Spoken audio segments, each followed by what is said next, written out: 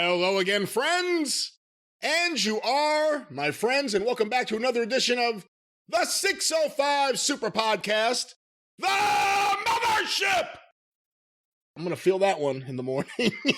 And this, of course, being our annual special edition, Opening Day Star Wars, or in this case, Opening Week Star Wars, as we discuss the happenings in wrestling and baseball. And we begin this show with an illustrious panel. First, one of the foremost experts in the Jerky Boys, obviously, Mr. John McAdam. My expertise never ends. Brian, thank you for having me on. We have such a nice little springtime tradition here. How long have we been doing this? That's a good question. I should have Jace on the show to answer that. It's been 4 years, I think, maybe? 4 or 5. 4 or 5, and a man who's joined us on a few of those, a man who knows his wrestling and a man who knows his baseball, the host of the Mid-Atlantic Championship podcast, Mike Sempervive. Mike, how are you today? I'm doing fantastic, guys. Hope springs eternal. It's one of the best times of the year, even if you're a Nationals fan. That's exactly right. And for anyone wondering why I referenced the Jerky Boys, it's because for some reason, right when we called John before, he busted into a perfect Jerky Boys impression on us. And it turns out everyone knows the material. So it's that kind of day. It's that kind of call here. Guys, what are your thoughts? We're a couple days into the new baseball season, a little later than it normally would start because of the lockout. Don't call it a strike. I just saw someone on CNBC say that the other day. It was a strike. It was a lockout. What are your thoughts a couple weeks into the season, or a couple days into the season, excuse me. John, let me go to you. Well, Mike, first of all, what did Washington finish last year? Like 60 and 102? It was something like that. They weren't that bad. They scored a lot of runs. I don't think that team is going to be that bad again this year. Well, the funny part about 60 and 102, they weren't that bad. Let me just stop right there, say that.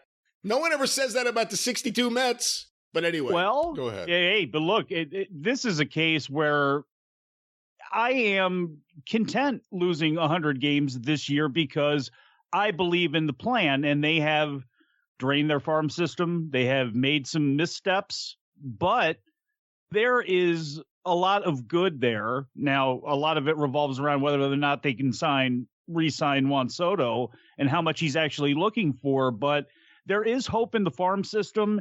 And when you're looking at the Braves and the Padres and the Dodgers, who not only have money, but have been able to feed their farm systems, you know, it was either now or never. And with Soto coming up, you had to make a decision. So it's amazing that I know it's going to be the same way. I mean, there's a possibility they lose less, but I mean, look, if they lose 100 games, I'm going to be satisfied as long as things move forward. And as long as Juan Soto doesn't want $500 million.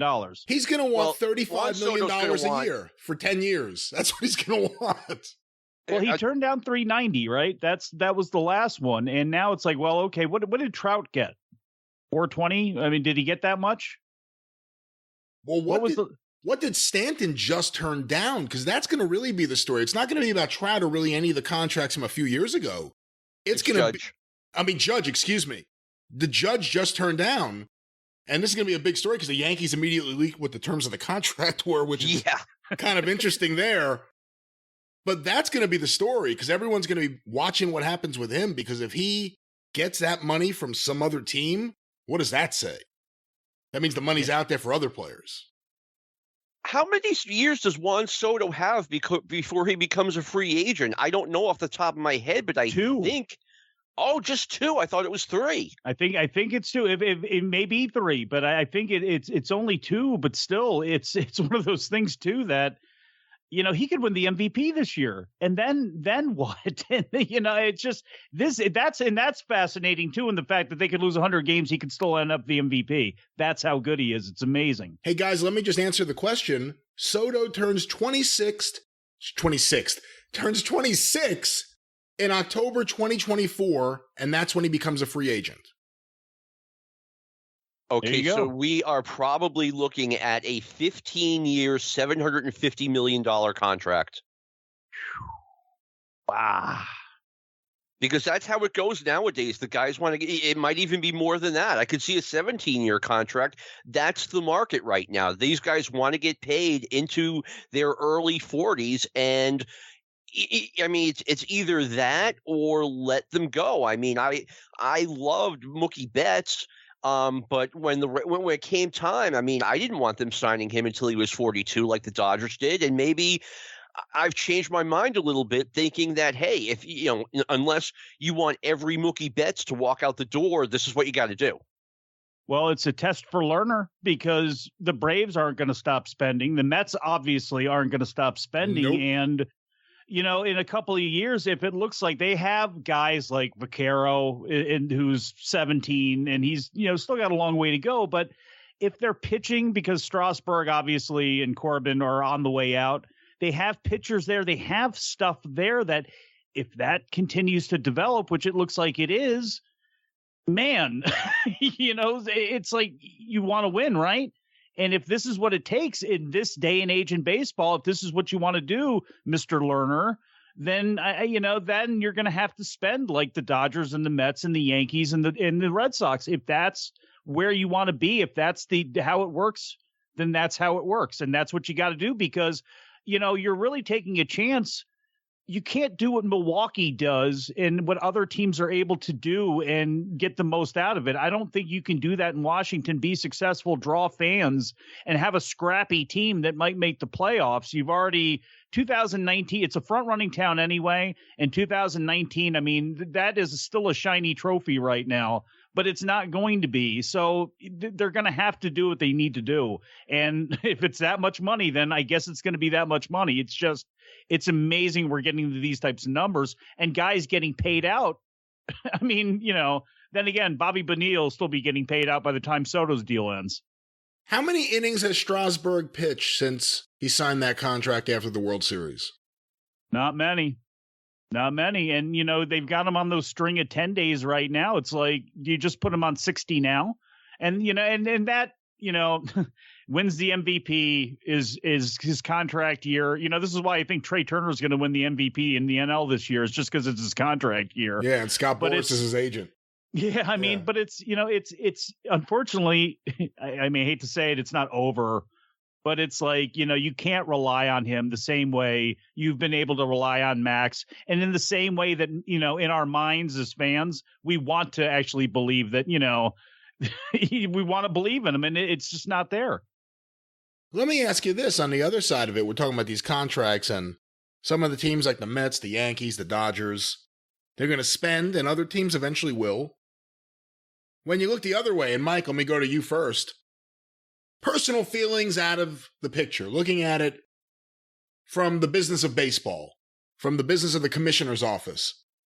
Should Peter Angelos be stripped of the Orioles? Yeah. Well, here's Daniel Snyder and Peter Angelos are just beltway nightmares to the nth degree. And at some point, you really do have to look hard because it's not like a situation like a Pittsburgh where there just does not seem to be, they don't want to spend money. They don't develop the farm. It's like, it's almost like they just don't care. And with the Suns being involved, and I don't pay attention to the Baltimore media like I did, especially in the last couple of years as far as really keeping up with what's going on there. But it just doesn't. I mean, there's such a huge apathy. Nobody wants to go to the games. It is as dangerous as it's ever been in Baltimore, which is not helping matters there either. And it's just to go see a flat team, and there's nothing. And I don't know if you can do that.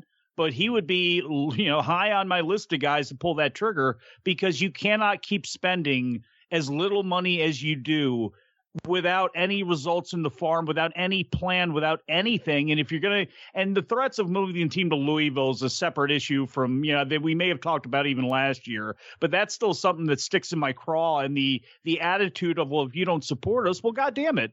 Well, when are you going to actually attempt to do something? You haven't done it literally in 30 years. It's been since the goddamn 90s that you've done anything with that team other than run everybody off, literally from the organization's past and fans of the future.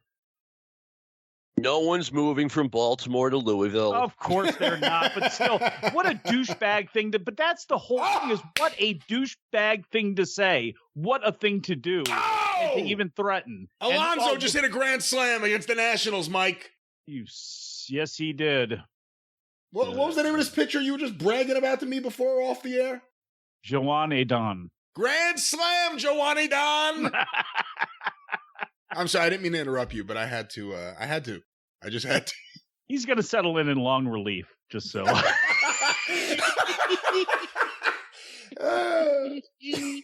Oh man, you actually saw the guy last night, Josiah Gray, one of the guys they got from the Dodgers. You know, him and the Carrillo, who's going to end up making his way up because they have nothing. You know, both of those guys and the catcher Keibert Ruiz. You know, they may not be the 1 and 2 pitchers, but they look like they're going to be part of the rotation for a couple of years. And if Ruiz, I mean, he's 23, I guess it is. He's looked really good in this series and has made me actually feel good about that whole deal, which, you know, we should have gotten a lot in it. And it looks like, you know, again, this is why I don't have a problem with what the rebuild has been, as opposed to, like, let's say the Orioles rebuild, you know, that we thought was going to happen in the early 2000s. Well, I don't think things are that bleak for Baltimore, though. I mean, they have some guys in the system. They have Mountcastle, who had a really good season last year. I think there's light at the end of the tunnel for Baltimore. And let's face it, you know, once they get a foundation, they should be able to get a free agent or two. That's a money team. But that's it. The whole thing is if they want to, and they do. I mean, look at the amount of picks they've been able to rack up because they have finished so poorly. But it's like, you know, this Grayson Rodriguez, you know, do they end up getting rid of him because they don't think again, I don't know. That's where we'll have to see how it goes, because how desirable of a place is it to play in, you know, to be in Baltimore, especially if you are a pitcher. Well, that's the thing. I mean, as soon as the team gets respectable, that's the time to start bringing in free agents, kind of like the Cubs did maybe 6-7 years ago.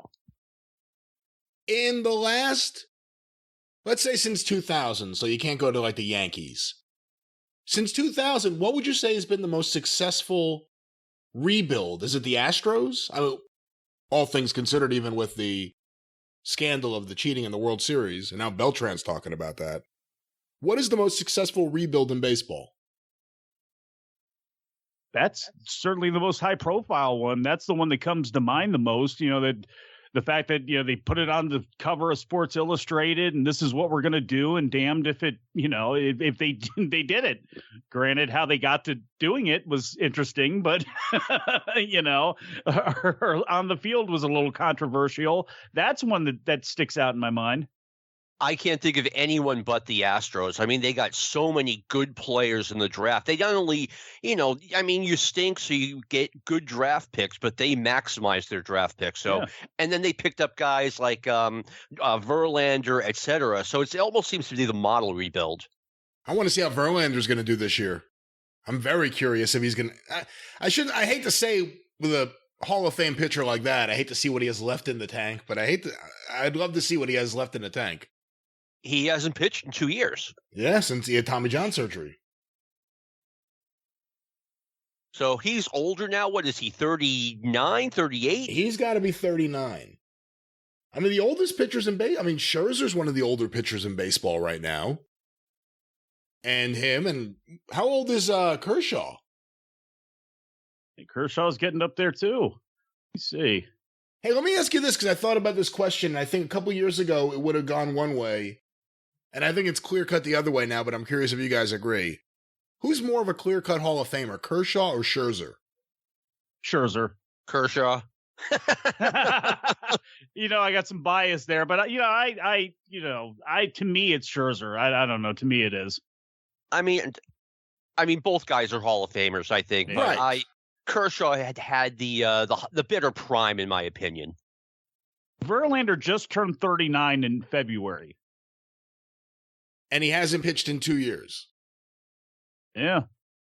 That's a long time. Yeah, 2020. One start, and that was it. I want to see how he's going to do. I want to see how Syndergaard's going to do for the Angels. That's an interesting team for him to be on. How long is DeGrom out for? They're saying till June, but you know what that means. Just shit in your Cheerios. Yeah, fuck you. He's shut down. I think as of opening day, or as of a week before opening day, or that week, it was 30 days he was shut down, not even like picking up a baseball. So that means at the best case scenario, it's June. I love Jacob deGrom. He's one of my favorite players of all time. I've gotten to watch him in his prime, and he's been amazing. And he really changed the way a lot of people saw baseball, because back-to-back Cy Young Awards, no wins. People looked at the other stats. So really, just an amazing player. However, I don't know. I genuinely fear if he'll ever pitch a full season again, or if he'll even pitch a half a season again. So now it's the Strasburg thing. I actually said to a friend of mine the other day, I said, part of me thinks the Mets should kind of do a John Smoltz and make him the closer. Just let him shut people down for an inning every few days. It's going to cut into all his value. By the way, we've got Chris Sale up here, so the three of us have something to talk about. Mike, who is your favorite baseball player of all time? God, oh man. The most iconic one is Cal, obviously, because that's where I was. Cal and Eddie, that was growing up. Like they are joined at the hip to me. I will always think of them as Orioles. I know Murray had so much success everywhere else too, but that's he's not my favorite, but he's the most iconic one. When I think baseball, Cal actually is the first one that always comes in my mind. Growing up though, boy, I loved watching Gooden. I loved, Doc Gooden is right there too, because I just loved him so much, and he was such a phenom when I was a kid. But sheesh, boy, I don't know. Valenzuela was another one. I don't know. There's a lot of guys I like, but I don't know if there's ever been one I really have gravitated to. Like, that's my guy. David Cohn for a while, he was at the Mets. He was, one of my favorites. One of my favorite players while he was there, but. I don't know if I have that guy who I could stick in my wallet with the Mickey Mantle card. I don't think I have that. How about you, Brian? Oh, I got that. Keith Hernandez. I always have a Keith Hernandez baseball card in my car. I always have one on me. Like, it's good luck. Usually it's a 1986 Fleer, but it could be all sorts of different ones. The problem is some of those Topps baseball cards, for some reason, it's his ass. They just did a photo of his ass, like running the bases. No one wants that. But there's a few where he looks cool. He's got his batting stance or he's in the field. But he's my favorite. And his last season with the Mets was when I was 9. So it's a different kind of favorite. I remember him from when I was a kid. I was watching games with my dad I remember games from 84 on. And that's when the Mets got really exciting. And I want to talk about that in a second. I am old enough to remember when the St. Louis Cardinals traded Joe Torre to the Mets because they had this hot prospect in Keith Hernandez. And then years later, I'm reading in the Sporting News that the Mets got Keith Hernandez for basically nothing. For Neil Allen. I was like, Neil Allen, yeah. Was it just one guy? Well, it was Neil Allen and a few other guys, but it was just because Whitey wanted him off the team. Right. I didn't realize that at the time. I was like, what's going on here? And I think the Mets won that trade. Yeah, no one really says, Keith Hernandez, I think I'll go with Jack Clark. Like, that's not something I would say. But Keith Hernandez is just because of when I was a kid. And also, he's been a commentator with the Mets for years. I love listening to him talk baseball. You go back and you watch. And there's a guy who uploaded a bunch of Mets games from the 80s. And so, all sorts of teams, but he has a lot of Mets stuff. And I'll put them on sometimes because I have multiple monitors in here. And I'll just have it on. I check it out and I watch, and you realize, it isn't just talk. Oh, he was great in the field. He was a field general. You watch those games, it's incredible how he was leading that team from the field, a team of rookies. Look at the 84 team.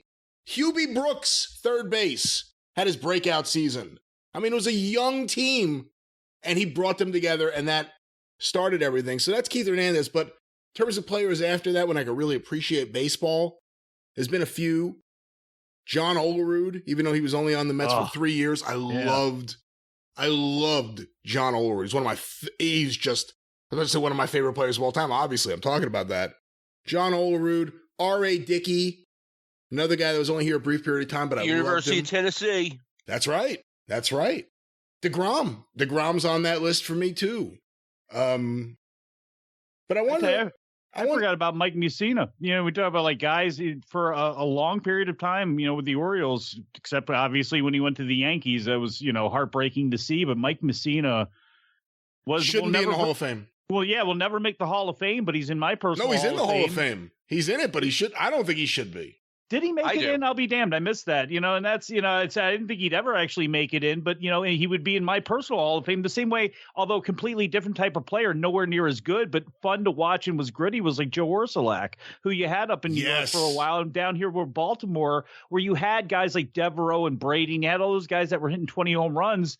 You just had Orsulak out there being Joe Orsulak. And for some reason, again, it's like in all sports, especially in baseball, you just love a runty or a gritty or that type of guy. And he was that type of guy for the Orioles. It was great. Yeah, no, and we'll go to Mussina in a second so John can give his thoughts. But Orsulak, the Mets had him during some really bad years.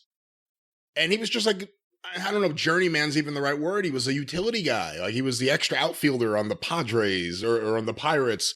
You know what I mean? Like he was a utility guy that was bouncing around.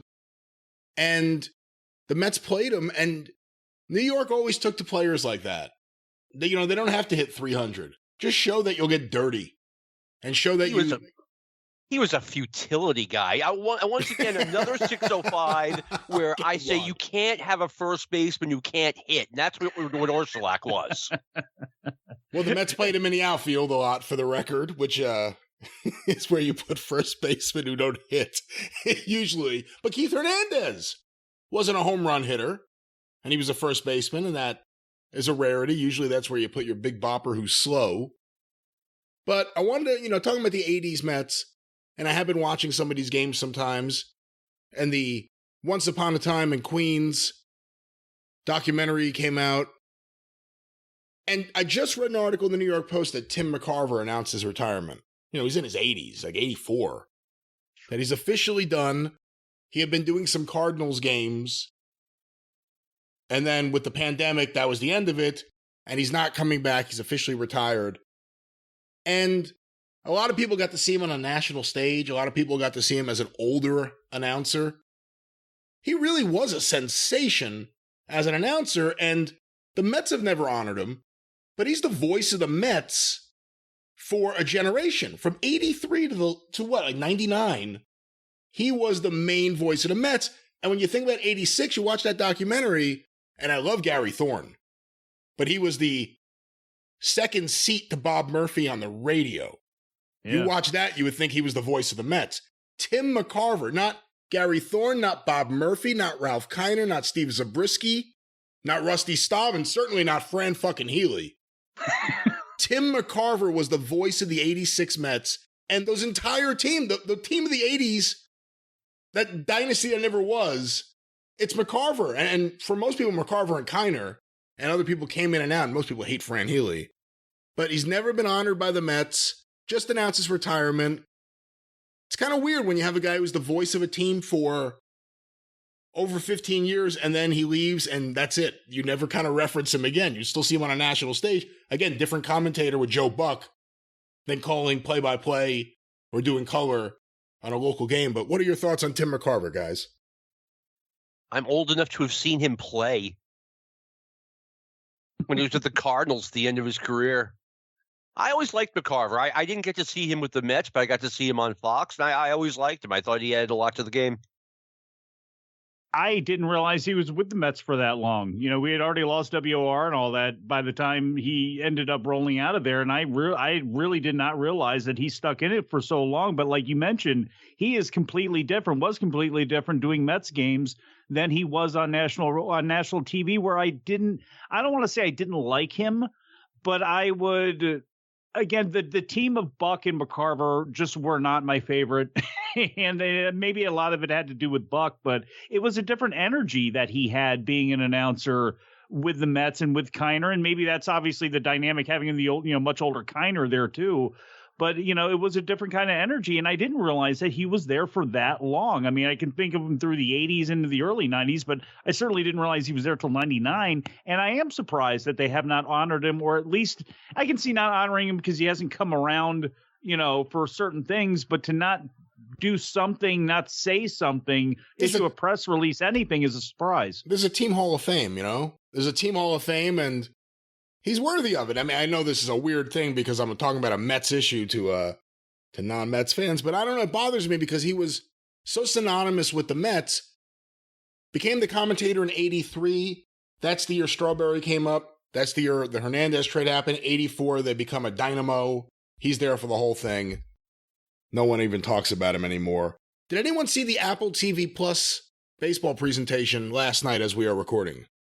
No. I did not. The Friday night baseball. Apple has now an exclusive on Friday night baseball games that are free. You don't have to subscribe. You just have to have the app. And they had the Mets game last night versus the Nationals. I thought the look was pretty good. The stream went out a few times.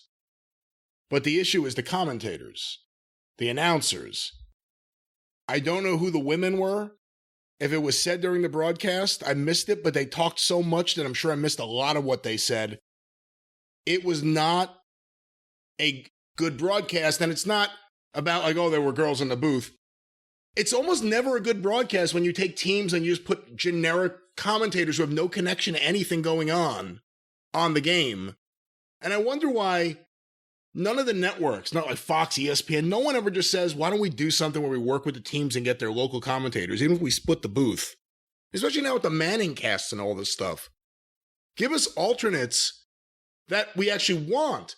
Not like another, like, okay, A-Rod and Michael Kay. Who the fuck wants that? I'm from New York. I don't want that.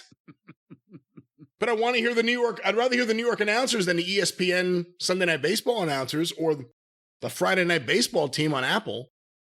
What do you think? Is there anything that could be done on these national broadcasts so that, you know, you don't live the entire year with a commentating team talking to you, and then once you get to the playoffs, they go home. You never see them. It does suck. The entire year, I have Gary Cohn, I can't forget his name. I'm looking at him right now. He's on TV. Gary Cohn, Ron Darling, and Keith Hernandez. If the Mets go to the playoffs, these guys who have been talking to me throughout this amazing year and the Mets go to the playoffs, that's it. They're gone.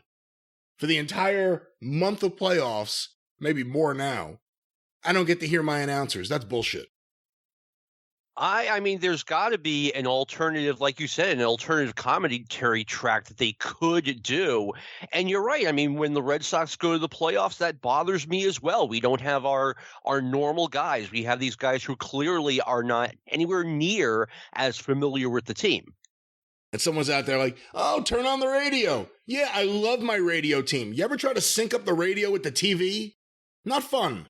It'd be a real pain in the it'd be a pain in the rear end, but it just, you know, it's get better people, you know, for these games because, you know, and the Nationals are going to be a good example of this. Charlie Slows has been doing, you know, play-by-play for a long time. He's very good on the radio. Bob Carpenter's a very good play-by-play guy. Look what he's been able to put up with over the last couple of years, you know, trying to get up. I'm brain locking now on the former infielder who put his foot in his mouth and is gone now, but regardless, I mean, those are the types of guys that, like, they're good at what they do. Utilize them instead of taking a chance to revolutionize the broadcast with two people who either don't know what they're doing or I don't know. I don't know. Sometimes they just try to get too slick. Did they do a lot of secondary graphics and things like that? Because if you're saying they're too chatty during the game, it's like, it's still baseball. You can let things breathe a little bit here. But is this just a matter of this is the new baseball? Are they going with that new look, next gen stats and all this sort of stuff on the screen and constant banter? I didn't mind the on-screen graphics. It wasn't overdone in my estimation. It kind of had that Apple look to the point where sometimes I thought I was supposed to click my mouse and it was like, oh, that's just like their, you know, it's telling me how many outs there are. You know, it's nothing. Here was the team. The beginning Friday, April 6th, I looked this up, the broadcast team of Melanie Newman on play-by-play. I don't know who she is. Chris Young, the analyst, of course, former baseball player. Hannah Kaiser, another analyst. I don't know who she is. And Brooke Fletcher, who is the on-field reporter. They called the Mets Nationals game. And then the West Coast game was Stephen Nelson, play-by-play, Hunter Pence, retired player, as the analyst, and Katie Nolan as the analyst. So again, with this Mets one, Melanie Newman, Chris Young has no connection at all to the Mets. And does he have a connection to the Nationals? I don't think he does there either. No. And then Melanie Newman and Hannah Kaiser, I've never even heard of them before. Those are the experts calling this baseball game.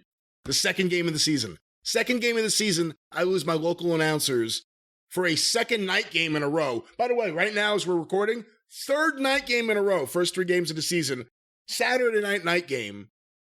It's ridiculous. It's just, baseball does so many counterproductive things for an audience that doesn't exist. They never cater to their actual fans. It's like wrestling. They never cater to their actual fans. Yeah. They cater to some fantasy fan base that's not there. I would like to share a neutral announcer story with you. It was the 2004 playoffs. It was the Red Sox against the A's, I think. And I think it was Rick Russell. Someone told him, oh, yeah, the Red Sox are dead last in sacrifice bunts. And Russell acted like someone just kicked a puppy. He's like, oh. And I'm like yelling at the TV. I'm like, who led the major leagues in runs scored? We're doing it right. It shouldn't be that difficult. Yeah. It really shouldn't be that difficult. And and again, I'm old. So, and I was lucky. I had John Miller and Joe Angel for a long time on the radio. I had Mel Proctor and Gary Lowenstein. There's another one of one of my favorite players too, for nothing for what he did on the field, but mostly for what he did in announcing and during rain delays when he was a player helping out Rick Dempsey be a complete jackass. But hey, it helped fill time at the Memorial Stadium. So I always loved that. But it's like, you utilize a guy who, if a team's not going or if a team's not there, but you have whoever it is in the playoffs because of, say, Charlie Slow's familiarity with the Mets and the whoever it would be, the Brewers or the Braves or whoever it would be, utilize those guys, utilize the best ones you can. I think about back in the day where, Lindsey Nelson would call this or whoever it would be, Kurt Gowdy would call, this team's games. But when it came time for national games in the playoffs, you utilize those guys, and that's why they were great announcers. That's why they became legends, because they not only called their games, but they called these national games as well. Ernie Harwell, Chuck Thompson, these names. And it's like, sometimes you get too cute wanting to have your own guys. Like, no, they're all Major League Baseball announcers, all under the auspices of the logo. Utilize your best ones, because maybe, again, they become voices that people react to. They try so hard, like you were saying, to sell this product to people who aren't there, instead of taking care of their base and utilizing some of their best stuff to maybe organically bring people in. They've gotten a little better. A few years ago, Major League Baseball was still shutting down people on like YouTube and Twitter from sharing clips or posting clips, which was, again, so counterproductive. You want to grow the game. You want to get young people into the game. You can't say, don't share this clip. I mean, that's like the exact opposite, but they've gotten better with that. The New Japan Asahi TV approach. Yeah, exactly. But it's a very unfan-friendly way of doing things. Guys, before we go any further, I'm going to open a pack of baseball cards here. All right. This is a pack of 2022 Topps Heritage 9 cards. I've got a Steven Matz, now in the St. Louis Cardinals. DJ Peters, Texas Rangers. Jesus Luzardo from the Miami Marlins. Jesse Winkler from the Reds. Antonio Senzatella from the Rockies. This pack sucks. Alex Kirilloff from the Twins. Josh Hader from the Brewers. Let me see, what did he do last year? 1.23 ERA, is that right? 1.23 ERA, Jesus. Enrique Hernandez from the Red Sox. And Byron Buxton, who hit a bomb earlier today. And that is this pack. No inserts. Looking at the numbers, no variations. This pack sucks. And that has been the baseball card update. Anyone else collect baseball cards? I have not bought a box or a pack in a long time. It's been, oh my God, I think maybe 2007. I think maybe I'd have to double check, but it's been a long time. I'm thinking last pack was like 93, 94. I love it. It's so much fun. And they've made it so much more fun because of the way they put the inserts in. I mean, they know what they're doing. It's like crack. I got this autograph. It's 1 of 5. Oh, wow, that's great. I got this one. It's 1 of 1. It's so much fun. I love it. But guys, let's talk a little bit about wrestling. It's 35 minutes into the show. I have to say, I'm really exhausted. It's one of the reasons this isn't opening day. It's opening week. I've recorded a lot. I've talked a lot. I've watched a lot, reviewed a lot, edited a lot. And I have to say, not all of it was bad. A lot of it was really good. There was a lot of positive stuff in wrestling the last week and a half or so. John, what was the best thing you saw the last 2 weeks? I would say probably Bianca against Charlotte. Bianca against Charlotte. Bianca against Becky? Becky, excuse me. I think that was the best match of the weekend for WWE. Yeah, I'd probably echo that one too with Bianca and Bayley. I thought that was really, really good. You know, the spectacle of Sami Zayn and Johnny Knoxville, which I know there are people now throwing their listening devices against the wall in anger, but let me tell you something. With WWE, my expectations are very, very low. And I don't watch WWE for professional wrestling. If I did, well, you know, I'd be losing my mind. It is what it is. They promised a spectacle.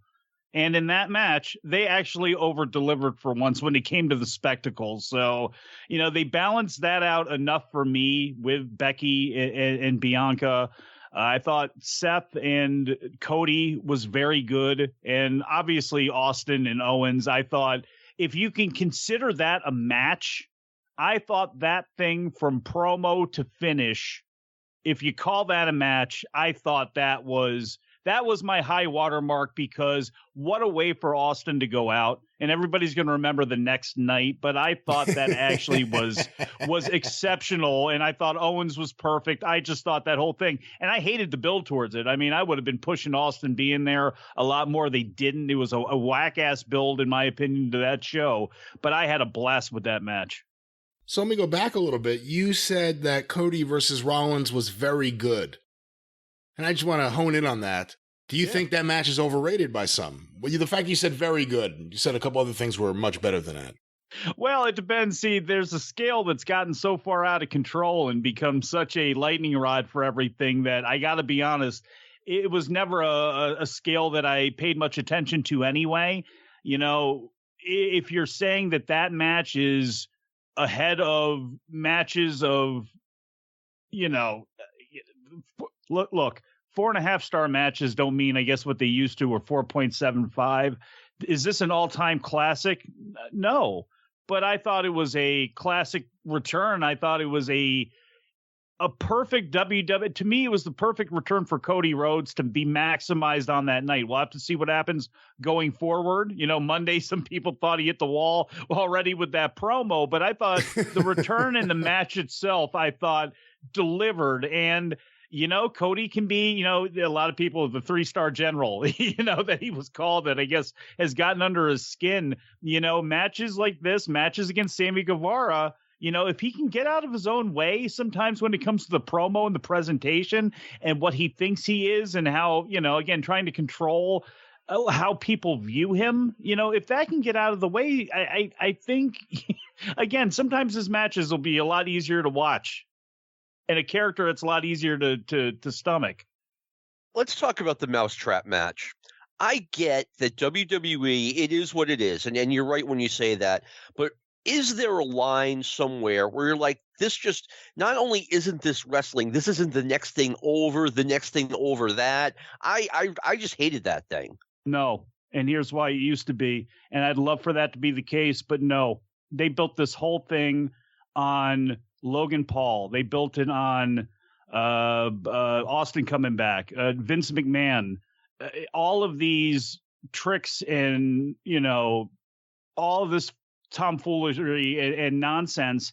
And that's what they are now. Now we might get, and look, we're going to have Becky and Bianca. We'll have Roman and Brock. We're going to have matches that we'll be happy about, like we did.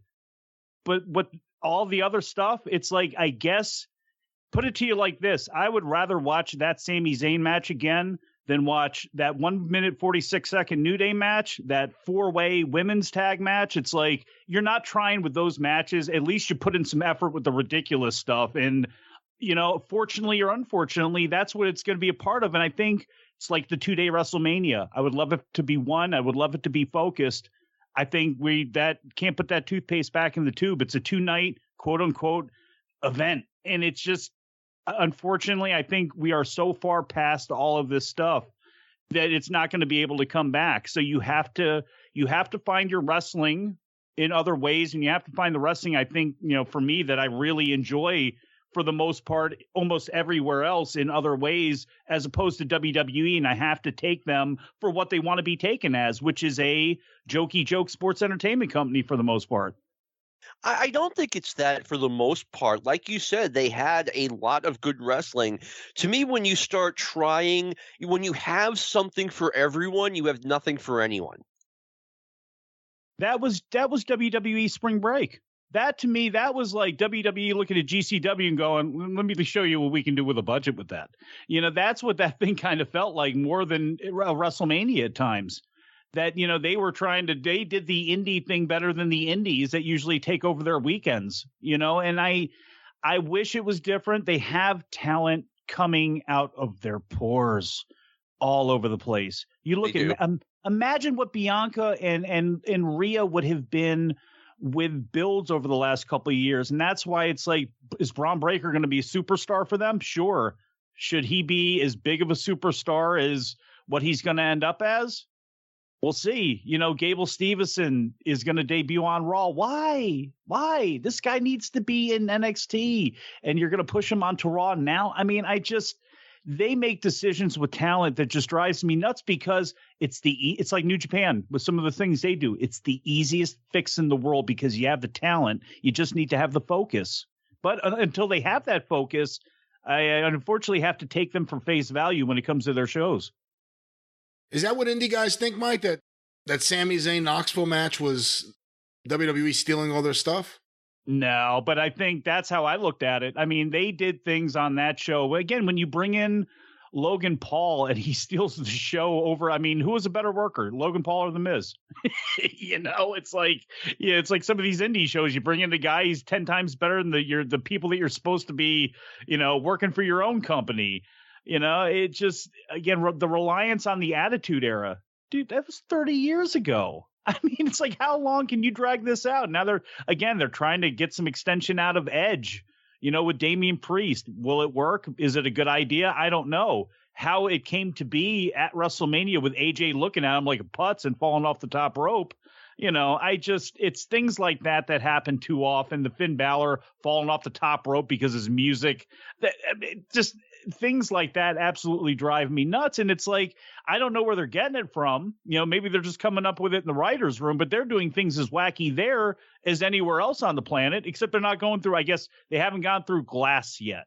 Well, I think AEW, if anybody's going to do that, it'll be somebody in AEW first. And I don't see it happening there either. Last weekend really felt like the end of the Attitude Era, like the end of every homage with McMahon and Austin and the skit that they did. It felt like, unless The Rock comes back for one more match, like it felt like a real goodbye. And the goodbye, I thought, was done really well. You know what, though? But I feel like, in a way, Rock and Austin are different in that when The Rock comes back, I don't think it automatically takes people back to the Attitude Era. I feel like he's crossed over to a different degree, and also he's returned a bunch of times. He had a program with Cena that was like multiple years. I tend to lead towards that too, and also too, I would, because they're going to have The Rock come back, and he's going to wrestle Roman Reigns at WrestleMania. That's what they're going to build to. That's LA. I mean, you'd figure that's next year. If it's going to be any year, it's going to be next year. And if it's not Rock, then you go, okay, well, who is it going to be? And this is where it's like, because again, with movie commitments, him getting injured at his age, I mean, there's lots of things that could throw a wrench in him competing at WrestleMania for whatever reason. So in that case, what do you have?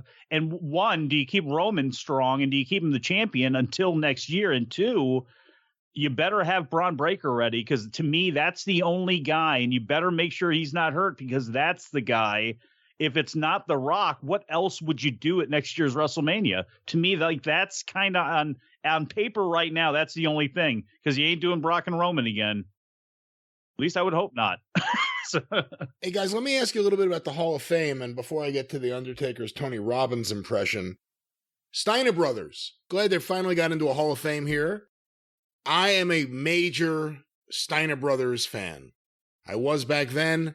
I go back and watch their matches now, and I can't even believe it. It's just like tag team wrestling on another level. John, you were at a lot of those matches live. You were obviously active when the Steiner Brothers were active in and around wrestling. What do you think of them? What did you think of them at the time, and what do you think of them now looking back? In 1989, I took a look at Scott Steiner when he started to really develop, and I'm like, this guy could be their Hulk Hogan. This is when he was still early in the Steiner Brothers team. I saw a lot in him. Wearing yellow. Yeah, that's right. We're in the Michigan yellow. And I was a little bit disappointed when he wanted to stay in the tag team after Watts wanted to turn him heel. They are an all-time great tag team, and if I had a ballot, I would vote for them in the Observer Hall of Fame. And I'm a small Hall of Fame guy. I'm a tough guy to get you to vote for them, and I would vote for the Steiners. Mike, what do you think? You won't ever hear me complain about the Steiners. I think I probably said it on this show. One of the coolest things to me being 13 years old in 1989 is, and being a big Eddie Gilbert fan and watching Rick Steiner in Mid-South, flourish into what he became, teaming with Sting. I loved them. I loved Eddie Gilbert and Missy Hyatt being Missy Hyatt. And they would come out to Welcome to the Jungle, and they had the dog, and they were the coolest thing in the goddamn world. And then if somebody that wrestled, loved amateur wrestling, they're just beating you and all sorts of, they're picking you up and throwing you. And then they're developing these moves. I just saw Rick Steiner today, to actually hit somebody with a chin breaking stunner, and it looked like he almost killed the guy too, which is probably why he never did it again. Thank God Steve Austin was able to refine that one over the years.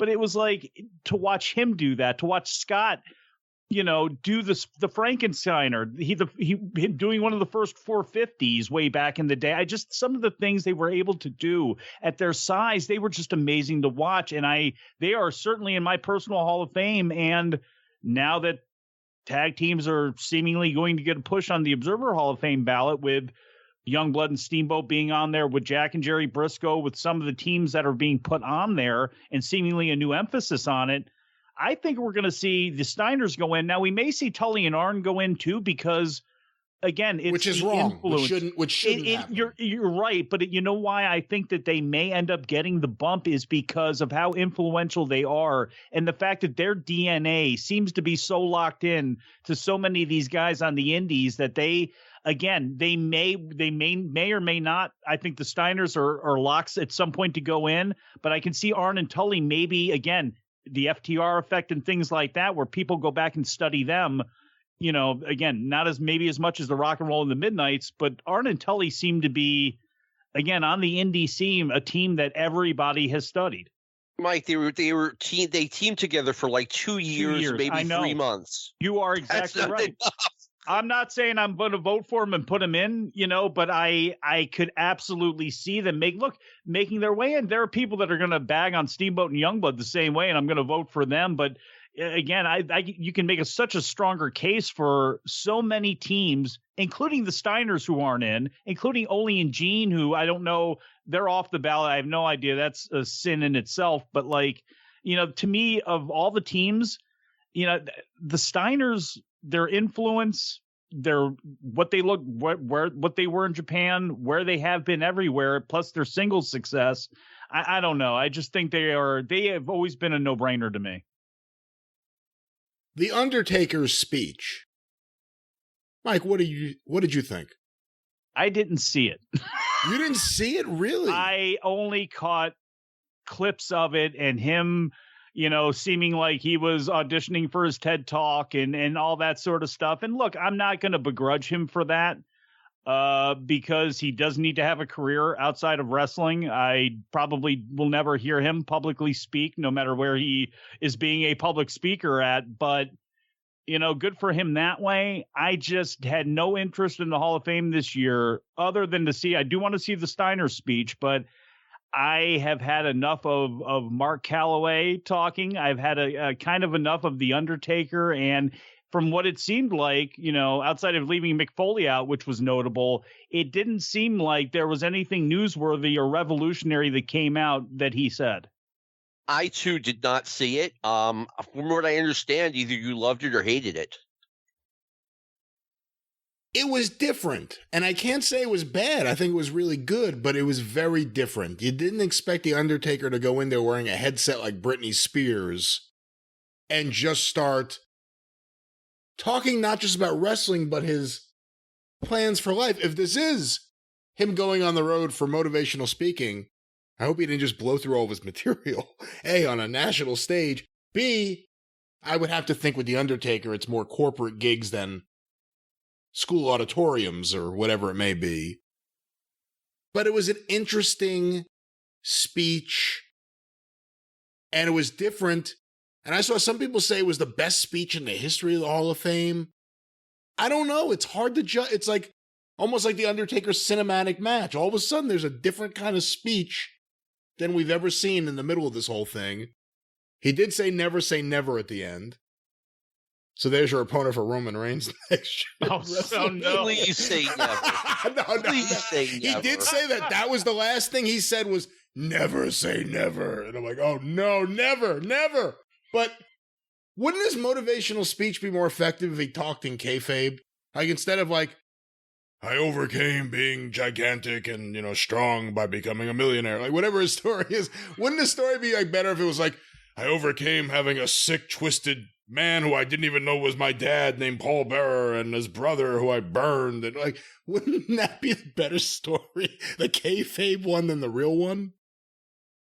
Well, let me ask you, was he, this is going to sound funny, but was he an approachable, did he seem very approachable? Yes. Like an endearing, type of figure that, okay, I come listen to Uncle Mark if he's talking. Like, I mean, did he smile and all that? I would say it was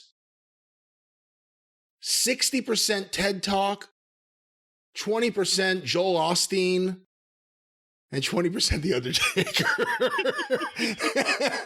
That's what I would say the speech was. Maybe he can't be that eloquent to talk about his career and feel comfortable enough doing it in those terms where he kind of like, and then my father was killed in a vat of oatmeal. It's just like type of deal where, then he was pushed down, off of this ledge. And all of the things that he's done and all of that stuff, maybe he does not have a way to verbalize his career in that way where he's able to do it. Whereas a Mick Foley or even a Kane, a Glenn Jacobs is able to take people through his career and kind of guide them through and, point out some of the laughs and things like that. I was having all this fun with The Godfather and strippers and booze, and then I met my wife, and now I'm really happy. Oh, all right, Undertaker. It was different. That's like those Harley Race on the record interviews. Like, I don't want those. Like, I know what those are all about. Everything's always fine there. It's like when Flair called him out during the Hall of Fame speech and he broke up laughing. And it's like, yeah, those are the stories I like to hear. Those Harley Race stories. Yeah. Why did you guys hear the Scott Steiner speech? I heard what I think it may have been you and Jim talking about it, that he did a whole set on Randy Savage, weird Savage. Randy Savage story that wasn't even that good. It was like, why is this what you're going to use your 4 minutes for? It made no sense. And then they give him 4 minutes and, Dana Warrior's out there doing her thing. And yeah, I don't know. It was a lot of wrestling though. And, I'll say the best thing I saw, it was either, and I loved Becky Bianca. That was definitely the best thing at WrestleMania that I saw. And it was the second best match probably. First best was FTR Briscoes and then FTR Bucks. It's hard to say which one I like better, but those two matches were tag team wrestling. We're talking about tag team wrestling. You say Tully and Arn are influential. To be quite honest, the only team that really outwardly shows it, I don't know who's watching it, is FTR. And they've put on a clinic for the last week and a half, 2 weeks. If you go a little further back, Dax versus CM Punk. Right now, they're in the middle of a very special run, and tag team wrestling is having a really good moment. Dax, I think, got a lot more credit when Cash got hurt and they called, on the audible, and then that went so smooth. And I think that may have opened a lot of people's eyes that maybe, hey, have forgotten about FTR because of how they've been booked, and I think that kind of started something. And then obviously what took place with Dax and CM Punk, the interview that he did, I think humanized him for a lot of people who didn't know really anything about this guy, this bald guy who was all about being a mechanic and this and that and all that stuff. I think they actually saw a human side of him, which has helped matters, I think, immensely. And obviously they're going to turn him babyface. That's the whole plan with those guys. But thank God that they are in the mix. They are the best tag team in the world, hands down. And I love the Briscoes. You can say with, the Young Bucks, I give them all the credit in the world for the, what they are and where they've put themselves. But to me, FTR is by far the best tag team in the world right now. I think they're exceptional, and we'll have to see what happens with the Briscoes, but I'd like to see run that one back 2, 3, 4, 5, 6 more times. I don't care the promotion that it's in, whether it's Impact, ROH, TNA, New Japan. I don't care. I'll pay for it. I'll go out of my way to look for that one. I loved that, and hopefully, again, I don't know what the plan's going to be. I would assume since Jurassic Express, I could see them losing the titles to the Bucks. Well, Red Dragon. So it would be Red Dragon and. From there, is it Red Dragon and FTR? I would hope so, but I don't know. I just want to see this continue. I want to see them face everybody. I love them. John, how much of this did you watch? I am way behind on my AEW, etc. You know what? It's good, but it doesn't reel me in. None of it? Are there any angles or matches in the last few years that have done anything to reel you in? Anything you thought that was really special? To be honest, Brian, I have watched so little of it. I've tried to get into it, and I acknowledge that it's really good. It just doesn't hook me. I think that's the case for a lot of people, Yeah. And I don't know how many people want to acknowledge that. Sometimes people pretend like it's not a real thing, but there's a lot of fans who feel that way. Tony Khan just accused a bunch of people of being bots online. What do you guys think of that story? I mean, it might be true. One thing I want to make this clear. I wanted to get into AEW because I knew Tony many, many moons ago. So you want to support it. And like I said, I just, I have it on Friday night and it's just, all right, I want to watch something else. Don't watch Friday night. Let me give you the first piece of advice. Yeah.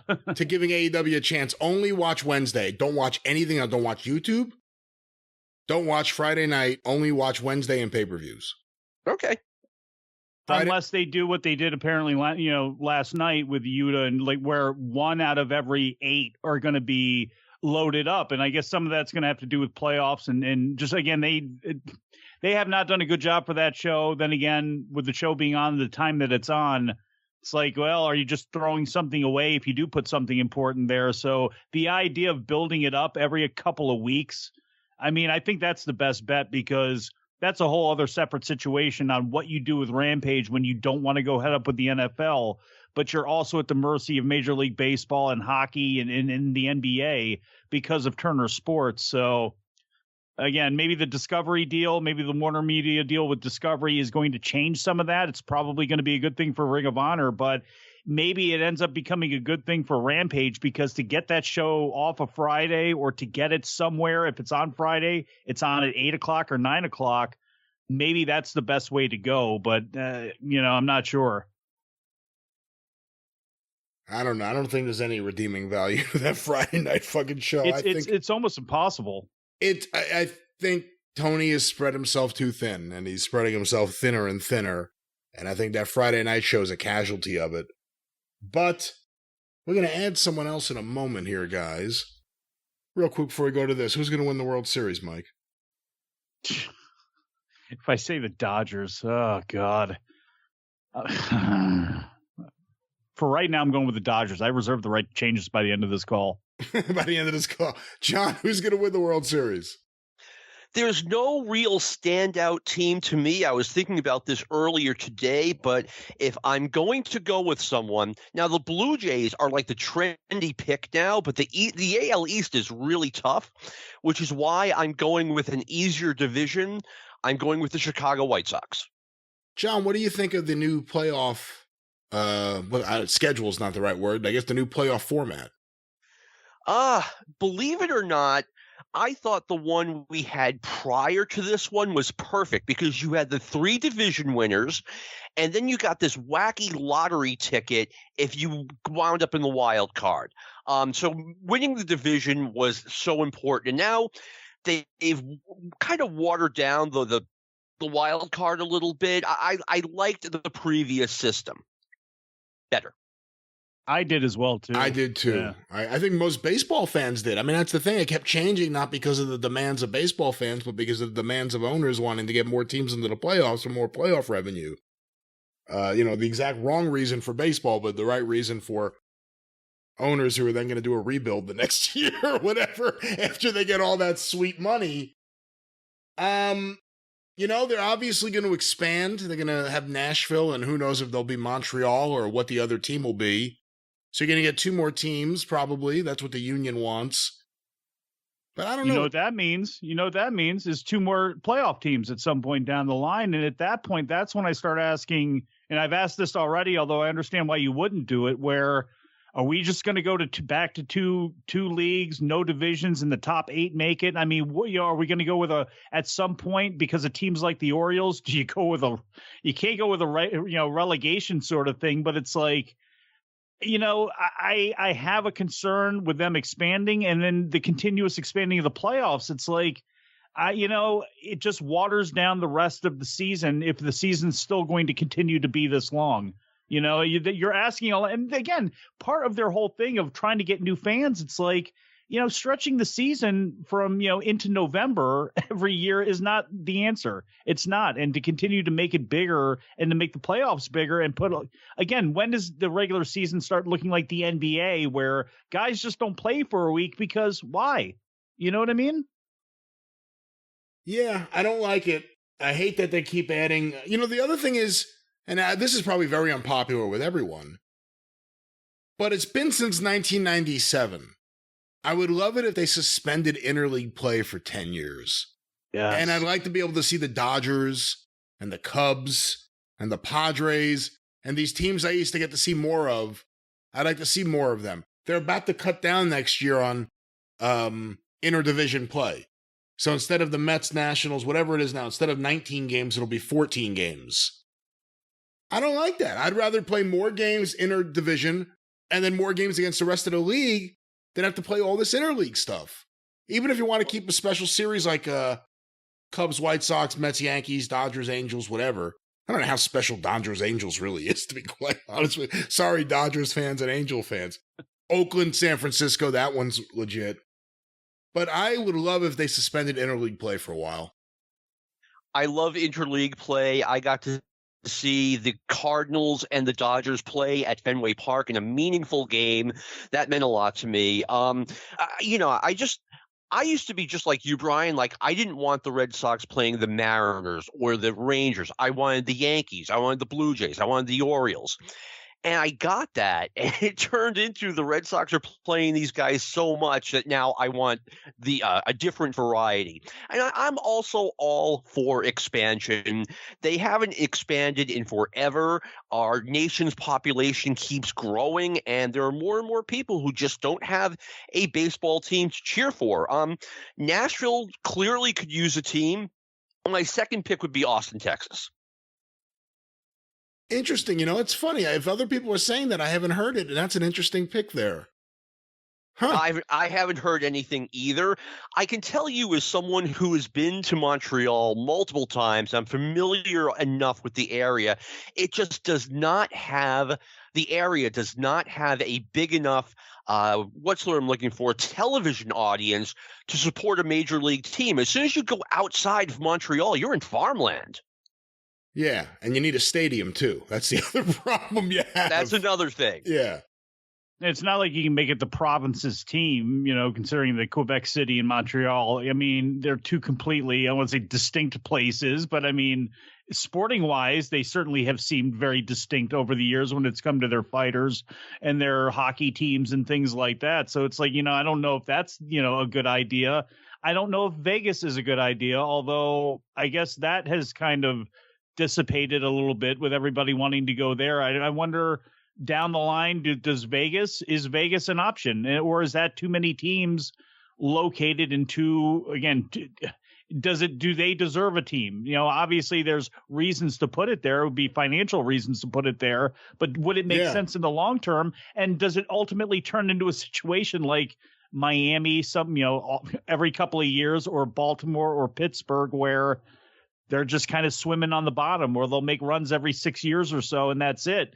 And again, to be reliant on everybody else's visiting teams, again, I think the Golden Knights when they stop playing well, it's going to be interesting to see what they draw. And it'll be interesting to see how they handle that. And if other sports leagues look at that and figure, okay, how are we going to do this thing? The Raiders are different. They don't have to worry about it. There's only 8 Sundays.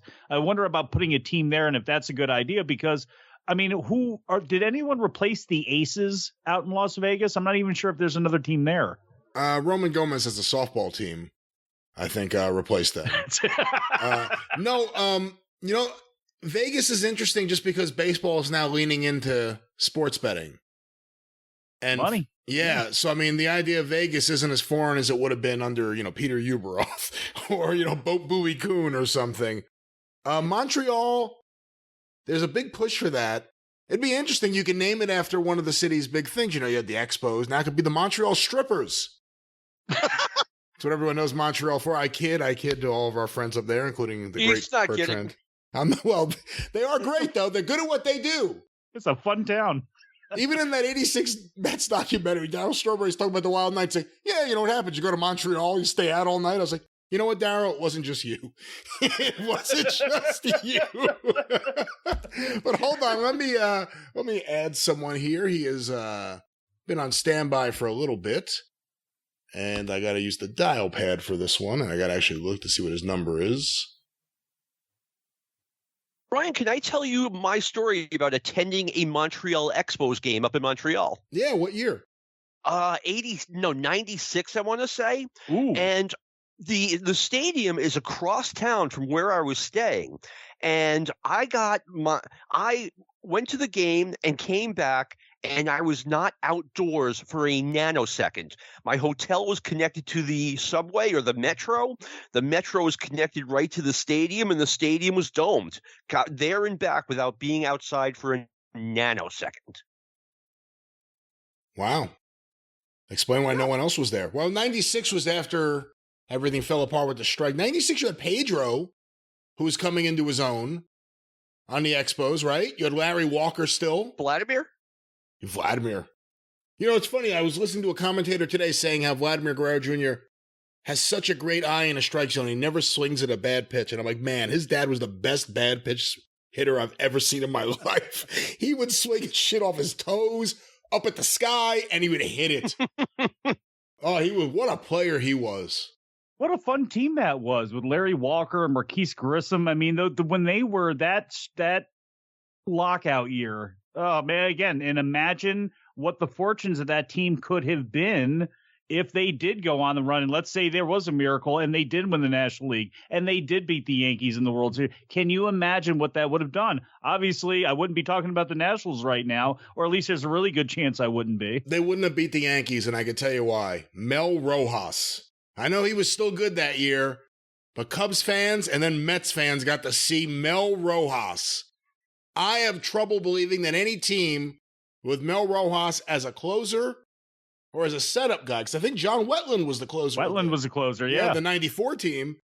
Any team with Mel Rojas in the 8th or 9th inning, there's no way you're winning the World Series. I don't care how good his regular season stats were that year. I saw what happened after that year.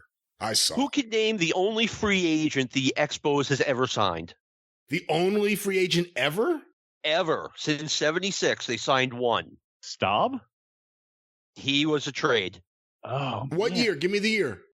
I want to say 80 or 81. 80 or 81. Who did they trade for? Was it a pitcher? Yes. Oh God, why do I have Spaceman Lee in my brain? It's not, is it? No, he got traded for Stan Poppy. Okay. I want to read that book again now. Which book is that? Well, ball 4. No. Not ball 4. What was Lee's book? Because Boughton was ball 4. I never read Lee's book. Oh God, yes, it was good. Called Spaceman. I didn't think it was that good. Oh, I read it as a kid. I thought it was. Then again, I was a kid too. I thought it was great. It was like reading Hawkins' book, Alex Hawkins, who's the old football player, which I always thought was a funny one too, that nobody has read. The answer is, who wants to walk with Elias Sosa? Oh, Jesus. Really? He's the one. I'm reading Valentine's book, and I love it. It's fantastic. He'll say anything. He's great. He's like, I remember Ruben Sierra coming into the locker room and Julio Franco telling him, you're going to be fat and bald because of the steroids. And I saw Ruben, and now he's fat and bald.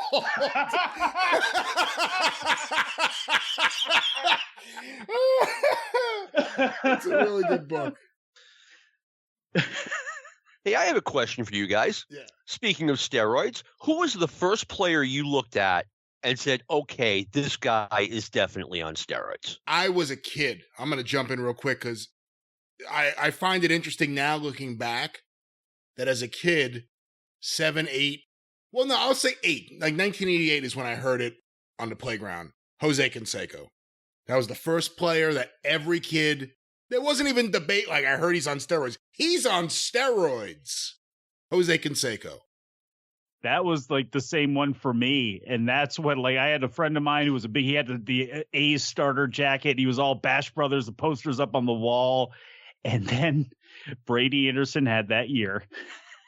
And Cal, 17 different batting stances, hit from everywhere. But Brady being really the guy where it was like, oh, yeah, you stick him with a pin, he's going everywhere. So like for some reason, like even though it was, later on, besides Jose Canseco, when like that version of Brady Anderson was put right in front of my face, it was like, well, hey, we had that here. I loved him as a player.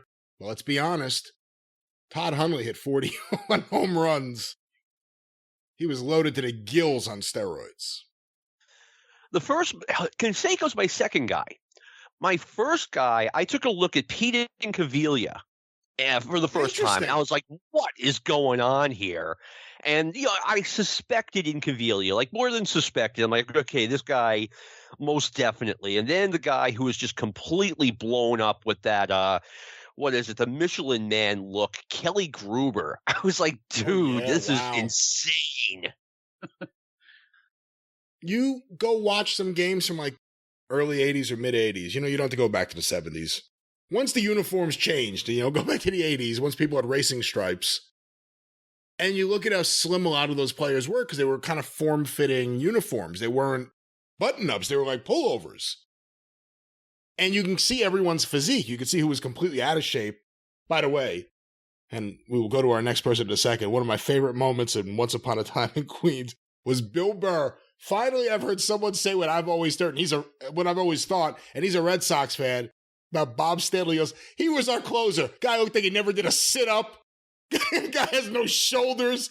He looks like a beanbag. But you saw players like that. You don't see any of that anymore.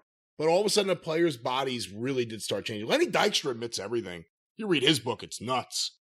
He admits taking steroids, bribing umpires or having private investigators follow umpires so he knew who did what so he could make comments to them. But Jose Canseco was definitely the big one. Pete Incaviglia is interesting, but it's really that. Pete Incaviglia and Jose Canseco are both rookies 1986. So it's really, and Bo Jackson, I hate to say it, Bo Jackson's a rookie in 1986 too.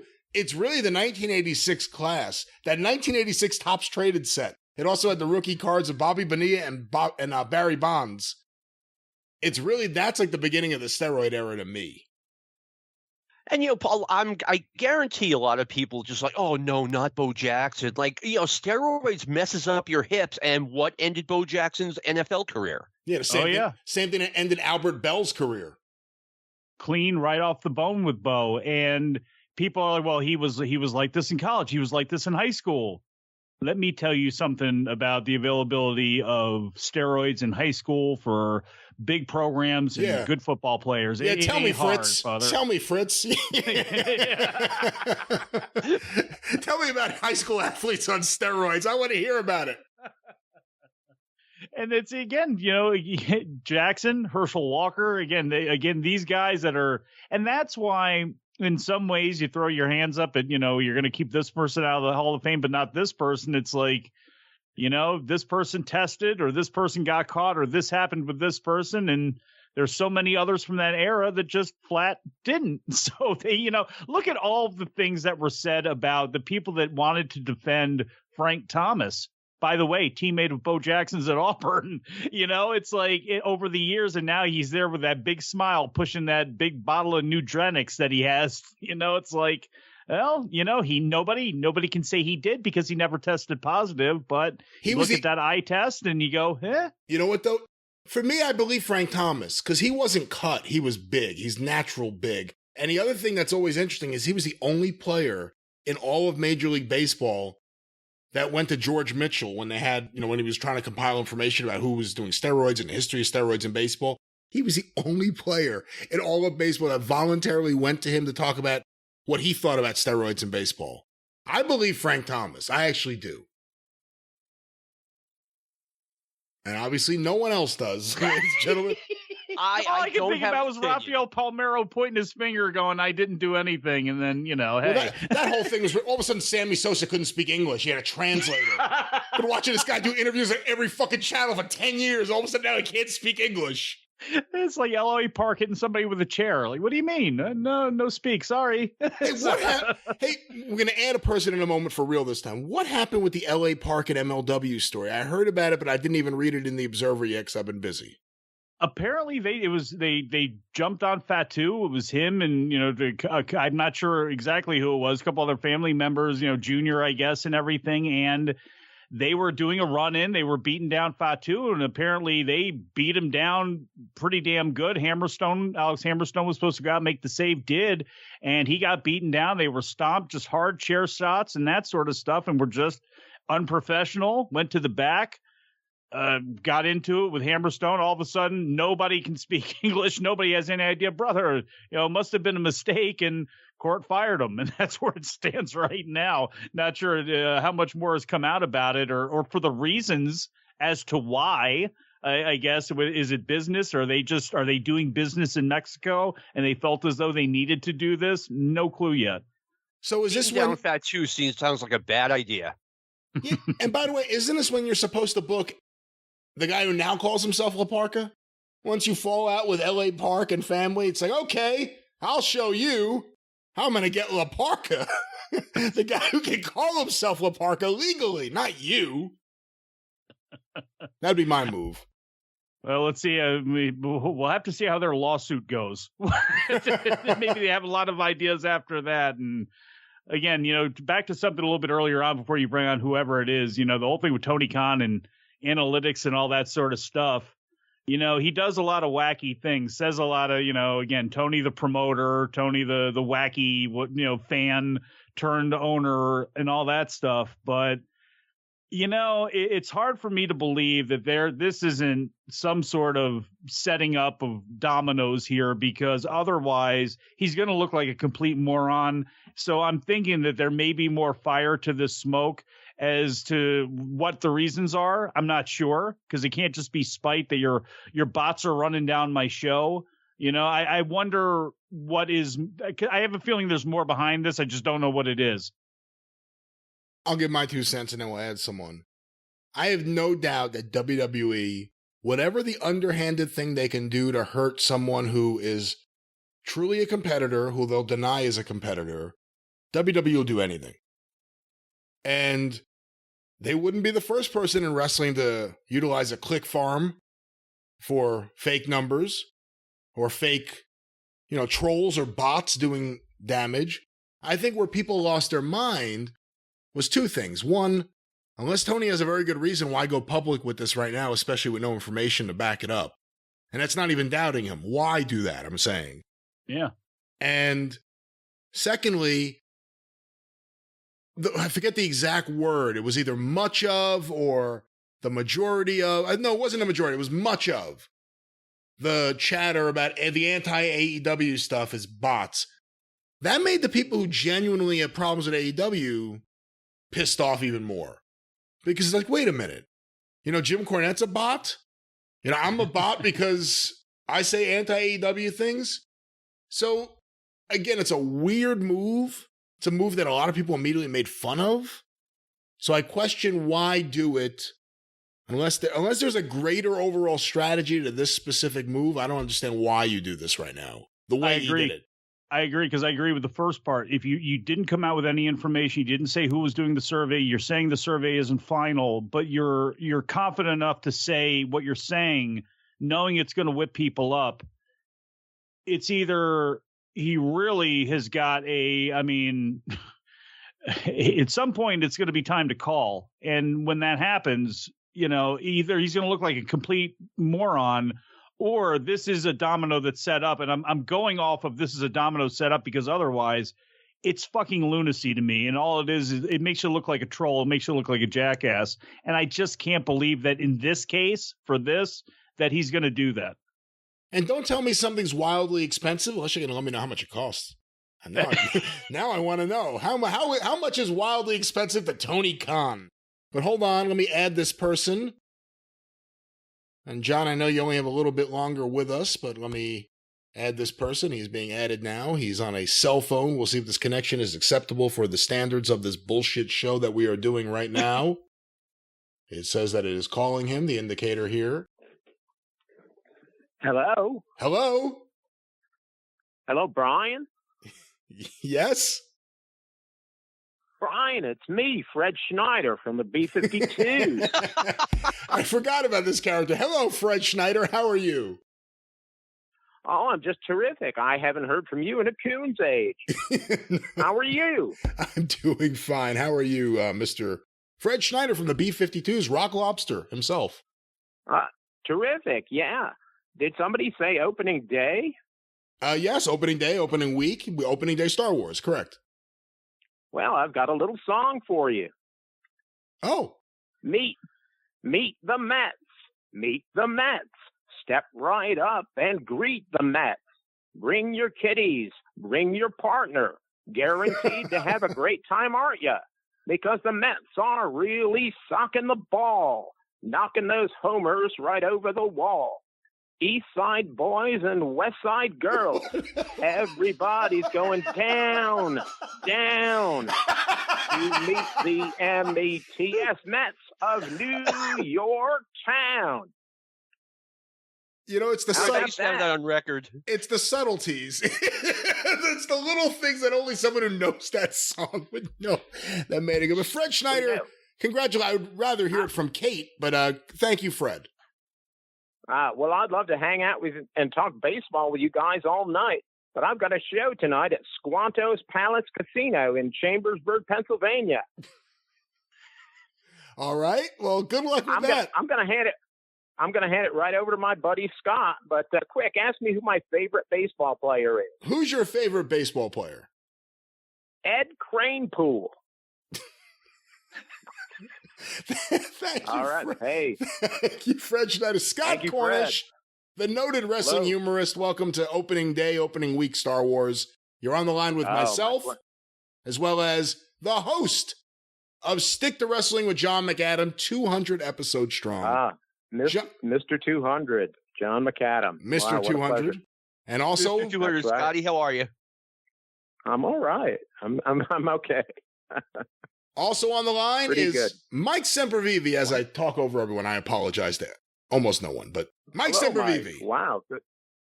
They call me Mr. 235, which at 5'8" is a real problem right now. Scott, how are you? All right. You're saying you're what Vince used to say was somebody with a low center of gravity. That would be a nice way of saying it. Yes, sir. Okay. Yeah. We've been there. We've all been there. I'm still there. Scott, how are you? All right. I'm pretty good. I'm actually pretty good. went to a concert a couple of weeks ago in Boston that was fantastic, and I got a couple more coming up this week, and it's starting to feel like old times, where we actually leave the house and emerge into the public, and I see, and I'm being seen. Glad to hear that. It's been a rough couple of years. Who are you seeing in concert? It's been a horrible couple of years. I just saw Sparks up in Boston, and I have a long time love and obsession for the band Sparks, and it was really spectacular. They're finally getting their proper respect here in the States. It was a total love fest. The night that they're finally, it only took 50 years. They're finally getting the respect in the States. No, I just mean, when they first came out, they would play places that size or bigger, which was, I saw them in a place that was about 2,000 people. But like that size or bigger, they toured like any regular rock band, and then never happened for them in the States, and did happen for them overseas. And that's sort of what kept them going. But now I think the documentary and a lot of other things, and just their continued work rate, as they say in wrestling, is their continued effort at producing new material and stuff like that that's of good quality. I think that the love for them in the States has finally caught up with them, giving them what they deserve. It was a great concert, just a whirlwind trip. Just went out to Boston one day, came back the next day, but had a great time while I was out there. And as a matter of fact, the street, Tremont Street, that the theater was on is in like Boston's theater district. There's like 5 beautiful theaters on the same block, on both sides of the street. And just about everybody had a big show that night. So we got out there and the place was completely mobbed. But right across the street from the Schubert was the Wilbur Theater. Now, remember, this was like last Wednesday. And headlining at the Wilbur Theater, Chris Rock. 2 shows at the Wilbur for Chris Rock, his first concert appearances since he got slapped at the Oscars. That street was absolutely mobbed with news crews and fans and all kinds of shit. Hey, Scott, before the pandemic, were you a big traveler going to see shows, or did you just kind of stay local? And because of the pandemic, you've been driven nuts where it's like, okay, I'll go halfway across the country. I don't care to see a show. Did you travel a lot before that? Yes. In a word, yes. In recent years, even before the pandemic, just not to go into it all, but I had a rough couple of years taking care of people here at home. And especially, so when the pandemic happened, I had been, sort of out of circulation for about 6 months. So I didn't have to adjust to staying home and taking care of people at home and taking care of myself and staying out of harm's way. I'd already had like about a 6-month head start. But then, fortunately, none of us tested positive or caught COVID, but anything else bad that could happen kind of befell us during that time. It was a very rough period. But of late, I rarely leave New York. I'll go just about anywhere in the state within a small area to go to a show. And once things started opening up again, I thought after almost 2 years of not seeing anything or doing anything or seeing anybody, I thought, well, I'm over this shit. I don't have to go to as soon as they started having things again and opening things back up, I was careful, but right back out I went. But previous to that, I would go, if I wanted to see something bad enough, I would just go to see it. I didn't wait for it to come up here because nothing ever does. Well, I'll tell you what. Yeah, I'll tell you what, guys. I know he has to jump off in a second, but John McAdam, thank you for being here for Opening Day Star Wars and for your pick for who will win the World Series. We'll see how you do this year. You're a previous winner here on the show. 2-time winner, brother. 2-time winner. Any final words this year on Opening Day Star Wars? And of course, we want to encourage everyone to check out Stick to Wrestling with John McAdam. at McAdamPod.com or wherever you find your favorite podcast. But any final words here? Yeah, I want to encourage everyone to check out Stick to Wrestling. We just had our 200th episode, and instead of doing a 60-minute podcast, we did a 200-minute podcast exclusively taking questions from the Stick to Wrestling universe, and Brian Last was a big part of it. Brian, I want to thank you for having me on. Scott and Mike, thank you for chatting with me. I'm going to leave you with one final prediction, and it's a big one for the Major League Baseball season 2022. American League MVP, Bobby Witt Jr., first guy to do it since, what's his name? The guy from the Mariners. First rookie to do it. Ichiro. Since Ichiro, thank you, and he'll be the third one to do it since Fred Lynn in 1975. That's all, folks. Before you go, I just want to say one thing, John. Despite not despite, but we've seen all the things that the experts are saying. A friend of mine was down in Arizona for spring training. He said Bobby Witt Jr. was the most impressive player by far. So there you go. I mean, he's a fantastic glove, and he's gonna hit. Look out for this guy. John, take care. Have a good night. Thank you. You too. Bye, gentlemen. Well, there he goes. And his connection got a little wobbly at the end. The perfect time for it to get a little wobbly there. But hey, Scott, before we get into anything else, we were talking a little wrestling. Look how that phrase, the Stick to Wrestling universe, just slipped off his tongue like that. We always groaned about the WWE universe. Well, he's from Red Sox Nation. He's allowed to, I think, apply a thing to it. No, I'm just saying, it's now common usage. We used to snicker at, oh my God. I still hate WWE Universe. You know what? Because it's not the idea of it, and it's not even the phrase of it. It's the utilization of it. It's forcing people to say, and I was out there and the WWE Universe was cheering. No, there were 5,000 people there, and about 30 of them were cheering. If we're going to talk for real. But what gets me is people, I do it, you've done it, I've even heard Jim do it. They say WWF, then they correct themselves and say, oh, no, I'm sorry, I meant WWE. You don't have to correct yourself. You don't work for them. Call it whatever you want to call it. It's true. That's a very, very good point. How much wrestling? Never correct you. How much wrestling did you watch in the last couple of weeks? There were a lot of different things, good and bad. I'll say this. We talked about it on the Jim Cornette Experience, which will be out by the time this is out. That Tony D'Angelo segment on NXT, I don't know who saw that. That was one of the worst segments I've ever seen on any wrestling show in the history of wrestling. There was no redeeming value. This week I didn't. It was this week. This week I didn't see it. You ever see, imagine the most Hollywood stereotypical version of a made man ceremony, and then you dumb it down and you do it in a ring with a guy who forgets all of his lines. It was terrible. It was terrible. But how much wrestling have you seen in the last few weeks, and what have you liked? Quite a bit. And I've mentioned this before. Wrestling is an instant sleeping pill for me now, even if it's something I'm looking forward to. And I look forward to the presentation of WrestleMania. And I, even with the two nights, I saw nothing all the way through. I fell asleep and had to go back and watch literally stuff that I wanted to watch. I woke up in time for on the first night. I woke up in time for the Cody and Seth Rollins match, and I enjoyed that quite a bit.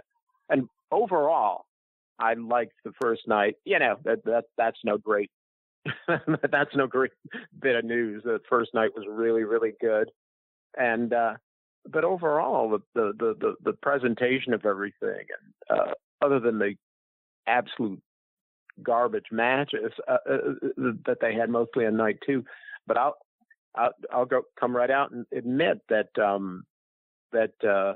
I'm one of those fucking morons over 7 years old that Cornette said. Had to be an idiot to enjoy the Jackass match, because I got enough laughs out of it because I'm a fan of Jackass, an unashamed fan of Jackass. But everything I saw was disjointed. I saw the FTR match from the Ring of Honor show. That was great. And I can't tell you, because I can guarantee you that I fell asleep during everything that I tried to watch. So I'll say I did see a lot of it, but not in any normal sort of way. I had to go back and watch this match and that if I heard that it was good or there was something in it that I wanted to see. This is the weekend to do it. This is why I'm paying for the, hardly any money, but paying for the Peacock. I don't dislike having that feature, but I don't use it very much. But I will say quite a bit. And but like I said, probably took me longer to do it than it took the average fanatic. What'd you think of FTR versus the Young Bucks? The more serious the Young Bucks are and the less goofiness, the better they are. Yeah. There's still something about them that skeeves me out. I didn't think the match was anywhere as good as the FTR versus the Briscoes, but nothing to be ashamed of. But literally nothing at risk. The FTR had to put up 2 titles versus the Young Bucks being the Young Bucks. There was really nothing at risk. If they had a title, like Minnesota Fats used to say, there wasn't any. The cheese wasn't on the line. That was a red herring, though, because I'm sure all of us watching were going, look at this. The Young Bucks are going to win both of those belts.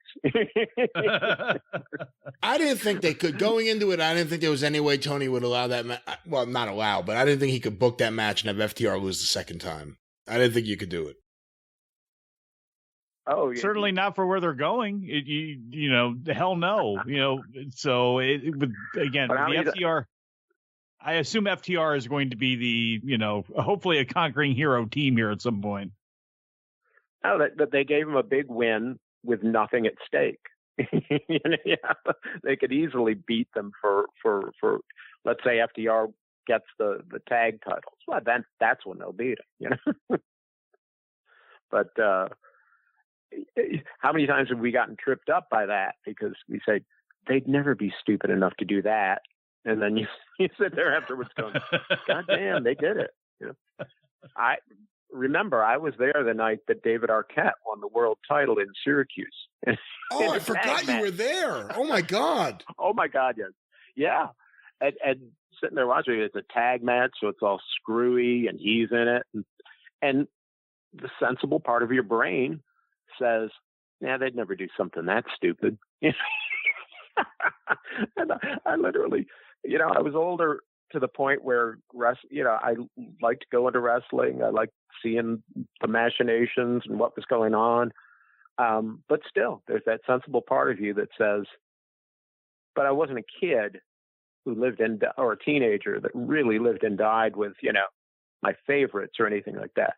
I was kind of already, jaded, where I'm going, they'd never do something that ridiculous. You don't even give it a second thought, and then they do it, and you go, "Wow!" I've told people, I said I didn't know whether to laugh or cry. I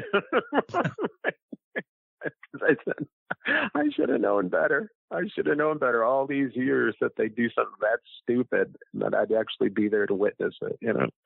Hey Scott, the night Arquette won the title, what was the chatter amongst the fans leaving the building?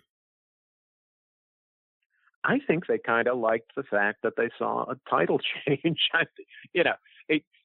We always think it's all us. We always think it's all these hardcores that sit there and worry about it and think about it.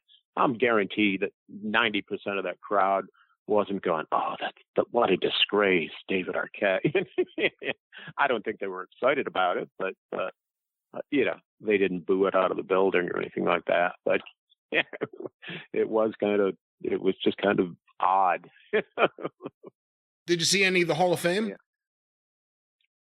Yeah, I saw the Hall of Fame. Yeah, it was fine. It was fine. I didn't mind the Undertaker. It's so different, whatever people want to think of it, but, it made sense. It was, is that better than somebody who rambles, aimlessly for an hour? It's a little less than spontaneous, but it was cool. Yeah. You almost never got to hear that guy talk, and, yeah, that was all right. Trying to think, was there anything else remarkable about the evening? Yeah, the Steiners was, fun. Okay, it was not. Scott didn't say anything that I think everybody was waiting for him to unleash something, and that didn't happen. And and who else? Charmel, I don't know, and yeah, I heard Jim Cornette was a little hard on Dana Warrior, one of my least favorite people that's part of the annual WrestleMania landscape, but they cut her participation way down. If she absolutely has to be a part of it, yeah, she didn't come out there with the little action figure of her husband, and she didn't make it all about her and him. She just kind of did her little bit and got out of the way. I kind of want to ask you guys both about this when it comes to Dana Warrior and Shad Gaspard getting the award. Do you think might sound corny, but do you think they should maybe think about renaming it the Shad Gaspard Warrior Award, so that in theory you keep the Warrior's name in there, and whatever you're doing with Dana Warrior, that's fine. But then there's other people that can look at that and see Shad Gaspard Warrior as him, as the Warrior in this, and maybe do something that way where, so down the line you can start phasing out maybe a Dana Warrior, and again, maybe bring this to what a lot of people wanted it to be before her involvement. It's so funny. Well, to throw his name in it, it's just a horrible circumstance that he isn't here and got an award. I mean, he is a true hero, but I think that's, his family feels good about that. I think, from watching that, it would appear that little boy of his is just, it's sad. I mean, it's so handsome. It was sad when I never liked anything about the Warrior, but to see his daughters is heartbreaking. It's so funny though that, yeah, I don't know that naming it after Shad, or, I mean, I'm for anything that phases out Dana Warrior. Honest about that, but no, it started with, strangely enough, with every good intention. Of all people, the Warrior, strangely enough, meant for it to pay tribute to a guy who they still haven't honored, which was a guy that worked in their marketing and stuff, a guy named Jimmy Miranda.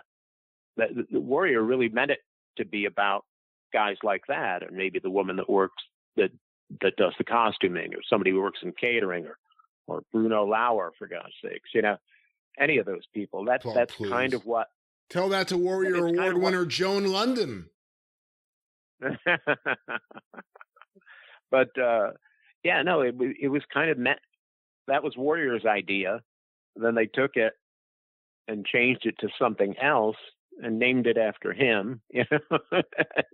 And now it's a Warrior. Now it's a award that looks like him, or his face paint, or I don't know. It's hard to pick at that thing because it's always done with the best of intentions, and maybe there's something a little weird going on some years, but yeah, you could do what most other wrestling groups do, which is nothing. Yeah.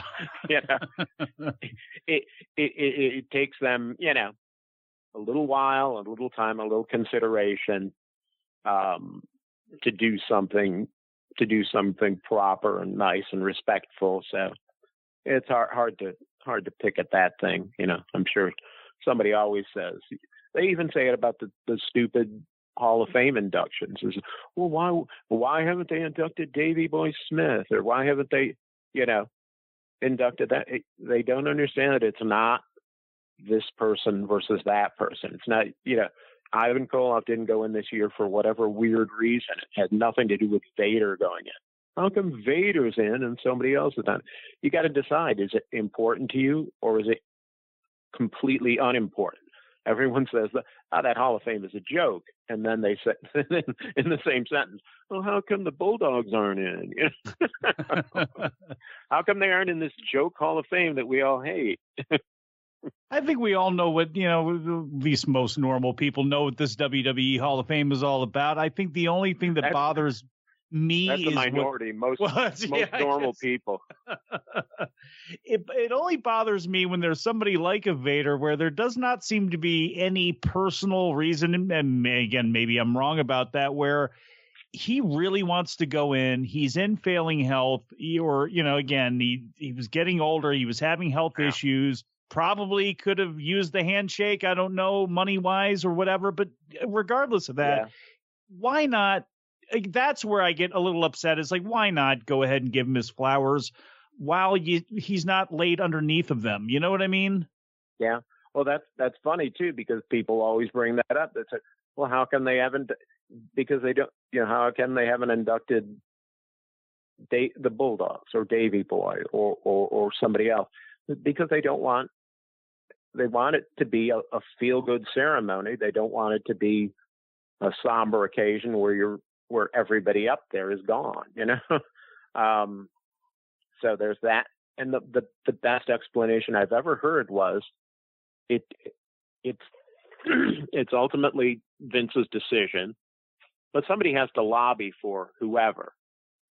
And it's really just somebody, they have a meeting. Somebody says, what about Vader? Yes, Vader, that's it. Yeah. It isn't like, oh yeah, that'll really stick it to the fans of somebody else, Tony Atlas or somebody who's not in. It just isn't that way. It isn't this person that. Tony Atlas is in. Tony Atlas is in, for the record. Well, bad example. Yeah, I'm just trying to. Ivan Koloff. Okay, somebody who's not in is never going to be in. Nobody can figure out why he's not in. But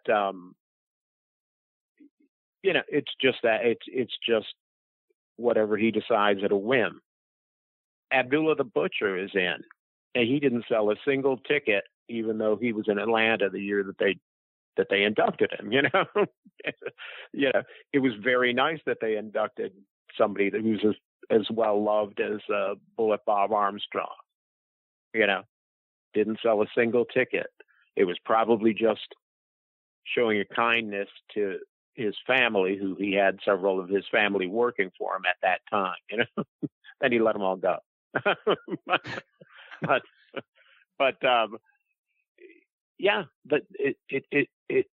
it's simply that, it's just a gut feeling. Whoever, somebody, they told me the Rock and Roll Hall of Fame, somebody who has nominated people and had people vote on him.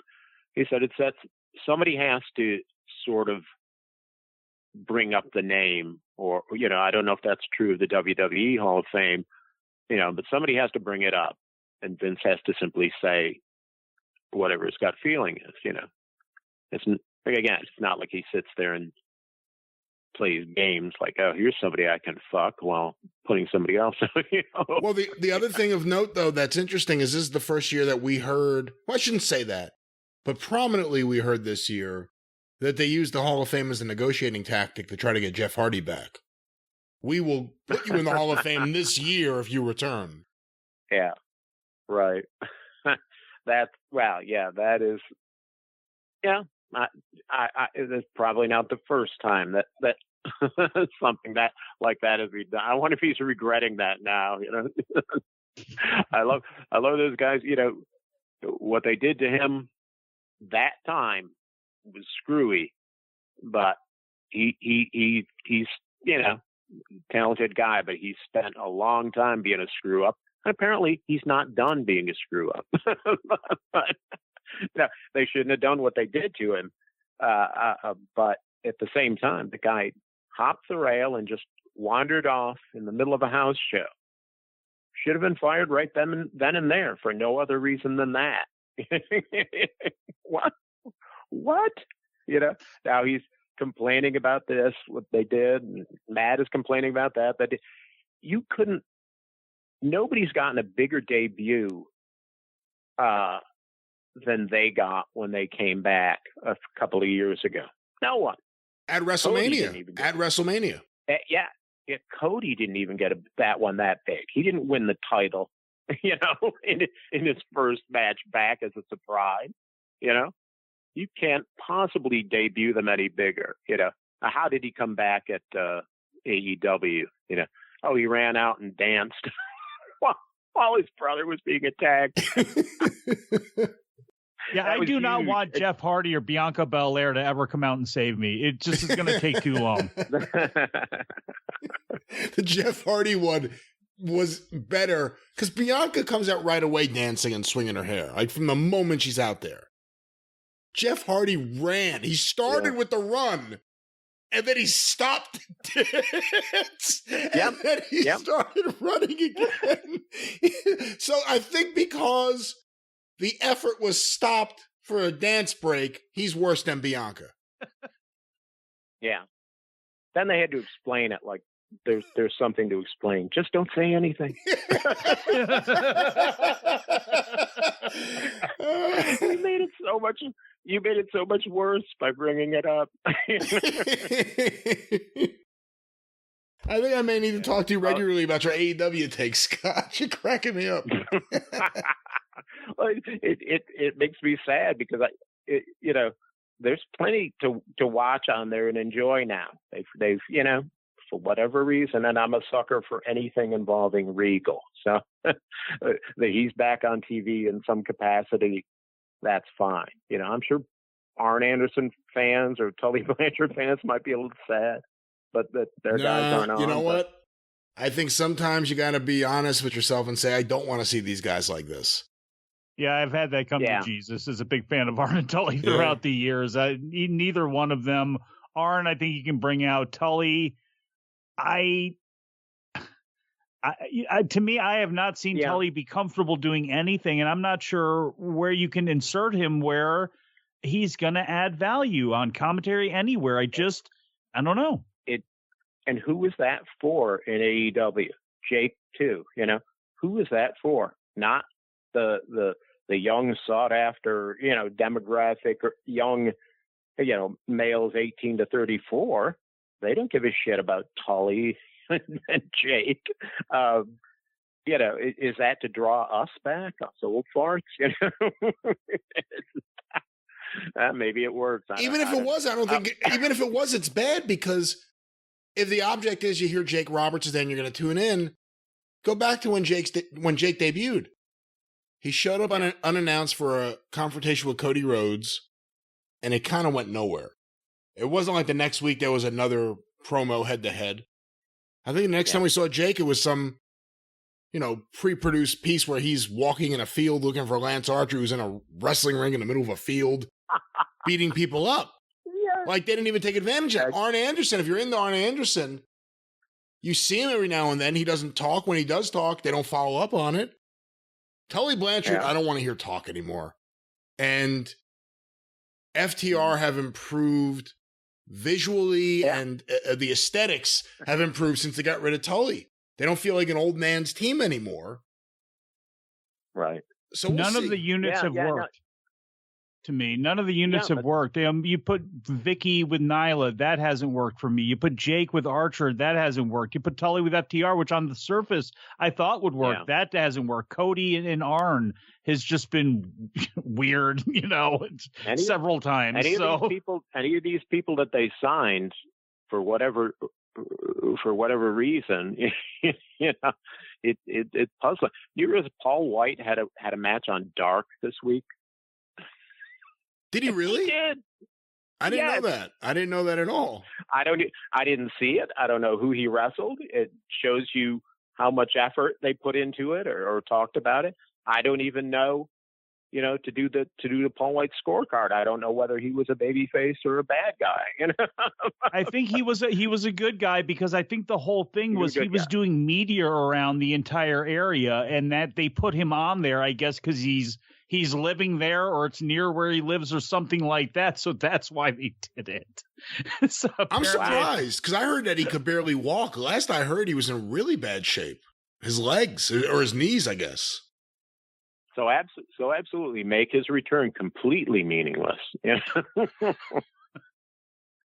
Well, and he's had, he faced, I think it was like Ricky Shane Page and a couple of his students that he brought down, like some randomly thing. And that's where it's like, I don't know. It's not, my money to spend, but it's like, what is his role there? Is he there if he's there as a commentator, stop paying him, no offense to Paul, but just stop paying him. But like, is he there to do big man camps? Is he there to pass along? Like, what, they have so many people that I wonder what is your function sometimes? In that way, it's very much like WCW. There's a lot of people who all of a sudden got big contracts and they're not used. They're not on TV. I like Mark Henry. Mark Henry seems like a nice guy. I wouldn't pay Mark Henry to say a couple of words. I don't get it. You can get him. You can appear anytime you want on Busted Open with him. What is he signed for? What are you doing with him? I don't even know if they do enough. If they do enough. Whatever they are, ticket on sales or personal appearances or, I mean, the WWE certainly keeps all their people busy. I mean, that's probably the best usage of those guys, I mean, if they didn't have that job, they'd simply be doing that every weekend anyway. They'd be doing a signing somewhere, which is, it's interesting that that all those AEW guys that work like once or twice a week are constantly busy on every independent show you can imagine, and doing signings all over the place. You keep hearing about how much money they're making, and yet every weekend, they're in your hometown somewhere, or just doing a convention, But some of them are really raking it in, like MJF. He did a show in Baltimore. And a friend of mine said he got not including the figure he heard was something like $25,000 for 2 days, and that's not including the money he made from the sales, But that's it. That's why AEW is so cool, because Tony lets him go do that stuff. It seems like, I guess there's some. I think some of them have to. Well, there's some rumblings too now with people like your Thunder Roses and such, where all of that. Hey, everybody can kind of do what they want, and everybody's got this out that they're going to be able to do what they want to do for this one or two companies. That maybe they're kind of rethinking some of that with some of these companies, and maybe you shouldn't go lose there. In fact, you're not going to go lose there, and it seems it's going to be interesting to see the attitudes, if any attitudes change with the attitudes changing in how, no, we need you. You're not getting hurt inside that ring in that place, because again, a lot of the concerns that Jim Ross always talked about when it came to this. Yeah. We want to make sure you stay here and get hurt inside our ring. Well, that.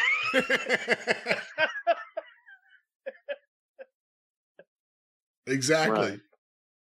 Yep. I just love when WrestleMania week comes around, and I mean, it was bad for independent promotions the last couple of years where they didn't have that 1 week to make all their money. Then they'll sit right around and all year long, including WrestleMania week, they'll bitch about Vince and the WWE and like that. Does anyone ever send a thank you note? Do they ever? Thank you for creating this thing and keeping it going for 38 years and inventing something that basically is our Christmas. The week where we work our ass off, working every signing, every little show, every ballroom, every thing that you can possibly imagine, and we'll sit right around and bitch about how, our shit is better than his, Well, let me ask both you guys this, because I guess I'm not sure if every single group ran with WrestleMania this year, but with this, obviously, it's going to continue to ratchet up between McMahon and Tony and between the companies. Can you foresee All Out? Now, obviously, there's always going to be a draw to WrestleMania, but can you see, Tony wanting to raise the big tent and, hey, everybody, we're going to have the all-inclusive weekend here. You guys come here and run with All Out. Don't run WrestleMania. They keep trying to take over buildings in the whole weekend anyway. Does All Out or does an AEW event start to become the thing for these promotions to run during that week? Yeah, I don't know. They've tried that, and they tried that StarCast thing, and that went tits up, eventually. And now I get out that they're sort of rebuilding it, doing it a different way. It depends on how big it gets. I don't know how it can get much bigger AEW than it is now. Maybe it'll happen. Maybe it'll just suddenly something will catch fire. But it just seems like they're getting the same audience every week. They're doing very well. I'm not, but it's a TV show. How do you make it bigger? It's the same audience, just roughly about the same size. Now, I don't know what they will do to make it, to make people. I mean, they're doing fine. I don't know what more they want, or if it's possible to get it, because I don't know what else they would do. Now Tony did this. Maybe we don't want to get into all this current wrestling talk, but Tony made this insane tweet today about how the people that criticize the what did he call them?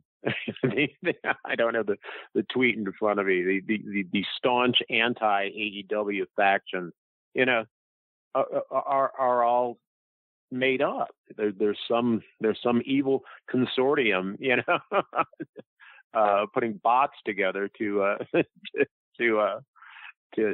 downgrade, his to put a damper on his party, and has he now taken the attack that he was kidding, or the people are just shaking their head at that statement and trying to figure it out. That's bizarre to watch. He is a tape trading wrestling fan who spent a lot of time putting together DVD-R lists, which, I'm not making fun of that, but as somebody that collected magazines and was, that's a newsstand guy who wasn't, I read those and I didn't, again, there is a gap between, and I'm not even, again, it's amazing that guy that I probably, I don't know. It's such a weird dynamic of that's who's in charge. It's weird to me because I was never a part of that whole culture. I didn't see a newsletter that, again, I saw them. I would listen to the radio shows those guys would talk about that stuff, but I wasn't into it. And it's just such a different, in some ways, such a different mentality. Oh yeah. Yeah, absolutely. It is funny to see that part of it, because on a smaller level, on a total failure level, we've seen many, many times where some poor sap comes into some money and blows all of it doing, booking his fantasy of what he wanted pro wrestling to be. Even skilled people like Paul Heyman, eventually, they did things the way they wanted to do them, the way I always pictured things going, and with varying degrees of success, where it's just some guy that comes into a shitload of money and wastes it all running a couple of wrestling shows. And But and now this to this extreme, just a fan who happened to grow up lucky enough to be, the son of a billionaire. And I don't know how hard he's worked at other things, but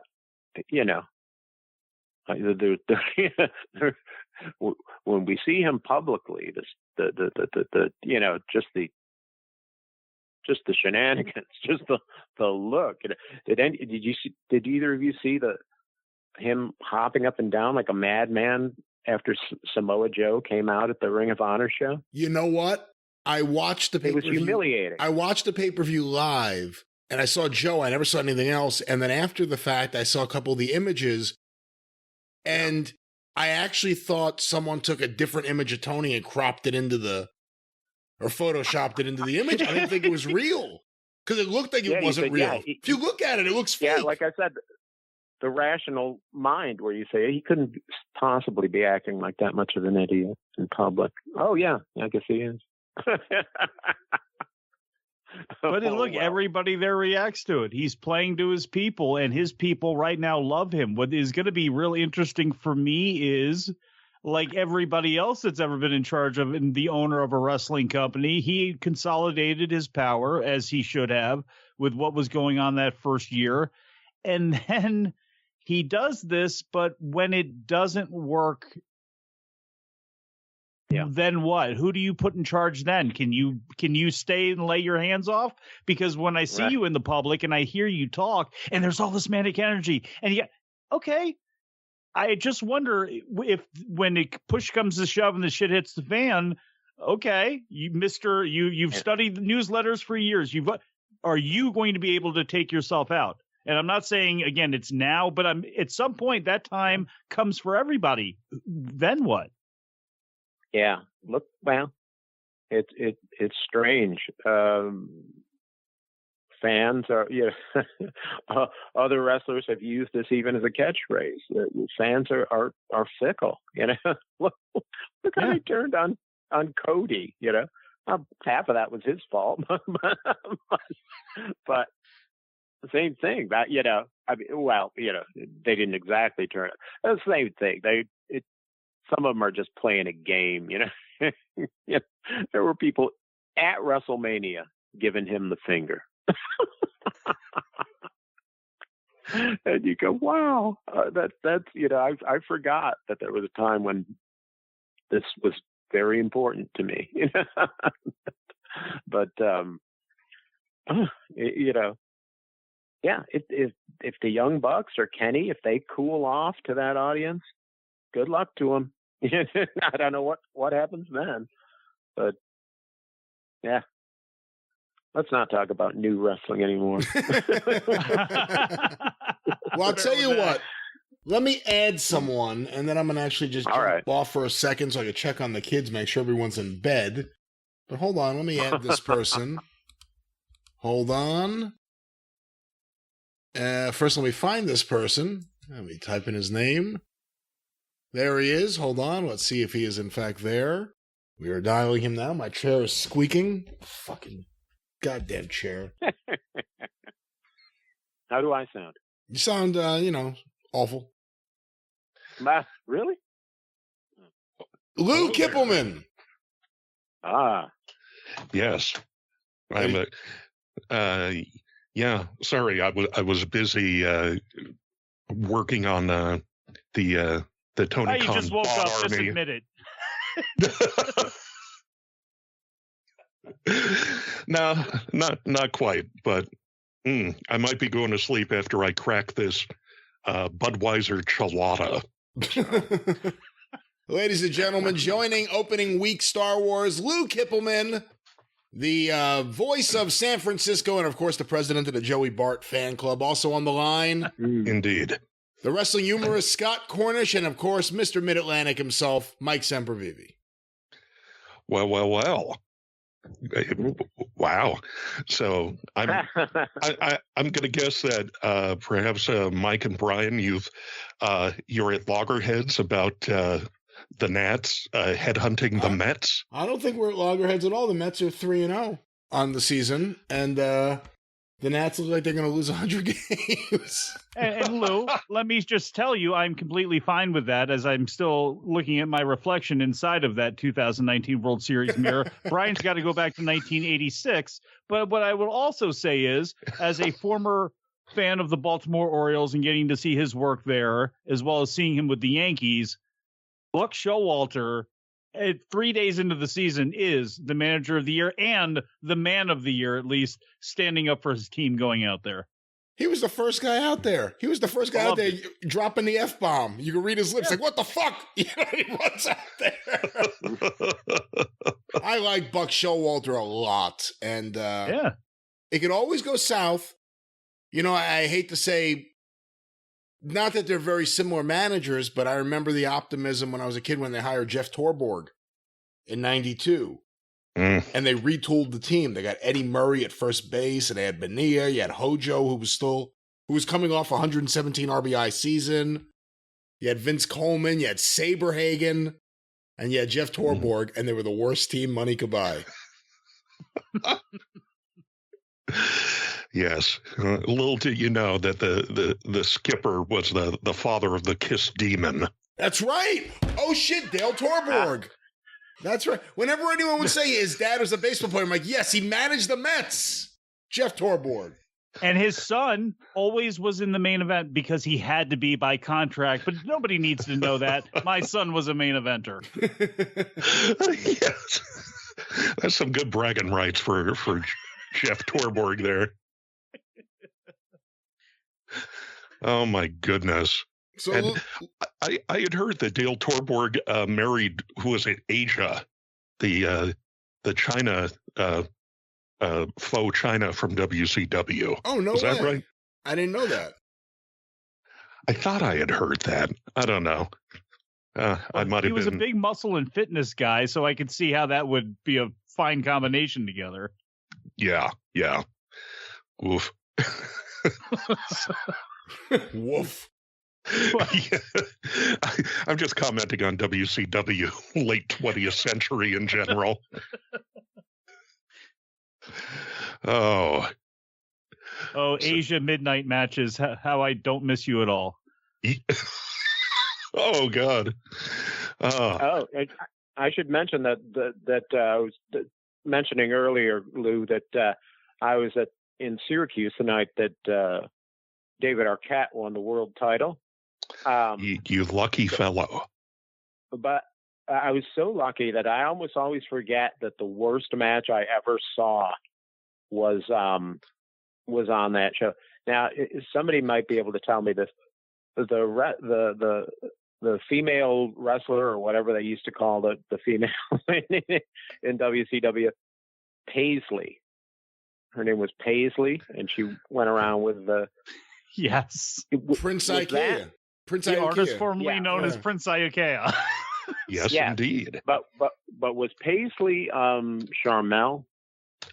That's correct. Yes. It is. Okay. She was a future WWE Hall of Famer. That's right. Well, I saw two future Hall of Famers wrestle that night when Paisley had a match against Tammy. And that was even Jim Ross has not invented a cliche to describe how bad that match was. It was horrifying. and that would have stuck with me. But then, the next time about the time I came to, it was time for the main event with David Arquette, the big tag match. But they reintroduced, because he was from Syracuse that night, they reintroduced Mark Miro doing like a boxing gimmick. Not the Johnny B. Bad, he came back. Oh, wow. I forgot he ever went back to WCW. I completely forgot about that. Oh, did he? And he circles the ring, and who does he stop and shadow box against but Tank Abbott? God. Oh, Tank Sinatra. Yeah. It was a banner night in Syracuse, but I'm sorry to interrupt. But yeah. Paisley against Tammy was was really, really awful. Your Tammy almost never wrestled in her life, you know. I was lucky enough to see that bit of genius. God, I was at the show in D.C. where they brought out, you know, during the commercial, out come Mark Marrow and Sable and stick them in the front row. And then I guess who's that? We know who that is. And then that was it. They immediately got up, went, and were gone. And I think that was also, I can't remember if that was around the time that Master P. No, it must have been after that. But it's like, boy, I went to some Nitros where some incredible money got wasted for no apparent reason. You weren't there on Silk the Shaka's birthday, were you? No, this was the press conference after. I think it was after. Was it after Starrcade where they had Master P and nobody in an empty room, and they basically showed, I think, during Nitro, the fact that this was an empty room was just him and Eric Bischoff up there signing the No Limit Soldiers. Hootie who? Oh man. Hootie who? Hootie what? Yeah. Hootie where? My God. Well, look how far we've come in meaningless celebrity involvement in wrestling. I know. To think they spent so much money that could have gone to Abdullah the Butcher. Right. Yeah, I just saw he has a GoFundMe now. Yes. Who the hell in their right mind would give money to Abdullah the Butcher? Right. Yeah, he's on the latest Talk is Jericho. And evidently, I guess his wife kicked him to the curb, and he's claiming... It's the best story ever. His wife married him hoping she would inherit it all. Instead, he gets sued, so he puts everything in her name, and she's like, oh, finally, I don't have to wait. And she took off and all Abdullah's shit.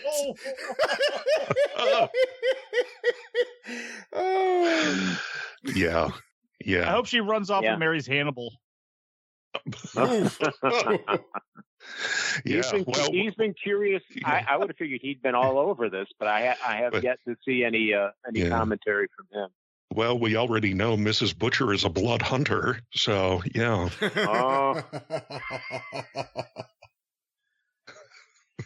of that, apparently it hasn't been filmed yet, but apparently that's the next X&S Opus Dopus from Devin Nicholson. He's doing a blood hunter, what he's described as an erotic horror movie called The Blood Hunter. That's what nobody using the wants. Blood Hunter character. Yeah. Okay. I was hoping it was almost done because I'll admit that I'll find some fraudulent way to watch it once it comes out. Yeah. Boy, maybe they can do a double feature with Blood Circus. Maybe they could hire you to do the voiceover for Hannibal so you don't have to hear his voice. That might help. Sexy. Erotic blood. Does anyone book him? Has he gotten any bookings since he tried to murder that referee or whatever it is that happened in Texas? And I don't think. That whole thing was weird. Anything involving him is weird, But they act like he just came in and did his own thing. Come on. Ryan. What can you make of some promotion that just says, he's throwing a lot of money at us. Yeah, just let him go out there and do whatever. Yeah, Sully, give him your spike. Yeah, that's right. That's how the Insane Clown Posse racked up all those wins. They just pull up in front of these dumps in their giant touring bus and come out there and throw money around. Can we go have a match tonight? Sure.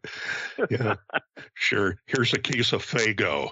Here, let us on. Right. Yeah. Have I told the story on here before about how they came one night when we were at Louisville Gardens at a OVW show? I don't know. It doesn't ring a bell with me. Yeah, they did their usual thing, and Cornette was there. And when Jim Cornette was running OVW, it was like at least running their big shows. Him and Danny Davis, of course. But when he was running it for a while, the few times that that I saw him, he just seemed so totally at ease. His mother would come to the shows. He'd sit with her, you know, he'd run these shows and big shows that would draw pretty well. So one night, I forget when it was, but we're there, and this is the year that everybody got picked out of OVW. I mean, we saw little house shows around Kentucky with everybody, with Batista, with Randy, with Brock, with John Cena.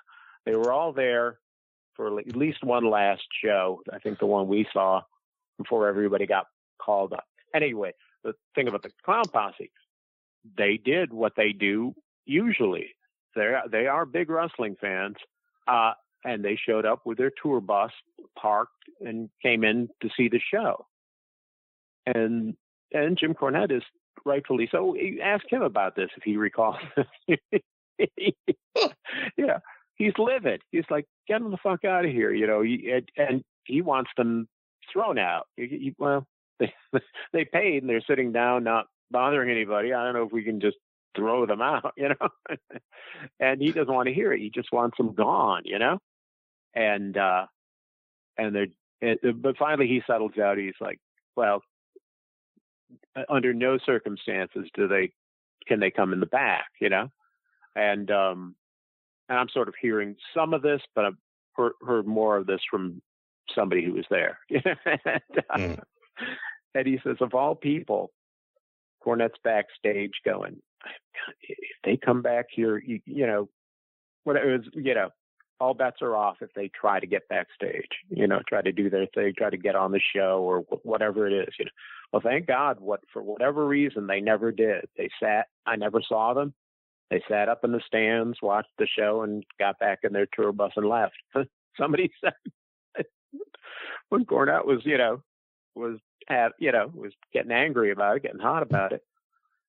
There's one guy backstage who's going, where are they? Point them out to me. I'll go fuck them up. I promise. I'll destroy them. It was a young Brock Lesnar. I said, do the clowns know how close they came to being killed that night? Wow. Yes, they were looking for the Ian Rotten show. They took a wrong turn. Yeah, really. That's where they belonged. My story was only kind of good, but it could have been much, much greater. Oh no, that's potential calamity there. There was another thing that happened at one time when we were at Louisville Gardens. It might have been the same night. The main event, because they were trying to get, I think it was Undertaker versus Kane or whatever, Kane, a Unabomb, you know, or something like that. Mm-hmm. Or it might have been him against Batista, because Batista was around still as Leviathan. Because they would do that. They'd bring in somebody like that, a veteran, knowing that those guys are going to get called up and are going to someday have to work against the Undertaker or whoever, you know. So he was lucky on one show to have the Undertaker there. And they pulled out all the stops. He was in the main event and all this. And it was when he was sort of doing the biker character. So they had a motorcycle. He rode the motorcycle, you know, from the curtain up to the ring, you know. And it was very exciting. And he's about halfway up the aisle, and suddenly we see a commotion back by the curtain. There's a woman, like, laid out on the floor. And we're going, oh, my God. You know, it didn't really necessarily take away from the show, but there was a bit of a stall there, a bit of a commotion. It was like, what happened? Did she get hit? Did she slip on something? Did she do this and that? But literally, come to find out, she was so excited that when the Undertaker came out on the motorcycle, she just passed out.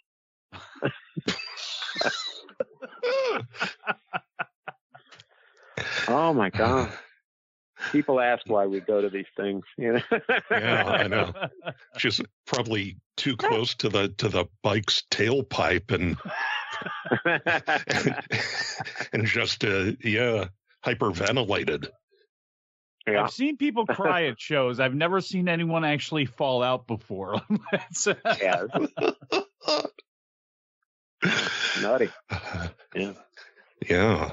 Oh man.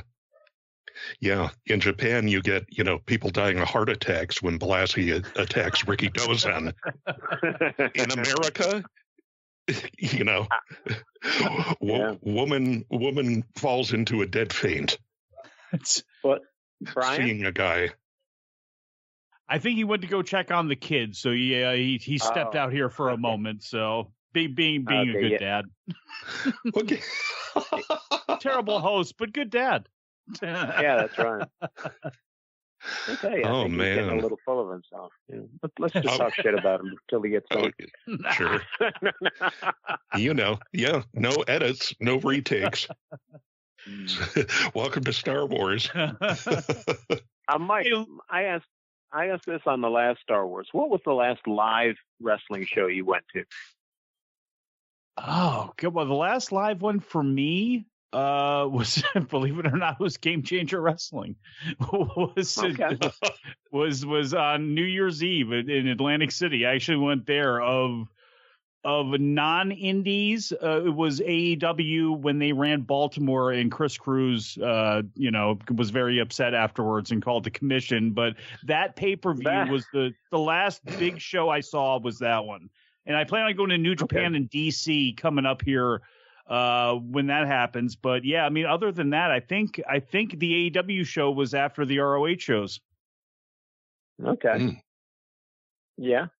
And that October trip, by the way, when I went in October to Atlantic City to go see Game Changer and see Minoru Suzuki and stuff up there, which was the first GCW show I went to, and was also really kind of the first thing we had done since the pandemic. We had made one trip to DC, but that was kind of it because we were working nonstop. Nothing really changed for us. We actually, for both my wife and I, we picked up time. So it was like this, since the pandemic, that was the first time we actually had done anything. And of all things, we go to Atlantic City, New Jersey, which was not going to be on my punch card, but I mean, we went out, we had a great time because we just got out and got away. And when you're in Atlantic City, you're never the worst looking thing there.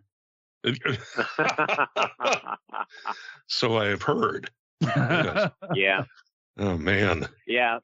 There's little pockets of fun to be had in Atlantic City, but overall I find it a very bizarre, depressing experience. But I'll admit limited exposure to Atlantic City. Only been there a couple of times, but yeah, there's other cities that are like that where there is just it's not gradual. It's very, very nice, fancy stuff, where the casinos are, and then horrifying poverty, just right across the street. There's no gradual. Oh, yeah, suddenly this neighborhood is not so good. No. Nope. You talk. It's always been the punch in the face with Baltimore. A lot of people. It's like it's hard to imagine before the Inner Harbor, but it's like the people that only know the Inner Harbor. It's like, oh man, the stadium's the Inner Harbor, and even now, unfortunately, the Inner Harbor is gutted and empty, and they're looking for tenants to try to move in. It's so bad, but it was always one of those things where once you stepped outside of a certain spot, it was literally over for you, and it unfortunately has gotten much, much worse. Oh man, I haven't been to the Inner Harbor since before the pandemic. Is it that bad there right now, Mike, where there's so many empty storefronts? Yeah, and that's my stepfather, who born and raised in Baltimore, was telling me about it. And it's just unfortunately got to that point, the aquarium's still there. There's still some things there, but where the power plant, the ESPN zone, the Have a Nice Day Cafe, all of these things that were around that area, there's no anchors, there's no nothing. All the little shops and kiosks inside aren't there. And it's just, and unfortunately, what's the plan, it's a story for a different show on a different day, but it is a city that is in steep decline. That, unfortunately, Homicide was a great show, but it was rooted in a lot of reality that people didn't realize. And when you go back and look at the history of Baltimore, it lived down to its reputation. It truly has. Well, on that upbeat note, hold on, let me add. Yes. Let me add someone here to this call to keep things moving. I hope it's somebody from Baltimore, I hope. But You know, I wish, actually, the one person from Baltimore I would love to have on this show, one of my favorite people, is Dan Farron, but he's busy. I knew you were going to do it. No. I love Dan Farron. I thought you were going to say Santo Gold. Oh, Santo Gold. That's true. The perfect Baltimore personality. You know what? I just found something. Hold on. Before I add this person, hold on. Let me grab this across the room. Hold on one second. okay. It's Sal Rigatoso? Yeah. Vamp, Lou. Vamp. All right. I'm back. It's so funny you bring this up. I was just going through a box of stuff that was part of the Wrestling News Archive, and as a box of this randomness. For instance, I found a program that was clearly from the February 84 All Japan tour that David Von Erich died before the beginning of. And I sent a photo of the final page where they stamp the actual card information. You know, they print the program and then they stamp each night when you go. And I sent it to my friend Masa Hori, and I said, Masa, what is this card? You know, I thought maybe, you know, who knows? Maybe it's like the first card of the tour or something. And he tells me, turns out it's the night that Jumbo Tsuruta beat Nick Bockwinkel for the AWA title. So I found that program there. But then I found this one. Texas All-Star Wrestling Association, program number 1, The Wrestler. Fullerton, San Antonio, Texas. This is, it actually has the card here. May 12th, 1985. Here's the actual card. Opening match, Shiki Star and Dusty Woods versus Paul Kelly and the Samoan. Rick McCord versus Mad Max. Dennis Goulet and Tom Jones versus the Terminator in a handicap match. The American Force versus the Maoris. I don't know who that is. Unless they spelled this wrong. New Zealand team, the Maoris. Oh, okay. The Maoris? Okay, that's who it is. Maoris. 6-man tag team action. Wahoo McDaniel, Mr. Piledriver, and Mystery Man versus Chavo Guerrero, Hacksaw Higgins, and Lord Humongous. And the main event at the Hemisphere Arena, San Antonio, Texas. Bruiser Brody versus Maniac Mark Lewin. But what made me get this program out, what made me think of it was this in it. Was that the match where Lewin had Brody in the chin lock for like 45 minutes?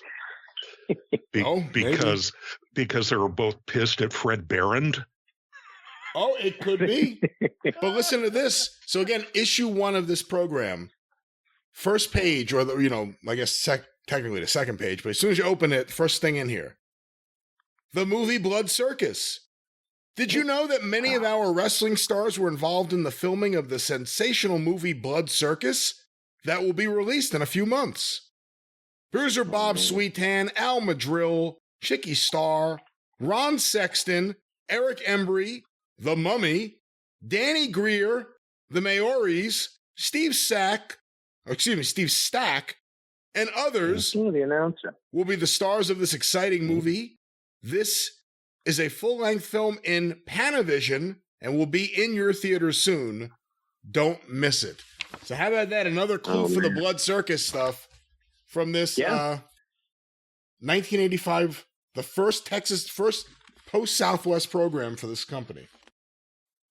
Wow. Well, I remember seeing glimpses of people from that promotion. Obviously, I remember seeing.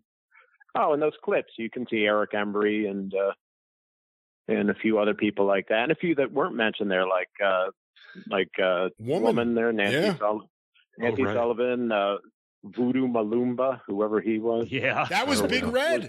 That was Big Red Reese. That was Big Red. Wow. Yeah. Okay. It wasn't Little John in there as well too.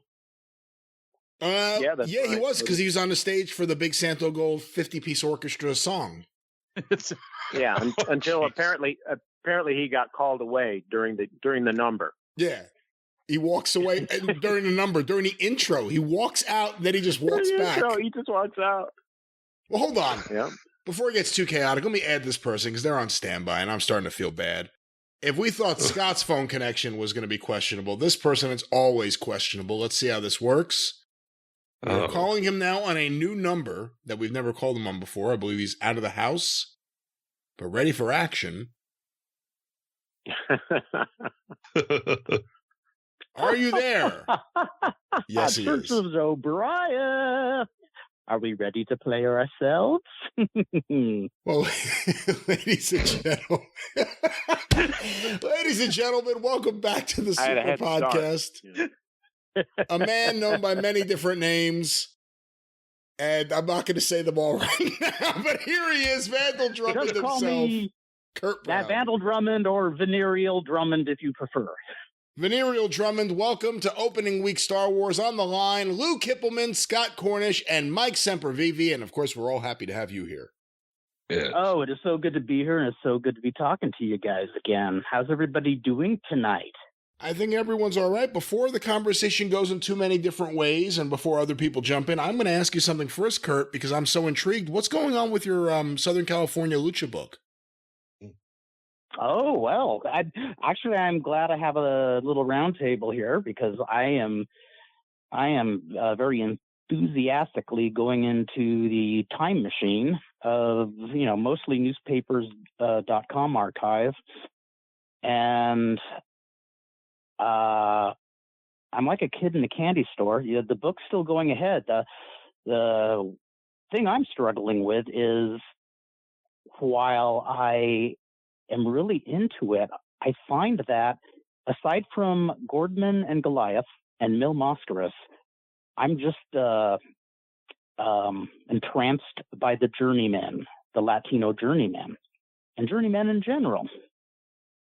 And I'm almost wondering if I should just be doing a book on California journeymen, because that's kind of my passion. Those are the people who capture my imagination. Those those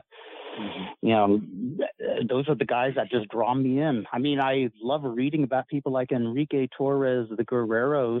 I don't know if I want to write a lot about them, though. Did you ever read the book, The Unsung Heroes of Rock and Roll, Kurt? No, I have not. I'm already intrigued. Yeah, it sounds like, it may not be exactly what you're looking at. Scott probably knows the book because it was by Nick Toshas. Yeah, great book. Yeah, it's a great book, but it covers, a lot of the early figures in rock and roll that you never hear covered. We all hear about Fats Domino and Chuck Berry and Little Richard and Elvis and Jerry Lee Lewis, but Buddy Holly, can't leave Buddy Holly off the list. But there's a lot of names that we never hear where the records were maybe only played locally and maybe only played on black radio stations locally. So a lot of people never got to hear them, but great stuff and great artists. And Scott, what do you remember about that book? Oh, just as you described it, the one that comes to mind usually is Escarita. There's Charlie Feathers in that book. People like that who, and that book was one of the first to bring those names to the forefront, right? And people like Norton Records who would put them out, and then slowly but surely they would draw these names out of hiding, out of retirement, most times to their amazement, to think that somebody at that time, they had put out a record maybe 25 years earlier, somebody took the time to seek out those records and wanted to, unlike today, if we want to bring it into wrestling, where so many people seem to go out of their way to shit on the wrestlers of the past. They don't want to hear anything about it, and it amazes me. I always tell people, like, as far as music goes, I wish I was born. I don't wish I was 5 years younger. I wish I was 5 years older, that I could have gone, that I could have been traveling to New York. You and me both, my friend. At the explosion of the punk era, or even earlier. I talked to a friend of mine who'd since passed away, and we're talking about this and that. And I was lucky enough to see Jerry Lee Lewis like 3 times. I don't know, he'll probably never perform again, but I'm so lucky that I got to see him. And I'm talking to this guy, and he says, you should have seen him. He says, the first time I saw him, he goes, I couldn't believe how incredible he was. And I said, when was that? He says, 1959. Wow. Well, I would gladly, music-wise, I would gladly trade being 70 for just having turned 60. just to have seen the 60s era. I was that odd kid who in the late 70s was, totally mesmerized by Janis Joplin, the Hair soundtracks. Hair soundtrack is almost like a religious experience to me. And it's interesting because I've been researching a number of Latino journeymen, and I'm really intrigued by a number of guys, especially the guys who came here from Mexico from the early Luteroff days. As everybody knows, I'm really into Jimmy El Pulpo, who the first couple of years, of course, everybody knows that. Everybody knows that. Yes.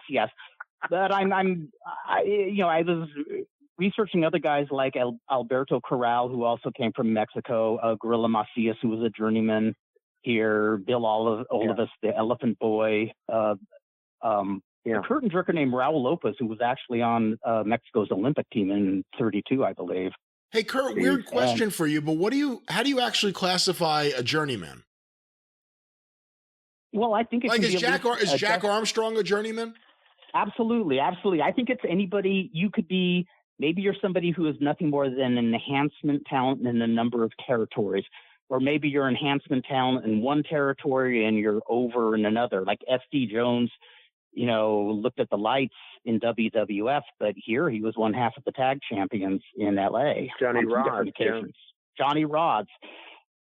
And, I will tell you, in fact, this is the most unique find I came across. There was a fellow in 1938 who was wrestling under the Joaquin Murrieta name. And Joaquin Murrieta was a famous outlaw around 1850 here in California. And he was also the basis for the Zorro legend. And in 1938, they made a movie called The Robin Hood El Dorado that kind of, brought him back into the big picture for a while. And several wrestlers were using the Joaquin Murrieta name.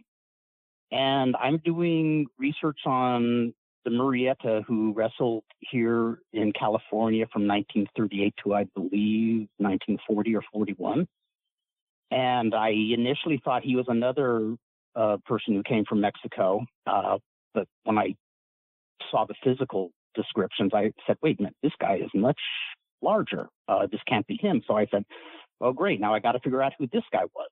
Well, it was a wonderful discovery because when I was looking in the Northern California newspapers, they all said, the sports writers were saying, if this Joaquin Murrieta fellow looks familiar to you, don't be surprised. This is the pugilist who until recently was boxing under the name Bobby LaRue. And I was saying, okay, now I have to find out who Bobby LaRue is. So I go into a boxing website and I found out that Bobby LaRue's real name was Robert Pico, who went on to become the journeyman Robert Pico, who was the stepfather of Marie Laverne and the father of one of the first wrestlers I was ever friends with, Bad Boy Bobby Lane, Bobby Pico Jr. And I sat there looking at it again. Wait, no, is this legit? And so I contacted Marie Laverne and sent her a picture. And she responded, "Oh my God, that's Daddy Bob, absolutely." And I was cool, Kurt. And I was even more jazzed when I found out when she says, I didn't know he boxed under that name. In fact, he never talked about his boxing career. She says, all we knew was that he boxed. And so, and what further brings me back to the whole journeyman thing is when I knew Bobby Lane, the one thing I'll never forget that stood out is that was when I started learning about, the purpose of being a wrestler, because I always thought, oh, why don't they put this guy over? Why doesn't this guy get put over more? And when he came to LA, they gave him a huge push, and he was kind of like a deer in the headlights. And he says, wait, this isn't what I do. He says, my job is to put guys over. They're pushing me to the top. And the funny thing is, back in LA in that era, he probably could have cleaned house easily on more than half the wrestlers in the dressing room. But that's not what he was proud of. He said, I'm proud of that. I make it look like I'm a badass and I'm smacking this guy around, but when he kicks my ass, I make it look like my ass was thoroughly kicked. And he says, I get the story told. And I've thought of that every time. I mean, even though the only wrestling I really did was just, on local indie work. When I did the job, I always thought of what he told me, and I think that's, I kind of am veering in two books, one on journeymen with maybe an emphasis on the Latinos here in California, and then another book just talking about the Lucha Libre community that started here in the early 70s, because there's a lot of communities like that in Mexico, but as far as here in the United States, I don't think any wrestling community that compact in such a small area of Southern California has endured so much, continues to go. I mean, the guys who started wrestling in the early 70s have grandchildren who are wrestling. And so anyways, I just wanted to throw out your thoughts, because I haven't really talked to any of my my compadres, my wrestling related compadres about this. I think it sounds fascinating. I would love to keep encouraging you to work on this, and whatever I can do to help. I have in the Wrestling News Archive everything Billy Anderson ever sent from Southern California into Norm Keitzer. Wow. And I mean, he sent everything, like every flyer. Every time he worked for the WWF, he got the flyer. Every local lucha show, everything. So, Kurt, I'm sure there's a lot of guys on those shows and a lot of shows you may need information for. Let me know when the time is right. I have that here. Oh, thank you. I cannot tell you how much I appreciate this, because another thing is I want to give a huge thank you to Rock Rims, even though, he is focusing on the Ray Stevens book and, bowed out of this project. I don't know if I would have thrown myself into it this hard if he didn't light the fire under my hammock. I was, I've been retired for 4 years now, and while I enjoyed being a domestic house cat for a few years, he kind of woke me up, So there you go. I'm woke culture, okay? Well, I was going to say, is this your big retirement project in your eyes? Yes, absolutely, and I'm having a lot of fun doing it. It's all been research so far. I don't think I've really written a word, but what I'm doing at the moment is, like I said, I've researched a number of the local journeymen. I've interviewed several people. But I realized that I have been, the kind of the catalyst for my research is Jimmy El Pulpo. So I'm kind of devoting the next couple of weeks to just finishing the research on him, getting the full story, because his story is a really fascinating one. And I'm actually shocked at just how much you can find just through newspaper archives if you read between the lines. And that's why I love old wrestling programs. You just hit the nail on the head. If you read between the lines, you could tell a lot about what's happening behind the scenes if you know a little bit. Absolutely. And and I don't know if I'll be able to get, I've reached out to some of his family members, haven't heard back, but I'm realizing I could actually do a fairly decent capsule of his career, which at least in my eyes is an interesting one. And then I want to, start, working on all the other guys, because I'd say the journeymen are kind of my, journeyman enhancement talent. Those are kind of my heroes in the biz, to be honest with you. Yeah. Now, I always think that just about anybody, wrestling is such a unique, bizarre business. It has parallels to things like boxing. But I think anybody that had any kind of a significant career has an interesting story to tell. They're not always, the wrestler themselves is not always the best person to tell it. You find that out watching shoot interviews. Who had a more bizarre, fascinating career than Tommy Rich, and you can't get anything out of asking Tommy Rich, to tell a story. Oh, absolutely. Now, I don't mean to pick on him necessarily, but yeah, God, can you just imagine if you'd been in wrestling for 10 years or longer, like much longer, like the guys you're describing as journeymen? That's got to be I think amazing. everybody. fascinating story to be told, you know. Because they range in anywhere from people who lived their lives on the road to people who always did it part-time and had a day job to people who kind of went back and forth. I think everybody has a story. And even if you're a person who isn't interesting as just an everyday guy, and, you know, even if there's somebody who may not carry on an interesting conversation, that doesn't mean their life story, if you tell it correctly, you know, don't have to exaggerate. Your friend Tom Hankins, he would admit he never reached the great heights of wrestling. Oh, absolutely. But he's got insane stories forever, you know. Yeah, in and out of wrestling, he's seen a lot of fascinating things. Thankfully, he did make an effort to put it down on paper, and he's got a pretty damn interesting book. You know, he really does. Yeah. I've known him since 1981, and he's, you know, he only worked full time shortly in the biz, and was really more of a fan than a wrestler, to be honest, as I am. But can you imagine? Chris Colt will never have a book written about him, probably, and that's a shame. Just think of that story. That's. Did you see all of his shit just came up in an estate sale? Yeah. Kirby, congrats Strom, for that. Yeah, congratulations to Kirby Strom. That's an awesome. Did Kirby Strong get it? I know that guy. He's been writing to me a little bit. Oh, good for him. That's a guy who actually cares about Pacific Northwest wrestling and is trying to preserve it. Good for him. Yeah, he said he found out about it. He said he got up at like 3 a.m. He got there 5 hours early, and he was there when they opened the door and a flag dropped, and he got it. Thank goodness. Good. I wish he had gone to the Paul Bosch estate sale and tried to save that shit. That's right. Jesus. Wow. Now, what's the story with that? Johnny. What's that, Kurt? What's the story with the Paul Bosch material? Do we know what happened to that? Yeah, I mean, again, I think I went over it briefly on one previous show, but when the Houston Wrestling office had a major collection, and it all went in all different places.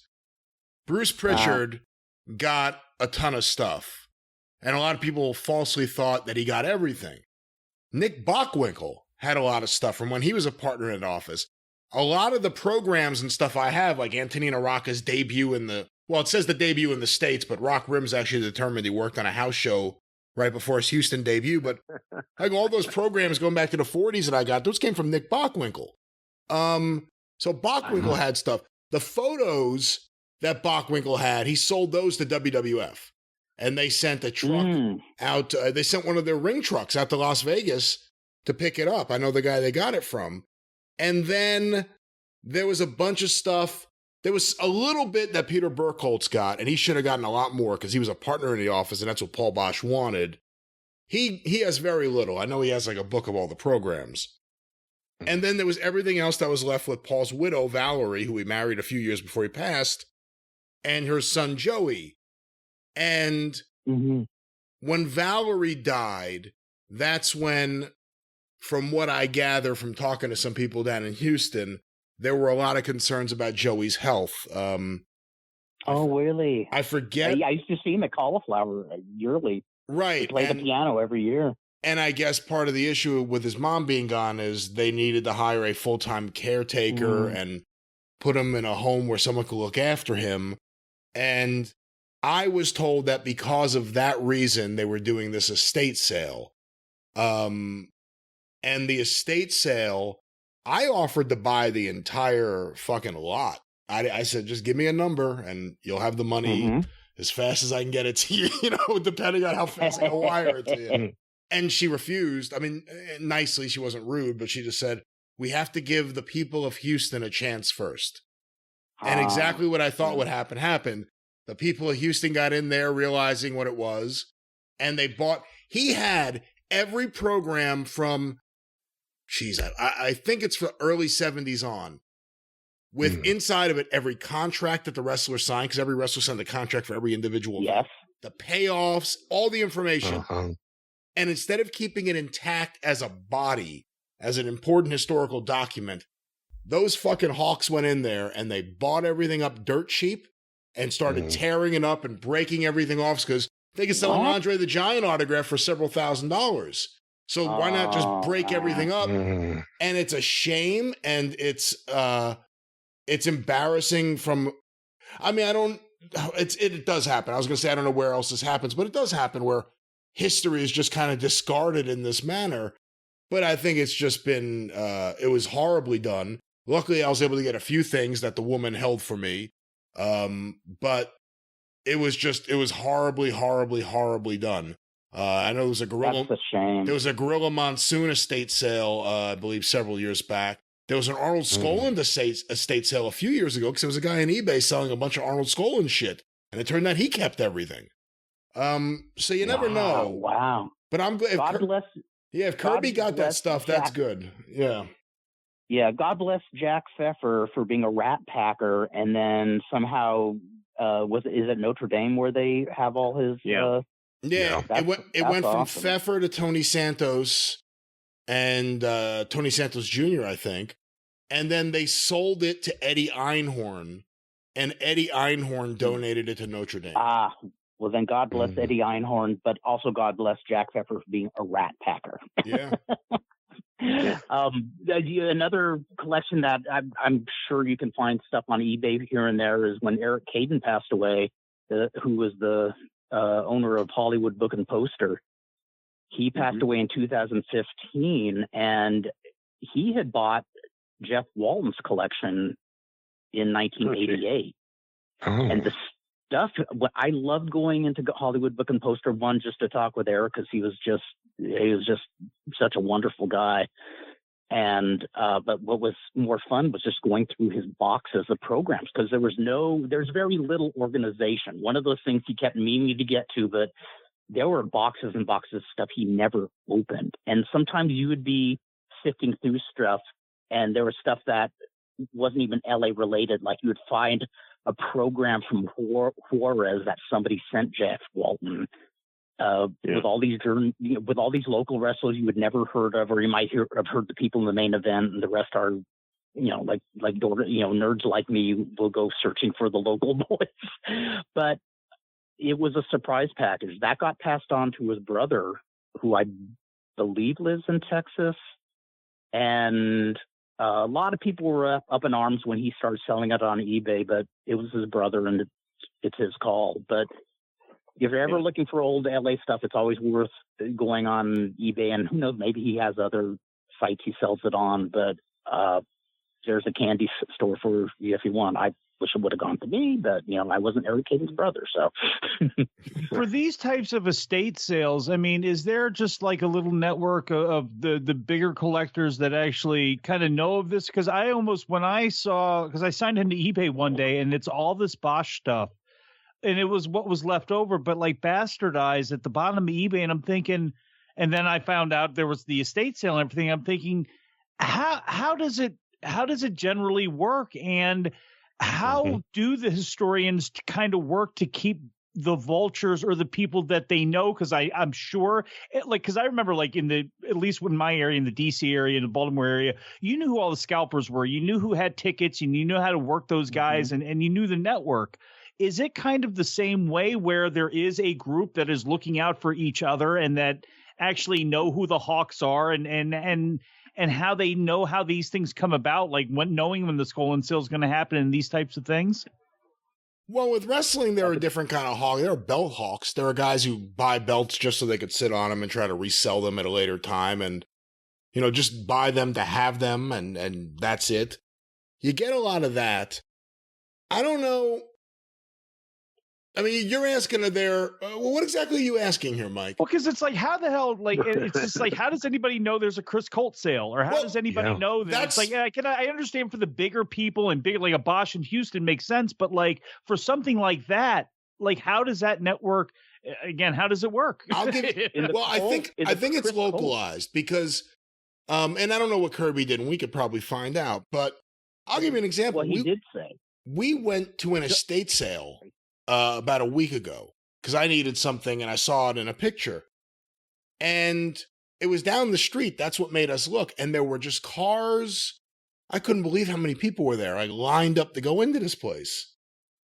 there are websites you put estate sale and it comes up with every estate sale anywhere near you. And there are apparently these people, because I talked to the woman there, who this is what they do. This is their Friday morning. They go from one estate sale to another because she said, you're kind of unique. And I said, what do you mean?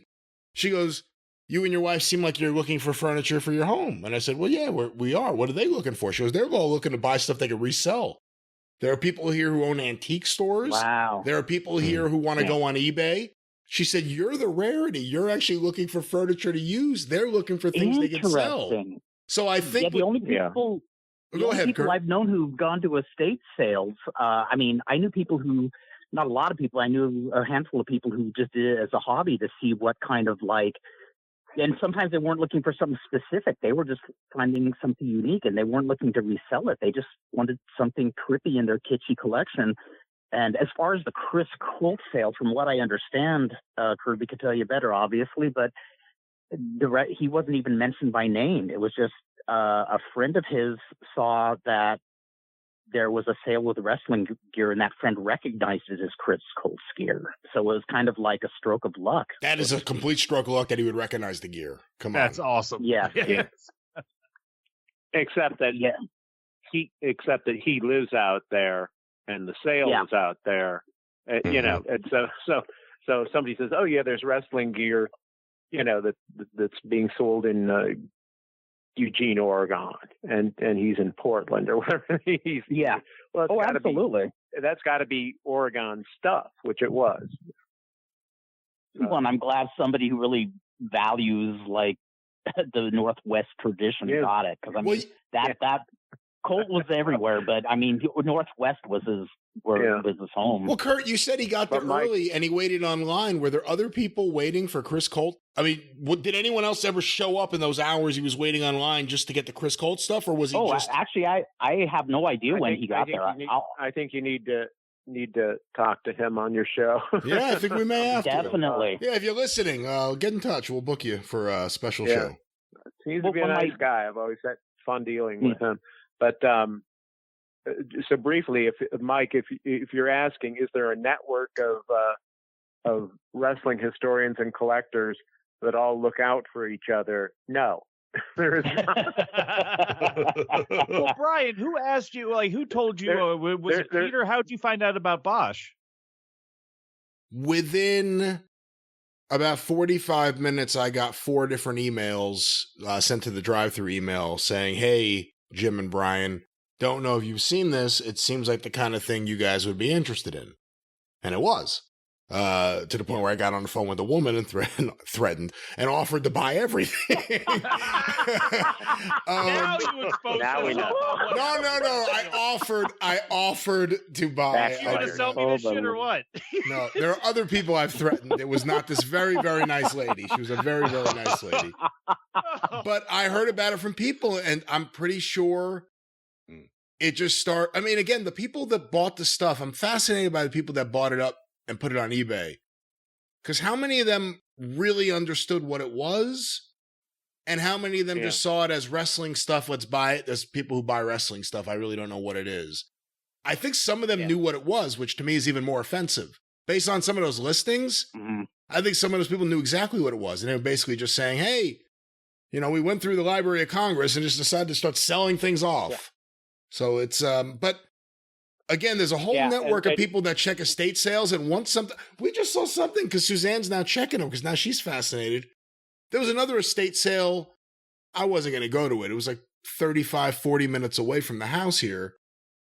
And it was, the usual shit. You see old woman's clothes and, some furniture. And usually it's nothing great.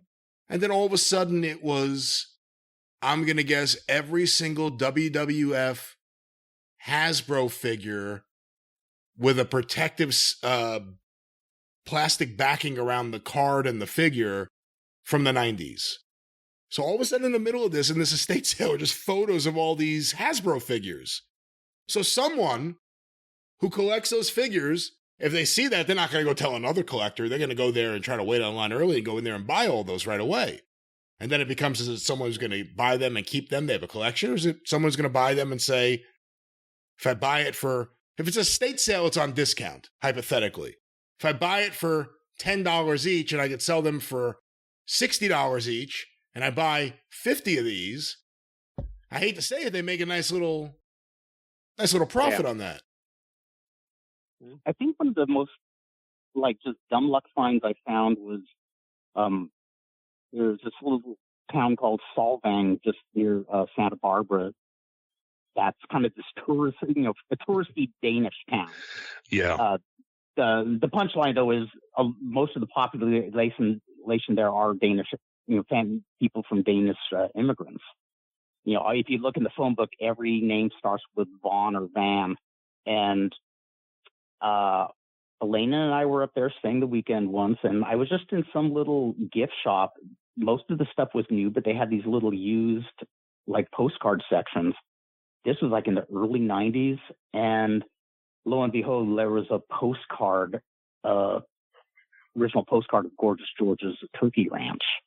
Oh, wow. And I don't know what it goes for these days. Maybe they found a whole bunch of them. I don't know. But at the time, I remember Tom Burke saying that you couldn't find one for under $75, and they sold this for $5. And I just one of those little golden ticket finds that I came across.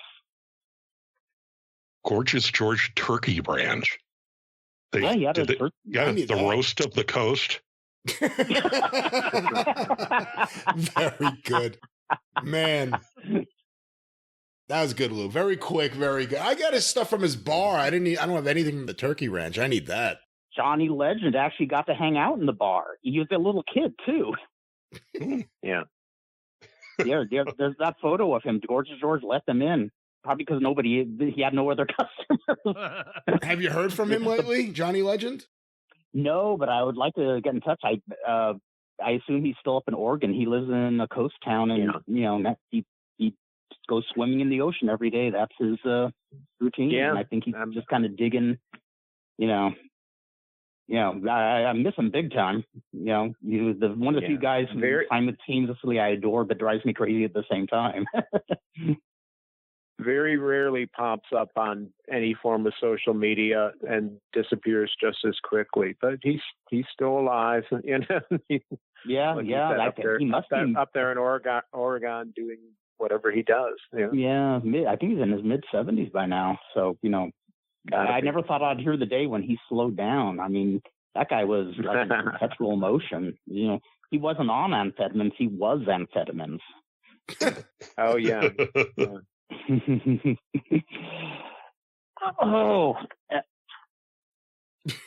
Yes. And now a moment of silence for somebody. Yes. How about let's give a salute to Jim Valley's return to the podcasting. Yes, he is. I'm raising my beverage to saluting. him. Yes. Now I heard him on Wrestling Observer Live, and I'm glad he's back. How's his voice? I haven't heard him.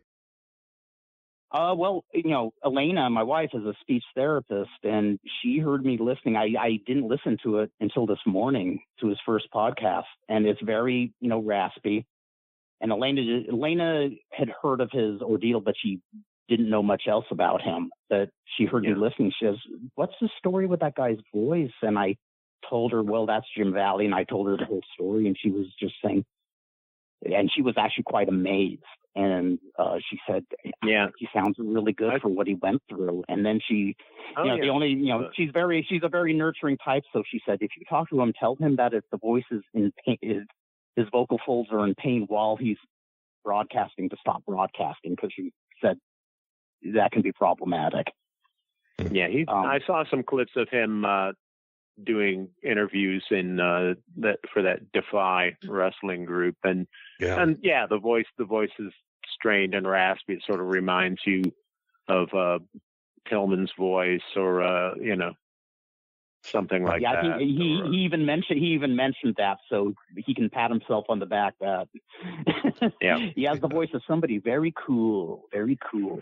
Totally. I don't think he's in really any pain. It's just getting them trying to get those chords back around again, and he's a literal cat. How many times he was on death's door and been able to shake it off, and it's just he's amazing. And I know his wife is in the hospitality industry, and I know he does the podcast with her, and they do a lot of traveling. You see all the pictures, but what a saint and a wonderful woman, and everything that she went through and goes through with him, emotionally and all that sort of stuff. It really is an amazing story. It really is. It's crazy. Two tough cookies. He and his wife went on a cruise somewhere, so he must be feeling pretty good if he the dared 80s to go on a cruise. Yes. And But also, to dare let's go not on a cruise ship of any kind is exactly. I'm in much better shape than he is, and I wouldn't go on a cruise ship right now. But that's just me. Yeah. Well, that's the first risk Elena and I are taking. The first big risk is we're going on a 5-day cruise next week. Oh, wow. Where you going? Is it themed? Just up and what's that? Just up and down the west, the west coast, with a stop in Ensenada. The only excursion we're doing is Alcatraz. I've always wanted to see that place. Oh. Other than that, we're just going to lay around, eat, and sleep, and be house cats. And let's not forget Jim Valley's other support, his cat Sherman. Yes. Seriously. If you hadn't had a cat or a dog back you up when you're going through something like that, it's a comfort. Nothing wrong with unconditional love. Absolutely, positively. Totally. So, yeah. Brian, you were talking about that we need to bring up the books we're reading. Yeah, we could do that. Yeah, I got don't two know if you massive remember piles I got to pick up over here. Hold on. Oh, me too. You and me both. I got done with the book I mentioned on the last podcast, The Long and Winding Road of Harry Raymond, who went back and forth from being a police detective to a private detective in L.A. in an extremely, even grittier than I originally thought, early 10s and 20s of Southern California into the 30s. What a coincidence, Kurt. I'm reading The Long and Winding Road of Harry Reams. But that road's not winding. That's straight. That's so. the long, straight road. So. Well, sometimes it winds to the left, sometimes to the right. Did you go deep into it, Brian? Did you go deep into Harry Reams? I'm going to let you keep that one. Okay. Yeah. It's not, I didn't do very well, but I tried. But okay. By a guy named Patrick Jennings, and I got to tell you, this is a self-published work. And this is a guy who relied only, I think maybe he had one or two interview sources, but almost all of his research, by his own admission, was just through historical newspaper archives on the internet. And this is such a great snapshot of just the vice and corruption that went on in LA during that time. And, there's even a portion of the book where the detective had to do some work up in Seattle, and you find that they were no different from LA. Just, I think LA, the spotlight was on that region more. And what's especially great about this book is it's self-published, but the author did not sex anybody up at all. He didn't, try to make it flashier or embellish anything. And even the more saintly characters in the book, he showed their manipulative sides. And if you ever wanted to read a really good history book that just captures an era, this was exceptional. He also wrote another book on the death of Selma Todd, the actress who died at 26. A lot of people feel it was... Yeah, she was in the Marx Brothers movies. That's right, Monkey Business. That's right, and, on the boat. On the cruise. Yeah. On the cruise? It was a cruise. Monkey Business. It was a cruise. I don't know if it was the California coast, but it was a cruise. Oh, not Monkey Business. I'm sorry. What was, Horse Feathers. Horse Feathers was the one. No, she's in Monkey Business, too. She's in Monkey Business, too. Her boyfriend is a mobster on the boat, and I think it's Chico and Groucho Chico and Groucho end up in there. That's where Harpo had the frog under his hat. I forgot about that. That's right. I haven't seen that one in ages. I got to watch that again. But no, she was a cutie who died in her garage. Because the engine was left on. Yeah, she was murdered. And that's what they say. A lot of evidence says that's probably not the case. Wow, really interesting. But I want to read this book because this guy did such a damn good job on the Harry Raymond book of just dotting all his I's and fact checking, and it just shows how much somebody can do just with the internet at hand. He did a wonderful job. I don't know if I could match him. I don't think I could, but this guy should be commended. All right, I'll try to do this quickly because I got two big piles. I just moved from the other side of the room to here so I could do this. I promise. Yes. Blood in the Garden, The Flagrant History of the 1990s New York Knicks by Chris Herring. I have The Price of the Ticket, collected nonfiction work of James Baldwin. Hell of a Book by Jason Mott. This is a hot book of the moment that people are talking about, so I'm trying to be trendy a little bit. Let me put this down. Horace Panther, Scarred for Life, the fantastic bass player from The Specials. It's his memoir. Ooh, wow. The Book of Eels, our enduring fascination with the most mysterious creature in the natural world. It is, in fact, what it says, a book of eels. It's all about eel history. For those of you who are stupid like me. The Beatles and the Historians, an analysis of writings about the Fab Four. I have First Class by Christopher Shaw, the U.S. Postal Service, Democracy, and the Corporate Threat. That's some of the plights of the Postal Service. This is one I actually can't wait to read through because it's supposed to be different. I want to read that. Buster Keaton, A Filmmaker's Life by James Curtis. For once, they look at Buster Keaton as a filmmaker as opposed to just a man in a pork pie hat. Library, An Unquiet History. It is, in fact, a history of libraries that I'm going to have in my library. Word by Word, The Secret Life of Dictionaries. I'm just looking for a history of all sorts of meaningless shit. Naming Nature, The Clash Between Instinct and Science. How do these things get their names in nature? I've wanted to know, and now you can know too. How about this book? The Founders, The Story of PayPal and the Scumbags the Entrepreneurs Who Shaped Silicon Valley. This book is out right now by I love it. Jimmy Soni. This is not really a book. This is just something I saw on TV, and I said, this will be fun to have in a house.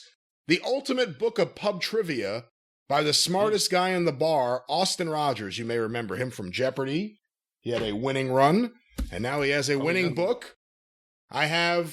This is an oldie but a goodie, and I decided to buy it upon his passing recently. Modern Manners, an etiquette book for rude people by P.J. O'Rourke, who I was always a big fan of, although I didn't always agree with him politically. I thought he was a brilliant and smart guy. I don't actually know this author's full name. I think it's David Badiel. It's a book called Jews Don't Count, about some of the plights that my people go through dealing with anti-Semitism nowadays. The War That Made the Roman Empire, Antony, Cleopatra, Octavian at Acticum by Barry Strauss. The Last Enforcer, Charles Oakley's autobiography. I got to read that. Woke Up This Morning, which is a oral history of The Sopranos. Another trendy book, Chuck Klosterman, The 90s. Chasing History by Carl Bernstein. Unstoppable. The unbelievable true story of Siggy B. Wilzig's astonishing journey from Auschwitz survivor and penniless immigrant to Wall Street legend. That title just rolls off the tongue. Comedy, drama by Bob Odenkirk. The Age of Cage, 4 decades of Hollywood through one singular career, a look at Nick Cage.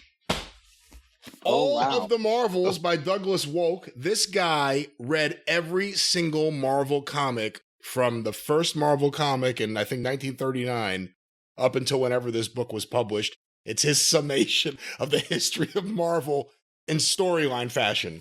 here in this book. Conversations with People Who Hate Me by the podcaster Dylan Marin. And only a few more guys. The War, I mentioned this before. This is Hagler Hearns and 3 Rounds for the Ages. Kurt, I've told you about this book, The Lost Cinema of Mexico, from Lucha Libre to Cinema Familiar and other churros. It's on my stack too now. I got it for my birthday. And finally, and I think this is going to be next on my list because I'm really excited to read this. I read some good reviews. Watergate, A New History by Garrett M. Graff. And reportedly, this is like the definitive Watergate book. I know it sounds like a silly thing because there have been so many, and Woodward and Bernstein will probably have to like to say a thing or two, but this combines everything, all the work they did back then and everything that came out, you know, when Mark Felt revealed himself to be Deep Throat and just everything. So those are the books that are currently on the pile. I just want you to know, I keep every single New York Times book review from every Sunday, and I think at some point you were just picking up the same book over and over and slamming it down there and just reading off names. You lost me after I got Blood in the Garden, and the only other thing I have is Hip Hop and Other Things by Shea Serrano, so I feel like a fucking goof right now. I'm just waiting on Solomon's Chic book to come out. Mike, why don't you go get the Book of Eels? You go learn all about eels and... These are the things I waste my time with. Yeah. No, it's a beautiful waste of time. What are you say, Scott? The only brush I ever had with eels was about 7 years ago. I went to London, and I got it in my mind that I wanted to go to a place that served eel pie and try it, just to say I tried it. And we went to this place. The place was so totally atmospheric and cool. And thankfully, eel pie was off that day. So I did. So I tried a meat pie, and that was appalling enough for me to realize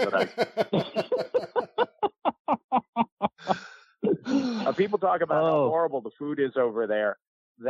I avoided like things that some people like black pudding and things like that. I don't care for that, and I successfully avoided the eel pie. But just about everything else that I had over there, I thought was great. You know, but what do I know? But does anybody else want to talk about their books? Because I don't have too many. I've got a bunch here that I haven't read yet. The only other ones I would mention is I'm reading the Chavo Guerrero autobiography that got released possibly. It's very good, except it's in bad need of an editor. Bad. Oh boy. There's a lot of wrestling books like that, unfortunately. This one is unusually. It's some like I don't. Some are New York. Go ahead. Oh, anyway, but it's still worth a read. I probably would not have bought it if Dan Farron didn't recommend it. He did say, yes, it needs some editing, but it is worth a read. The other, I think I mentioned this on the last podcast. Anybody who hasn't read Rockran's Roy Shire book, that's one of the best written biographies I've read in a long time. In fact, that one I don't have yet.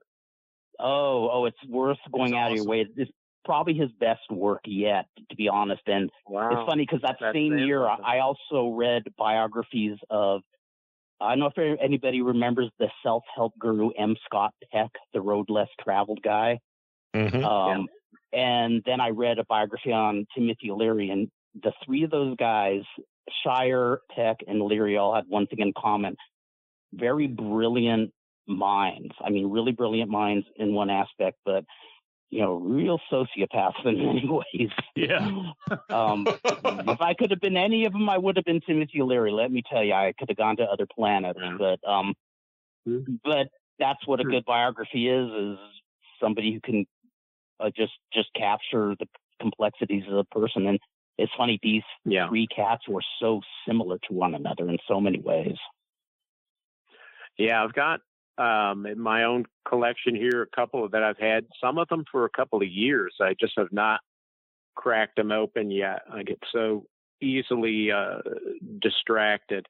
But one that was given to me as a gift that I have looked at a little bit, called 20th Century Boy, Notebooks of the 70s by Duncan Hanna. Duncan Hanna was an artist, a model, a writer, a raconteur, and he had intimate associations with just about anyone you can name. No way. During New York in the 70s. So it's all into the punk rock scene, the art scene, all that business, and the real good book. We also got the autobiography of Jim Dickinson, a Memphis musician, called "I'm Just Dead, I'm Not Gone." Great title. And he figures in prominently in Robert Parker's book. It came from Memphis. Jim Dickinson was one of these shadow figures. Yeah, he's had associations. Robert Gordon. Yeah, Robert Gordon. I'm sorry, what did I say? I thought you said Robert Parker, but maybe I'm wrong. Yeah, I did say that. Yeah, Robert Gordon, you're right.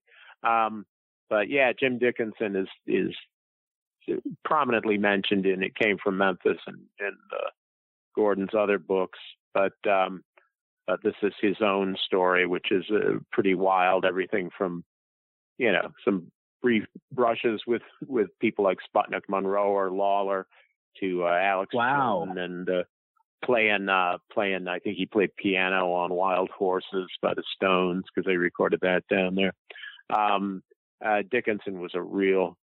I'm already intrigued. I've never heard of him before, but I'm already intrigued, and I think I might be picking that one up. Oh yeah. Take a look at that. That's a good, reportedly a good one, and here it sits unmolested by me. And another one I want to read is the latest book by Cliff Nesteroff, who wrote essential book called The Comedians. He's got a book now called We Had a Little Real Estate Problem: The Unheralded Story of Native Americans in Comedy.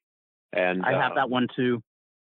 You have it? Oh, great. Yeah. I have it. I haven't read it. Have you heard about the book he's working on right now? What is that? Is that the one about, no, go ahead and tell me. It's the history of cancel culture, which I am so looking forward to reading because. Oh, that's right. Yes. Yeah. He traces it all the way back to vaudeville, and he was saying the earliest cancel culture they could find was in vaudeville. I guess they made a lot of derogatory Irish jokes, and the Irish complained to no avail. And I'd never heard this before, but that's where they got the whole concept of throwing rotten food and feces up on the stage, because I was one. Wow. The Irish would go in dressed like they're going to vaudeville, but they stuffed all sorts of food. Rotten food, and then when they started doing the Irish jokes, they just mercilessly just pelted them with it, and that's how they stopped making Irish jokes. And so it's supposed to come out next year. I am just salivating over that one.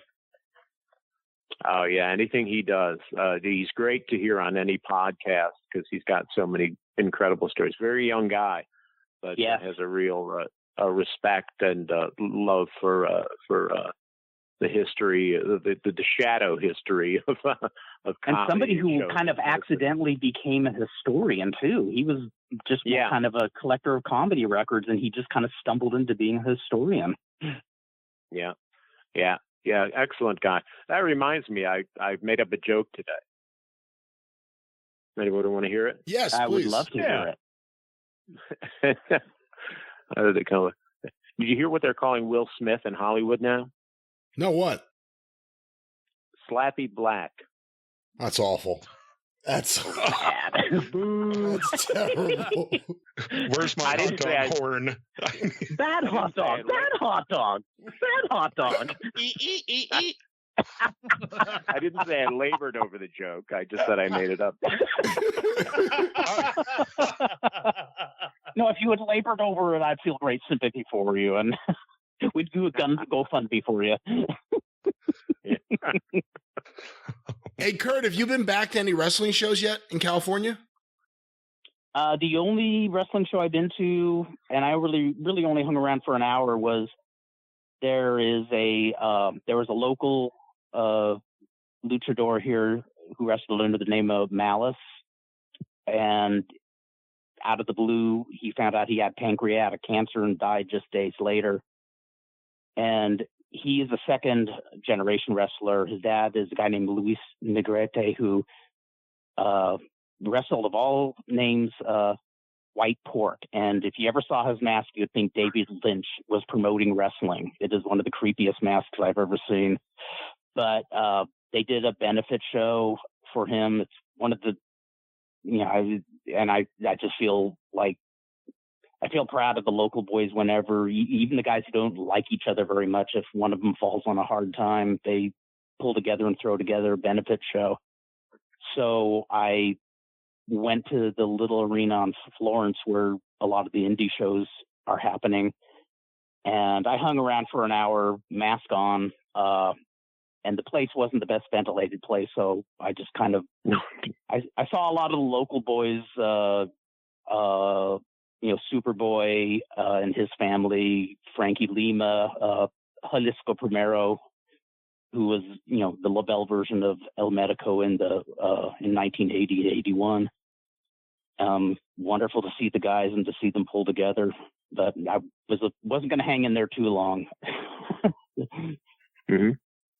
So I hung around for an hour and, watched some of the guys work. But I'm still kind of a little gun shy, especially, as much as I love the little back alley arenas, they're probably not the healthiest places until everything really blows over. Well, I hate to ask, but I mean, I don't pay attention to the lucha scene really that closely at all, but I know it's obviously been ravaged by COVID. Has that seemed to have turned around a little bit from what you know or anything like that? Or is it still kind of a touchy situation? Well, as far as Mexico, I'm not too sure. My impression is it's toned down quite a bit. I think things are getting a lot better. And I know several of the local boys, the local luchadores who got the most recent version of COVID. Is that Omicron? Is that the most recent one? They all got over it okay. I'm still not ready to test the waters, but they are doing a lot better. A lot of guys are doing local shows, and things are going in the right direction, it sounds like. So I'm still a little gun shy. Lou, how's it been for you out where you are? Kind of, where I'm at, we're just kind of waiting to see what happens because I'm in a resort area. So kind of seeing, okay, what does summer bring? What does it spike as everybody from, all over the East Coast comes down to where I'm at? How is it, where you're at on the West Coast? Because you're almost completely opposite where I'm at in Delaware. Right. What's it like in San Francisco and in California that did try to lock down and try to do so many things? What's it like right now for you? Yeah. Because I know like West Coast Pro, it seems to be there a lot of promotions, the Hood Slams and all that, like Oakland and San Francisco and that area seem to be hot, but that doesn't necessarily mean things are okay. Right. And in fact, tonight there's a Pro Wrestling Revolucion has a show going on in San Francisco. My man Ponch Artiega was there. He wanted me to attend. Yeah. I'm kind of sitting it out this time because my wife's nephew who lives with us, he tested positive for COVID last week. So I think he's pretty much over it, and he got all his vaccinations and boosters, and he got the monoclonal antibody infusion this week. So we're just, kind of playing it safe. The Bay Area, from what I've heard, has been really one of the areas with the lowest, case numbers, cases and fatalities over the long haul.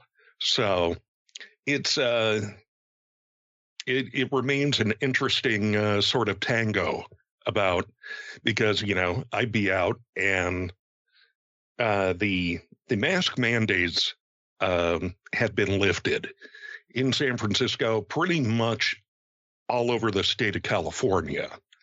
So, but I just I keep mine on wherever I go. So, yes, I do too, and that's why I'm fascinated because I'm living east of the Briscoes. Let's just say, it's like, other than Rehoboth Beach, this is a very red area, and it is what it is. So it's been a battle since day one, and now officially those things are falling, and there's all the sorts of people like me where it's like, okay, well, what's after Omicron? Because I have a feeling everybody seemed to get over that one okay. What's the next one going to be? Because this is kind of how these pandemics work. Endemic, pandemic, seems to be the pandemic works like, the big spike comes when you least expect it. Yeah, absolutely. Exactly. I think the guard goes down. The new subvariant is called BA2, I believe. But I've discovered now one of the perks of just turning 50. I got my second Pfizer booster today. So, But how many colonoscopies have you had? No colonoscopies yet. They did mail me a little kit where you have like a stick and you have to let's just say obtain a sample and put it in a bottle and mail it off. So I checked out all clear there, but you poor guy. I had the fun where I got to drink the liquid and got to blow everything out of me all night long, and I was semi-conscious when they did the colonoscopy, and I could overhear the nurses talking about, I'm going to Hawaii. I don't know what island to go to, and I do remember telling them like, well, go to Kona. That's the most bitchin' island of all of them, man. It's like really fucking cool. And then I was out for the rest of it. And when I woke up, one of the nurses, she looked at me and says, "You were really funny." And I said, "Well, I remember trying to pitch Kona to you guys." And she goes, "Oh no, you said much better stuff." And I said, "What'd I say?" And she says, "We're not allowed to tell you. I just want to tell you we're funny." And I'm going, "No, I begged her." And she says, "No, absolutely. We could get in trouble for it." But to this day, I'm curious what I said. I'm maybe a little frightened about what I might have said. But I guess I got over. I guess I had a mother a colonoscopy. You whores! Wow. Yeah, but I talked to Jack Armstrong a month ago, and he blew my mind when he said he insisted on being awake through the whole thing, and I'm going, what? And he says, "I wanted to see how it worked. I wanted to look at the screen." I'm going, "Well, you're braver than I am." Good God. Him and the 45th president. My God. I mean, how big of a sociopath do you have to be to... No, just put it up there. Armstrong blows my mind, because the first time I talked to him in almost 10 years, and I was saying, and he's like, "Hey, how's it going?" I mean, this is the happiest person I think I've ever met. And I'm saying, "Oh, what's up with you?" He says, "Well, let's see. I think I've had a little over 20 surgeries in the last 15 years, and but things are going really well, and this, that, and the other thing." And I'm going, "Yeah, 20 fucking surgery. I mean, he's had hips, knees replaced. He had to diverted. I always wreck this. Diverticulitis.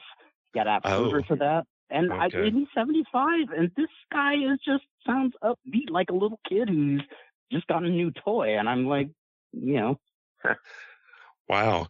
That's, because I saw California Championship Wrestling on YouTube, and I think it made me feel the exact polar opposite of what the wild man is feeling like nowadays. Oh, God, no, man. I've never seen that guy blue. And and on top of that, a very kind person, too. Very, I wrestled him once in '84, and it was kind of comical because I was like half his size at the time. I mean, it looked like Sky Low wrestling, an average size wrestler. But I'll never forget, as a rib, the promoters said, "We're going to tell Jack that we're putting Kurt over in the match clean." And so Jack walks in, and, "Hey, how's everybody doing?" And he says, "Hey, Jack, we want you to put Kurt over clean." And he goes, "Yeah, no problem." and they start laughing, and he looks and they're like, "What's up? Why are you guys laughing?" He says, "We're gonna put Kurt over clean," and he says, "Yeah, I'll do it." And they're like, "We're joking, Jack," and he says, "Oh, okay, yeah, well, only put him over, though I will." So I mean, I love it. He's just a guy who just, I mean, you know, and he's had probably more women than a lot of the wrestlers above him. I mean, a lot of the mutual friends said that he was the one when Moscovitz was here in the early 70s. He said Armstrong was the guy who scored Moscovitz's women for him. Oh, no, gee. No, golden tongue. And I know from experience. Oh, no. Oh, man. I just saw a picture of Moscovitz hanging out with Roy Lucier. Yeah. Yes, I saw those. Yeah, I guess he was like the fixer for Mill's appearance. Yes. It's something, yeah. That's And good. You know I what? have Roy's energy. And I don't know about his shirts. I don't know if I want to wear those. I don't know about his But we should fashion have that sense, energy. but his energy, his positivity, and I think also with a lot of those lucha guys, they've learned that they could trust Roy, that he actually cares about them, and he's going to try to help them wherever he can. His enthusiasm too. I mean, and I'm, you know, he's having a great time. I'm happy for him. That's great. Yeah. Yeah, saw Somebody's him got with to have Mill. a good time around here. Oh, yeah, no kidding. Oof. Kurt, And he got a lap dance from Pimpinela Escarlata too. I'm jealous. Kurt, how much of the wrestling in the last 2 weeks did you watch? That was like the big events: WrestleMania, AEW, Ring of Honor. The only thing I've really watched were the last two AEW Dynamites, and I gotta say those were 2 straight weeks of awesome shows. I thought. Let me ask you everything this: from just moving the storyline to a lot of the matches. You're the most positive guy, and you also you're the most lenient with the bad stuff, I think. Yeah. The last 2 weeks of AEW, what do you think has been the best, and what do you think is the worst thing on that show? What do you think at least is the thing that needs the most improvement? Whether it's a wrestler, an angle, a program, or any overall theme. The 3 things I like the most, I love the way they're moving the MJF Wardlow story. I think that's awesome. If I was going to say something from the old days that I would like, but I know it's not the thing is, I think sometimes a heel like MJF should show his ass as in when he gets humiliated, he should really show his humiliation, but that's just, the old goat in me. I loved the FTR. I haven't seen the famous match. Was it them against the Briscoes or yes. the Young Bucks? Yeah. Yeah. But I saw the match with FTR and the Young Bucks, and I DVR'd it, and I'm saving that one for a little bit. That's the best. That was the last 2 weeks. I think are the best shows since January 5th show when the Hangman Page and Danielson match happened. But the other storyline I absolutely love is the William Regal getting Danielson Moxley together. And really? I love that. I totally love that. Yeah, I mean, I love having Regal. fun with that. Mm-hmm. I love Regal, certainly. Danielson, to me, can do no wrong. But Danielson was on such a incredible course, and now he's involved in something I don't really want to see, which is I love that. This is actually a real story. It's a great story. Yeah, I think it's a wonderful story, and I mean, his career's. I mean, this guy's having a great career, and I see nothing wrong with this story. I think this is absolutely. Other than I'm no fan of Moxley. I'm not a big fan. Yeah, I'm actually not a big fan of his either. I don't think he sucks, but he just doesn't do it for me. Yeah. That's why I think Danielson on his own. See, I agree with you, Scott, for the most part. I think what he's trying to say, Kurt, is Danielson for a little stretch there, all of a sudden emerged as a single top heel. He was doing his best promos. He was getting some crowd reaction. And then they put him with Regal, and now he's talking less. Now he's part of a tag team. And now what seemed to be a focus on the singular wrestler Daniel Bryan, or Bryan Danielson, excuse me, who can go for any title, now the focus seems to have shifted. So whether or not the Regal thing works out well, and I mean, it hasn't been bad or anything yet. I'm not a Moxley fan either. I think the problem that people like me have is just, it seemed like there was a trajectory for Bryan Danielson that was starting to develop, and it was all but come back. It was all but abandoned in the moment, it seems like.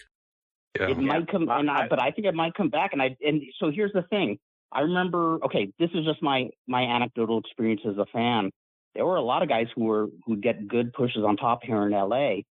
And then, to mix things up, they would be kind of mid-card for a while a few other guys got to shine, put a little, kind of just put a little variety in there, but then they'd get, pushed up again. And I love the storyline. I have a feeling, I have no idea what they're thinking, but I wouldn't be surprised if he gets that trajectory going again. But this is a fun little phase. It's a fun story.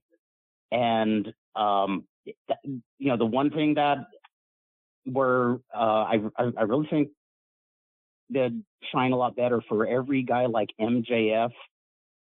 There are so many, it's just the way the business is today. And if it's working, it's working. But especially with the women, their interviews are just sound so like they're almost reading cue cards, I'm going to back your bet on Moxley, though. And here's why. Because I'm a little bit bigger fan of Moxley than you guys were, or back to bet on Danielson. One, because he's Bryan Danielson, and because he's completely unsinkable, no matter what they do to him. I mean, I think he's honestly to that level. I mean, it would take such a heaven and earth thing to screw him up in the fans' eyes that he's unsinkable right now. And I think with Moxley, because there seemed to be, they were turning him heel, and then, he's in this kind of middle stage now. I don't think anybody's going to boo Moxley. They can boo Bryan Danielson because he can get them to do that. And I think at some point you're seeing Wheeler Yuta get brought into this heavily. And I have a feeling you're going to see others in. And I think at some point Bryan Danielson will be that company's champion. I wish it was sooner rather than later, but I think I have more faith in this plan than I know a lot of people do. And I know a lot of it kind of revolves around how much Moxley can you stomach, can you handle, watching him inside the ring. And I know for a lot of people, that's it. Yeah, I don't get I mean, I know people dig Moxley, but I don't get it really. But I dislike. Go ahead. I dislike him, but if I like him at all, it's on his own. Neither one of those guys needs the other guy to boost them or but that's not really the point of the whole thing. The point is they're telling a story here. They're telling a story, and it's almost as comical as saying my guy has to win every time. In saying Bryan Danielson always has to have a singles push. He can get a singles push again. And as old school fans, I'm sorry. No, you go ahead. As old school fans, we think about these things, and we certainly are in favor of, I think, of matches being a little rougher and showing blood when it's necessary to show blood. But are they going to that too much already? They're going to the gimmick. They're going to the gimmick matches too much. That Hardy's table match was so unnecessary and so counterproductive. Yeah. I agree. It's been like that since day one with Cody running through matches. They run through matches and steps too friggin' fast, to me, in my opinion. I mean, even they work. Adam Page and Adam Cole. I mean, they're having this feud. I'm not really into it for a variety of reasons, but they're having this feud. They've had a match. Now they're going to go to Texas, so it has to be a Texas death match. First of all, it won't be Texas death match rules. Second of all, Adam Page ain't from Texas. It's just Brian, the Texas death match because it's in Texas. Didn't you hear it's his match? You didn't know that? He's a cowboy, so it must be his match. It doesn't make any sense. He drove a Tesla into the building last week. That's the one thing where I really want to run in here. Okay, we're old school fans. Yes. Now, I sit here when I watch AEW, and that's the only thing I watch regularly these days. But when I watch it, I do think, oh, God, I like the way they did in the old days. But I also stop myself, if it's working with these people who are appreciating it. Come on. I grew up in L.A. Did L.A. make sense? Okay, L.A. Let's and anybody, rarely. And maybe with the exception of a place like Mid-Atlantic, there were stipulations that were not followed through that were ridiculous. There was great stuff too, but I came from the place where they had a match where the first fall is for the America's title, the second fall is for the America's belt, and the third fall is literally found. And wrestling has, okay, when I'm doing my research, 1938, I'm reading about Mexico Sanuk, the wrestler from Mars. Wow. Come on. Wrestling, to some extent, has always been, and I roll my eyes at stuff that don't make sense. But holy shit. I mean, Roy Shire was one of the most brilliant promoters, but toward the end, man, he just started doing some dumbass shit. Well, in the Amarillo book, all the exhibitions they had about Man Russell's broom and the Invisible Man and things like that. And it's like, well, I guess that was done a long time before Bryce Remsburg wrestled him on the Janela show. But so, there are always going to be those things. And I agree with that. And I always agree that there's a place for wacky. I mean, hey, I talked about how much I like the Jackass match. But I think with like Adam Page being a great example of, if you're Enforcer Luciano coming into Mid-Atlantic and you're going to have the Sicilian light bulb death match with Blackjack or whatever, okay, fine. But like with Hangman, like build up a good feud, have him be on the down, and then you're going to have the bull rope match. And don't do it every 4 months. Do it. That's a very good to point. To me, that's how you make it matter. And I got to tell you, I am watching wrestling ever since December, when I started watching AEW pretty much every week. The Dynamite show at week. Rampage is kind of on and off. But I go by the Jacob scale. Now, I'm retired 4 years. And I'm throwing myself into the research. But what do I do the rest of the time other than, seeing family members, taking care of stuff with family? I'm a domestic bitch.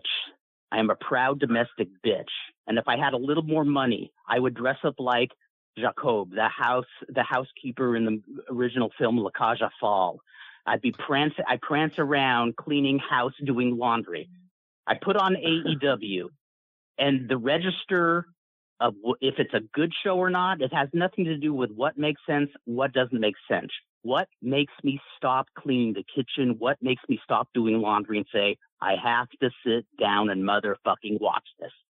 I kept cleaning house during the Hardy Boys match. The tables match. Jumping through tables, ladders, chainsaws, whatever.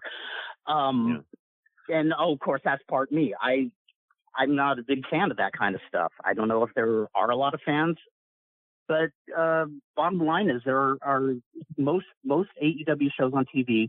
I kind of watch out of the corner of my eye. Some stuff makes me sit down, but every now and then there's a show where I'll stay glued to it. Even through the stuff that's weak. I mean, I think the women characters are cute, but the wrestling is really weak. Their interviews are weak. That's what I wanted to ask you, Kurt. If you don't mind, let me jump in because I could actually say you were probably one of the very first people in this country to watch All Japan Women's Wrestling. I know it sounds like a crazy statement, but you probably are one of the first people that got to see it, both on local TV and then videotapes. Yes. When you look at women's wrestling now, women's wrestling in AEW, because that's what you're watching, where do you think we are right now? I mean, you talked about the promos, and that's seriously a problem, but I think one of the problems across both companies, but specifically with AEW, is the women's wrestlers who are really good and are used well and are really good. And then the ones who are bad shouldn't even be on TV. And no matter how good a woman wrestler or woman or man wrestler you are, if you're working with somebody, you better have some great carrying ability, And I'm not somebody who said I could ever carry anybody, but just watching. Even some of the good wrestlers don't know what to do with some of the bad wrestlers, just from what I've seen myself. And I kind of dig their personas. And again, I unashamedly say I loved Argentina wrestling. So I don't mind if people are ant workers if they're still fun to watch. However, that said, I watch Japanese women wrestling, and I don't think I'm ever going to see anything like All Japan Women ever again. That was a brief blip in time, a couple of decades of just great, great wrestling, great storytelling. I don't think I'm going to see that again, even to be honest, with male wrestlers. You won't see that kind of fan base again either. No. Kurt, have you seen Sayuri and Utami Hayashishita in the top level women of stardom? Not your Kashiyamas and your No, I really would like to take the time to watch some Stardom. I've seen some Stardom, but I've got to be honest. I really don't know any of the women on there. I've seen them wrestle. I like what I saw. That's something I would like to take the time to watch. But what Stardom I've seen, doesn't hold a candle to just the discipline and Well, that's why I mentioned Sayuri and Hayashishita, and I will get you their interactions and their matches because Sayuri Kondo, a former UFC fighter, and Hayashishita, who may be, she doesn't get the attention, but is arguably the best women's wrestler in the world. There are several, I guess, people, who really follow women's wrestling across the world that will throw out there, but they are Stardom's a popular promotion because there is so much. Again, the idol thing, and there's a lot for different people to like on that show, but I like harder hitting style women's wrestling. That's why I liked Mako Satomura more. I like that kind of ilk. I always kind of gravitated to more. And they have that. And that's where it's like, I think if there was somebody that was lapsed, that there's nothing good out there, it's like you're just going to have to look at the very top of it. And you're unfortunately going to have to search for it. And I ask all of you guys, has AEW put themselves in a catch-22 with Jade Cargill because she gets ratings? She is hard to not take she puts casual eyes are hard to take off of her. Her work is terrible. In a real world, she wouldn't be on TV because she doesn't have the experience level. But now you're in a spot where she's a star. Like she is a legitimate, comes across as a star, but, and the but is 30 matches. I mean, people jumped on me for saying the match against Marina Shafir is ridiculous. It's ridiculous on every level. It's not fair to Shafir, especially if she's going to get a contract, which I believe that she will after this. But it's like, Bloodsport Marina Shafir, where I see her knocking out women. Okay, I can see her losing a wrestling match, but Jade Cargill, they talk about all the time she's had 29 matches. Like, there's such a disconnect that, like, it's like, I don't know. I don't know how you guys feel. I mean, my feeling is I think there's attractive gal and stuff. I don't really watch her matches closely, but when I do watch them closely, yeah, it's nothing. But I mean, if she's getting wrestling, if she's getting ratings, if she's appealing to the people, like you said, I think they want to sell to the widest audience. I mean, that's what wrestling is. I mean, that's just the way it is. I mean, do we all remember when there was, I never seen this cat myself, but in the South, there was a guy called Lil Abner in around 1970, who I heard was just like a Plowboy Frazier level guy. But I guess for a little while, there was an appeal to him. So, yeah, there's different levels of that. Jade Cargill looks incredible. You would have to at least try, and she can talk. You have to at least try with somebody like that. Other people that aren't physically gifted or aren't as eye-catching aren't going to get that chance. That guy in WWE, almost terrible, but that guy walks into your training center, you go, we've got to try. What if it works? Yeah, and if it works, it works. I mean, who was the biggest draw for Morse Siegel in Houston back in the 30s? And who even Whisker Savage, who even got a world title shot and got to lose on like a screw finish. And the only clip I saw of him in his prime, it wasn't really a wrestling match per se, but there's a Humphrey Bogart movie called Swing Your Lady. which is a very trippy movie to watch. It's not a great movie, but it's a trip. But there is footage of him wrestling Nat Pendleton. I mean, Whisker Savage didn't know up from down in the ring, but that guy grew, you know. Yeah. I think my just to jump in real quick, Scott. Yeah. My two favorite things that are insipid in wrestling the most. Jim Cornette's nickname for Nikki Ash, which is Nikki Ass. It's so insipid, but it makes me laugh every time. And the other one, because it's so stupid if you really stop for a second and think about it. And there's not even a way to deliver it where it doesn't sound stupid to me.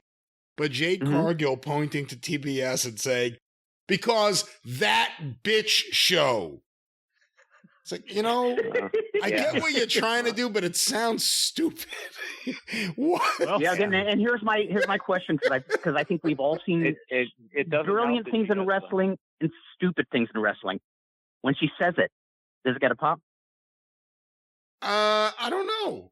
Yeah, I guess I got to pay closer attention. But that's like I'm gonna play. I'm gonna play. Does Tony cut the shit get a pop? And it's like I don't know, but I know they say shit too much. I think that's hysterical, actually. It doesn't make much sense. I've never heard prick on any wrestling show, and I've heard it multiple times in AEW. Yeah. I want my own wrestling show so I can bring motherfucker into the vernacular. Motherfucker is the most beautiful word. It's aloha. It is aloha. Motherfucker Hey, can Kurt. mean, you motherfucker, you suck, or you motherfucker, I love you. Hey, Kurt, who's You the can first? use it in every way. Kurt, who's the first person to say motherfucker on TV? I have no idea. Grace Slick. On the Dick Cavett show the day after Woodstock, they were the Jefferson Airplane were singing "We Can Be Together," which was the first song on the Volunteers album. Great song. In the song, and she said it on the Dick Cavett show. "Up against the wall, motherfucker" is the lyrics, and she said it on the air. Sweet. Now, God. There we the go. MC5 song, "Kick Out the Jams." Yeah. Yeah. Kick out the jams, motherfuckers! Well, that's one of my favorite albums ever. Yeah. What's that? That's the beginning of it, which is Rob Tyner does that little preamble. He says, "It's time to kick out the jams, motherfuckers." Robin Tyner's the name, and I kick out the jams. I'm the man for you, baby. So one of my favorite live albums in history. Well, listen to this. The MC5, somewhere around Michigan, they played at like a Catholic school, like a college. Oh, God. And they told them, they said, you can't do that song. He said, well, everyone wants to hear that song. You can't say motherfuckers, Tyner goes up. He says, it's time to kick out the jams, Mother Superior. Oh, that's awesome. Oh, my God. I love it. Oh, man. I love it. I wonder if he scored some runs that day.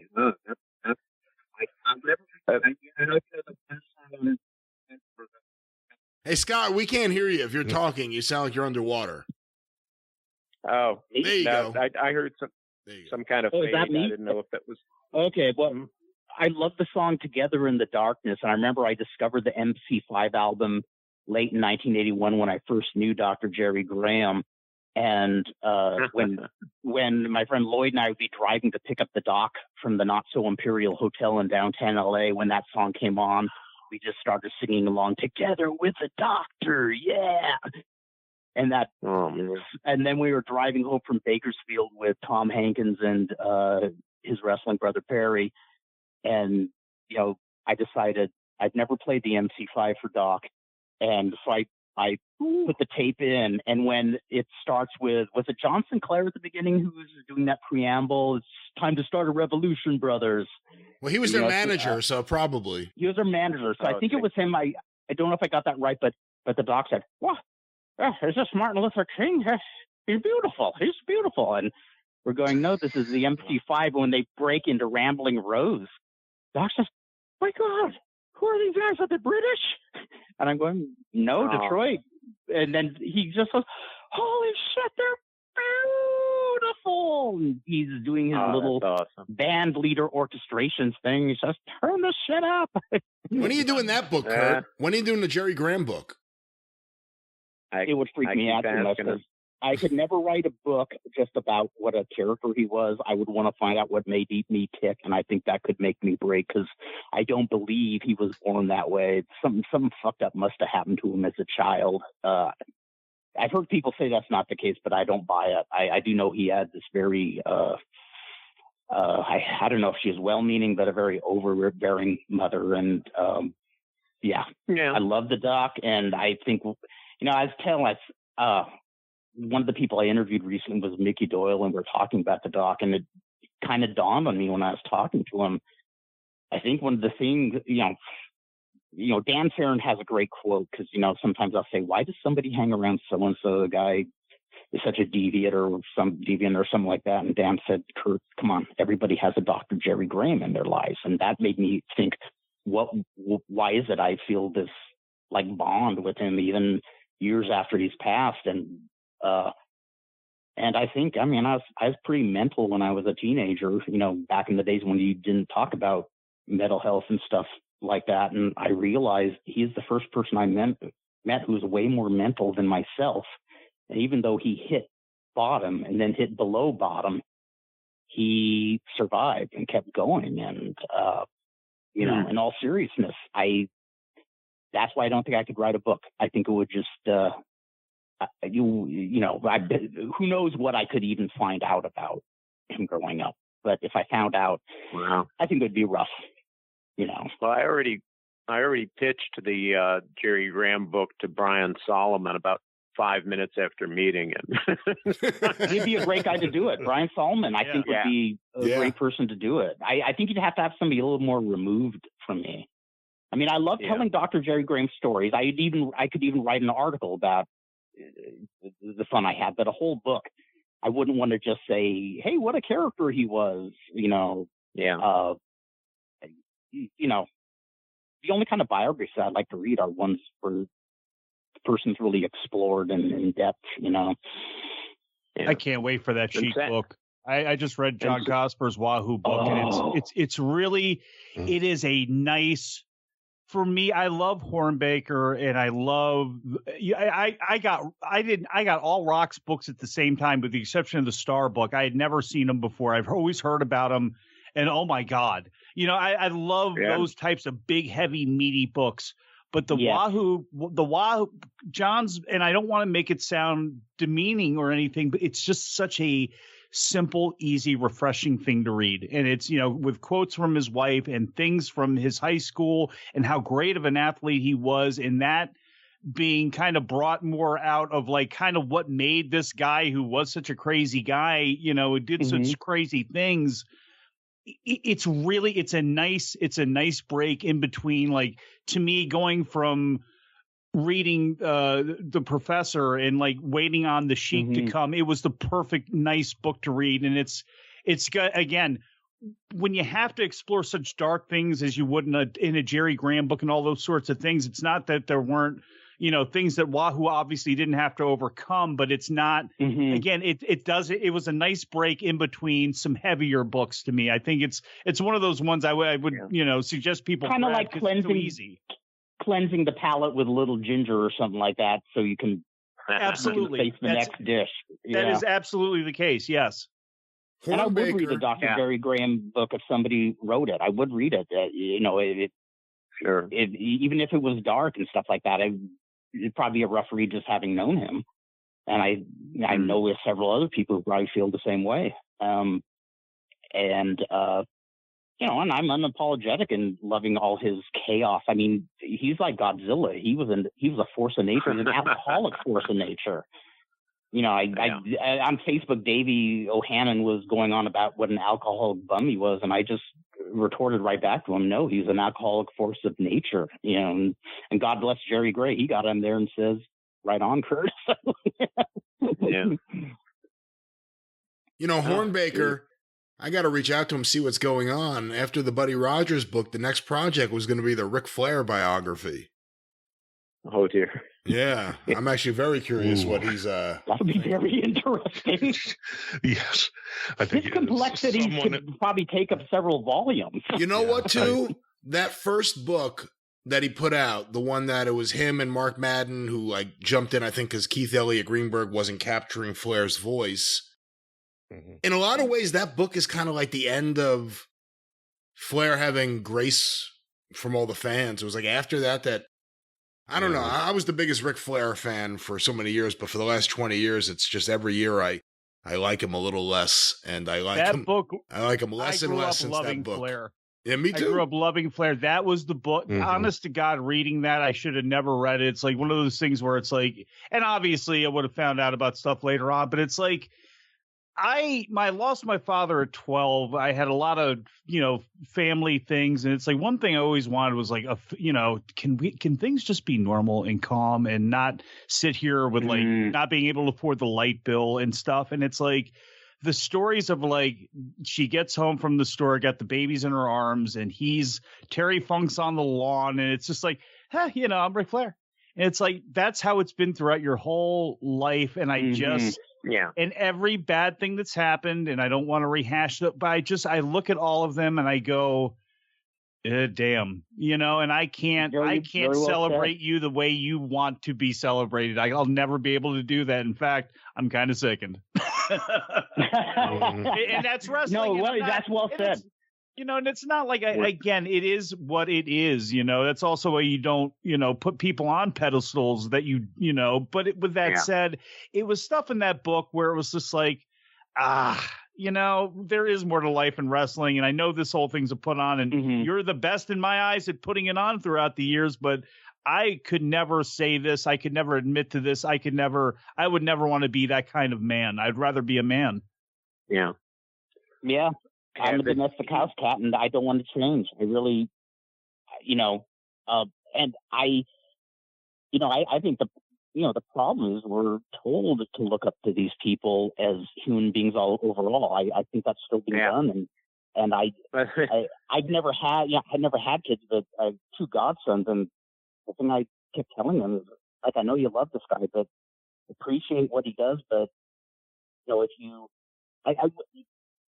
let's put it this way: Tackle and I, who was a big, grew up at the Olympic Auditorium, and watched around the same time I was watching. You're talking about the people we idolize, and there's a handful of them where we think back on their work and thought it was really great, but there definitely is an asterisk next to it now. And it kind of hurts, but that's how it should be. Shouldn't be putting people on like these pedestals.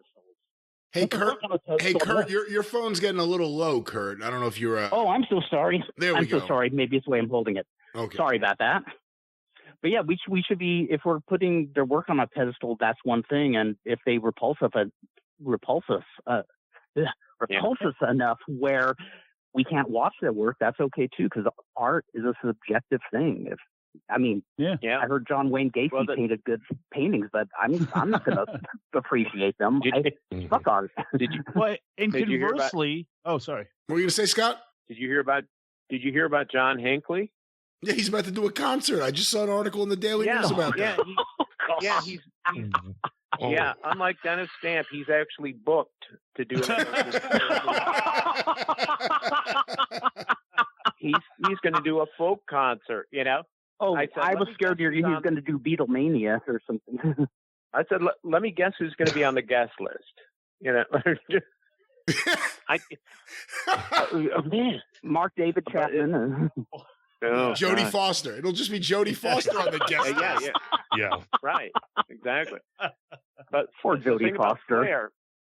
Just the thing about Flair is, and that's rarely discussed, is this Peter Pan thing that goes on in wrestling where, and very few guys talk about it. Scott Hall, with all his problems, actually talked about it. He said, it's a good business to get into if you don't want to grow up.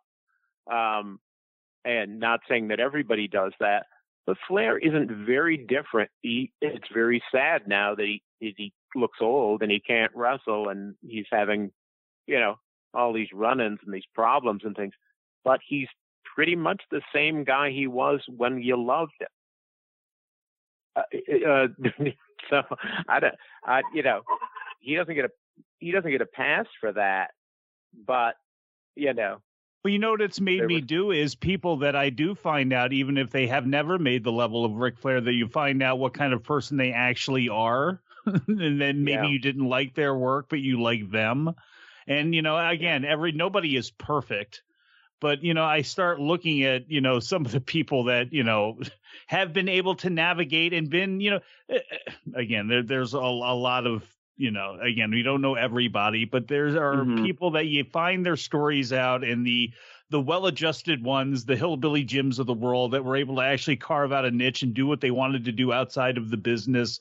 And they're just normal human beings. And just the more you hear of the good of people, because again, Mick Foley gets all of that attention as if he is the only one sometimes, as the, and he is the perfect goodwill ambassador for wrestling in that way.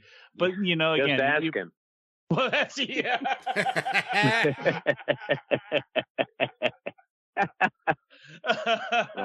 But, again, it makes you appreciate those others that much more, because again, and I guess it's like any sport or anything where people are this driven and are like, again, for some of them, it is hard to turn off, and they can tend to be assholes.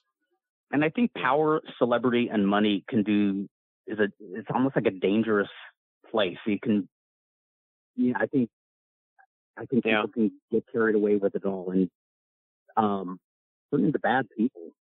In fact, I think it was the book The Comedians that Scott, you were talking about earlier, where a lot of people said when Buddy Hackett got into comedy, he was a pretty lovable guy, and after some success, he actually turned into a monster. I can't remember details, but I would say everybody's different, but that's the thing about Flair. You don't want to see that guy that was so cool and that you admired so much, and when the party stops for everybody else, or they grow up and move along, and he's still there, hanging at the bar, making a scene, and doing the helicopter, or God knows what. Right.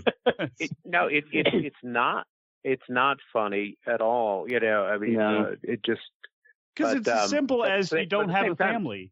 It's all about you're so selfish that you force you want to be loved so bad. You got to marry somebody so they can be Mrs. Flair, when the reality is you're just, again, it is what it is with Flair. But there is that thing where put it all on him, but these women are attracted to him for the same reason that they have to get away from him later, Yeah. And again, fame, money, celebrity, one of the strongest aphrodisiacs in the world, charm can be a dangerous thing. I wouldn't know. I wouldn't either. Yeah. I remember Elaine and I were talking like if one of us got rich and famous, do you think we'd bang around on each other? And we said, well, it's a silly question because we're never going to know that. We're never going to be there. So, and I don't think you know how you'll handle it unless you're living it. You know that joke about the couple that share their free pass with each other? The couple's talking in bed, and the woman and the guy says, or they're having a discussion about who's your free pass, and the woman says, "Oh, Denzel Washington." He says, "He's so handsome. I hope that doesn't hurt you, or that doesn't shock you." He goes, "No, it doesn't at all. He's strong, confident, well-spoken, probably got a lot of money, very talented." And she says, "So what about you?" He goes, "Oh, I can't say." And she says, "Well, no, come on, you can tell me. I told you about Denzel. Who's your free pass?" And he says, "I like that Rose Marie across the street."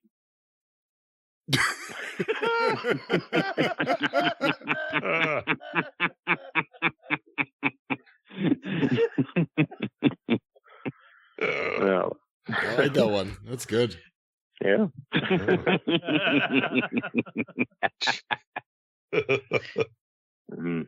Well, guys, I believe we're going to begin to start wrapping up. I can't even speak English anymore. We're going to begin to start wrapping up. Here at the I never end, could speak it very happened, well. you have been having some serious problems on these shows. I have been a babbling fucking idiot for a little while now. You still sound more coherent than I usually do. I'm so hoping you're good. Once I get a little bit of sleep, I'm hoping that things kind of go back to normal speech patterns. Otherwise, I'm going to have to talk to Kurt's wife to see if she can help me talk normally again. But guys, as we begin to wrap things up, Lou, I don't think we've asked you anything about baseball. So, Lou, who's going to win the World Series? And also, how you feeling about your Giants, Gabe Kapler's Giants this year? Yeah, the Giants so far have it's not like they've dealed very much. We got Carlos Rodon from the White Sox, our new number 2 starter. He started today against the Marlins, did pretty well. So, but I mean, we still got the young guys. We got Logan Webb as the ace. And yeah, Jock Peterson, for what it's worth, as our 17th outfielder. Yeah, I don't think anybody expects him to win another 107 games, but hopefully they'll continue to be the ones to be the pain in the Dodgers' ass, and maybe overachieve beyond that. As for the rest of the league and who wins the World Series, I don't know. The lockout just sort of soured me on, once again on the game of baseball. So, I mean, it was the first 3 months of the year here it was in complete stasis. Nobody signed, nobody traded, nothing. So, I don't know. Perhaps some good karma points for the Cleveland Guardians for finally changing their team name. Maybe they can win it all this year for Tito, who I saw a profile on Terry Francona in the New York Times, and it sounds like he's, at this point, he's about 85% pins and bolts and duct tape, just from all of his various maladies. Wow. So maybe he can go out on top this year. What's the legacy going to be for you as a Giants fan of Buster Posey? And do you think Buster Posey goes to the Hall of Fame? Oh, I know. And from here, I have to try to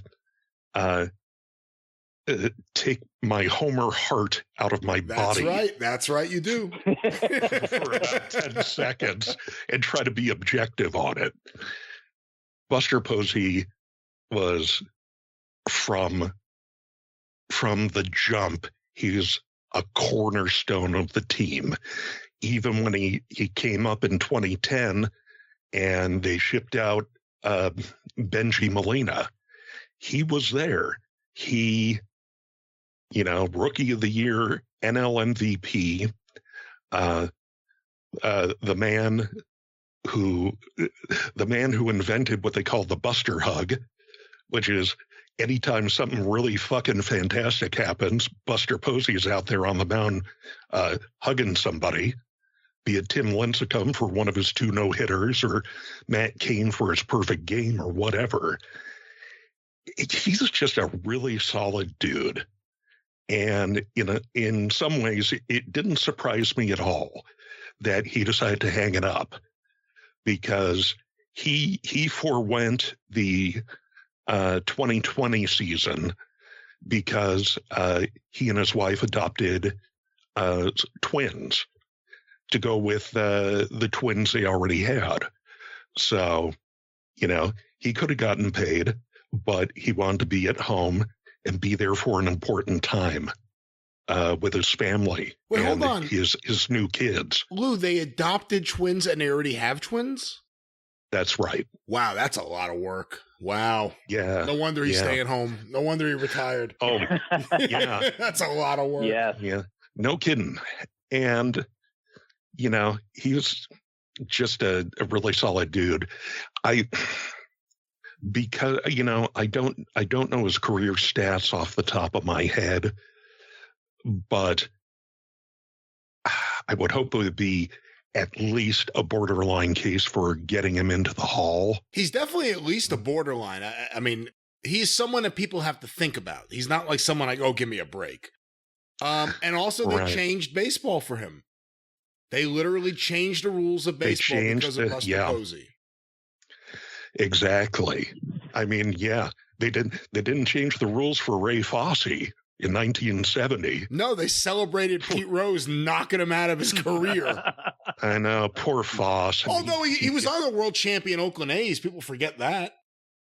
Yeah, and he had to break up a fight in the clubhouse between Reggie Jackson and Bill North. Billy Martin, and he, Ray Fosse busted his neck just from trying to break up one of the 95 clubhouse fights from the 73 or 74 season. That A's book is still amazing. Oh yeah. Yeah. Yo, you want to read an amazing book? Read the Billy Martin book by Bill Pennington. That book is out of control. Yeah. Yeah. It's funny. Bo James, our friend, the King of Kingsport, he's a big Cubs fan. And on opening day, he went on Twitter and said, wow, it's just so weird to see the Cubs and to see those core guys like Rizzo and Bryant and whoever else, having opening days playing for other teams. And I replied, I said, okay, now you know what it feels like to be an A's fan on every opening day.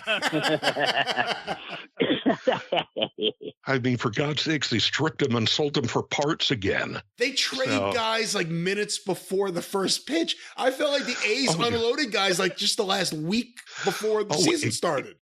Exactly. Did they do that in the state sale? Yeah, you would think so. Yeah, one of the last days of the Cactus League, they fucking traded Sean Manaea to the Padres, and the A's were facing the Padres in one of the last exhibition games, and Manaea was supposed to start for the A's, and instead started for the Padres. You see what he did yesterday? No, I didn't. 7 no-hit innings, left with a no-hitter. Of course.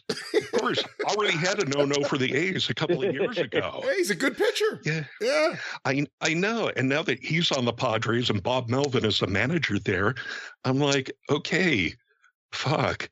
Come on, Giants. Cut them a break or something in the NL West. But,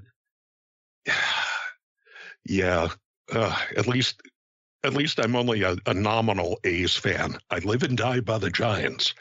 But the A's, yeah, good luck. Of course, for those of you listening, I'm very sorry that Lou is disparaging the Montreal A's, as we will get to know them in a couple of years. I apologize on behalf of the show. I don't know. It's even money's on Vegas at this point. That's what we said earlier. Yeah, Vegas and Nashville. Those are the more than likely the next two places. Yeah, though they were talking about like buying up the spot where the Tropicana Hotel and Casino is at on the south end of the Strip. But I think Bally's just bought up the Tropicana. So that's going to be sticking around. And besides, I'm not sure if, Vegas wants, another discard from Oakland, but we'll see. At least you only have to sell 8 games there. It's just, I think they said it earlier in the show, the Golden Knights, it's like when you suck and you need to sell 41 games, how do you do it? And that's where that might be the template before they put a team there. Well, I know. Well, they got completely spoiled by having them in their inaugural year go to the Stanley Cup Finals. So, anything from there on out is going to be unsavory. Before we move on, Lou, once again, who's going to win the World Series? I don't think you predicted anyone. Oh, goodness gracious. The Homer heart is back in my chest. Giants. All right, that's fair enough. I mean, some people pick their favorite team as opposed to the team more than likely to win it, like let's say the Mets. but we will accept the Giants. Right on, Daddy. Right on. Kurt, Well, as let we me begin. ask you, Ashley, too, because Right. there are people that are picking the Giants over San Diego, and I wonder. I look at that just on the surface, like when they just have their little graphs there. But I've seen people do that in them making the wild card, and it's like, are you doing that to be different, or are you doing that really thinking that San Diego is not going to be able to get their shit together again, collapse at the end, and then San Francisco is somehow going to make it in? It seems difficult. Yeah. And I mean, boy, every few years, the Padres load up or have some, young guys who look like world beaters, and then they just find a way to just trip over their own dick, and with Tatis and Machado, I mean, those guys are friggin' scary, but, I don't know. Will it be Bob Melvin who kind of gets them in line and, eyes on the prize? Right on. Vandal Drummond, any final words this opening day Star Wars? And who do you think will win the World Series? I already know what he's going to say. I already know. I can tell you exactly. I'm wearing my shirt. I am wearing it in observation of the 6:05 opening day.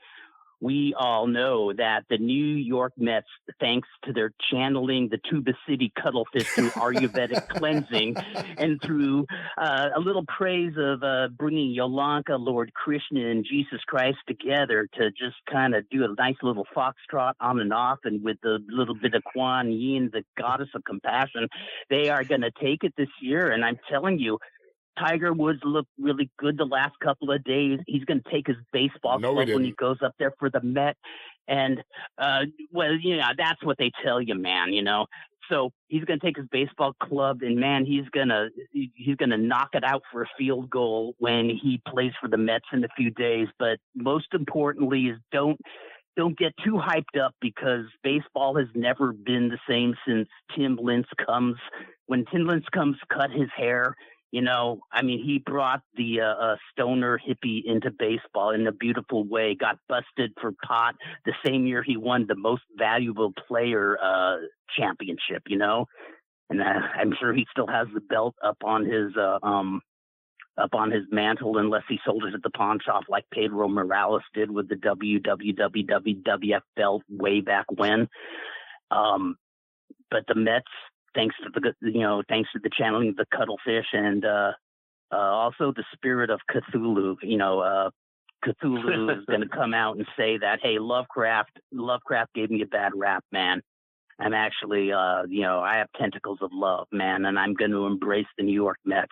Plus, Elena grew up going to Mets games with her papa back in New York. So, good. Mets all the way. Mets, baby. All right. I was afraid where you're going to go a few times there, but you came up with the right answer. The Mets. Absolutely. Yes. Scott Cornish, who's going to win the World Series? Oh, my goodness. I'm glad you asked. I don't dislike baseball. I actually like it, but I don't follow it. So I'm not going to insult you. I just have it's the Mets because my friends like the Mets, and the last major league game I saw was the Mets, and it's as simple as that. I like that song, what else can I tell you? It makes my friends happy when they win, except my friend Paul, who likes the Oakland A's. That poor bastard. I know. My mother used to like the Yankees, and she's gotten tired of that. She can't sit up and watch a Yankees game anymore and enjoy it. Aww. So she's gotten off her Yankees excitement. But I was, when she was watching and my dad was watching, they liked the Yankees. It was fun to see the Yankees win, and just because it made them happy. There's something I like about the Mets, so I'm going to say the Mets for no other intelligent reason. But I do have something else I wanted to mention. Have any of you seen this clip that I take no offense, Lou, but during your talk about baseball, I've been watching silently this clip over and over where Lou Albano is managing the Moondogs, and his shirt is on fire. I saw that today. I saw that. Where is my that? Lord. I did not see that. Krishna. Yeah. Brian, have you seen that? I have no idea what you're talking about. I'm right now going to Twitter to see if there's something there. Yeah, it's from, I don't know if it's... Look under the account Louis Albano. Yeah. And then look for the clip. Lou Albano's shirt is on fire. Yeah, I don't know if it's like Allentown or Hamburg. And just how nonchalant he is about the whole thing, too. Oh, exactly. And even the announcers. Oh, McMahon is like that goofy Albano walking around his shirt. Yeah.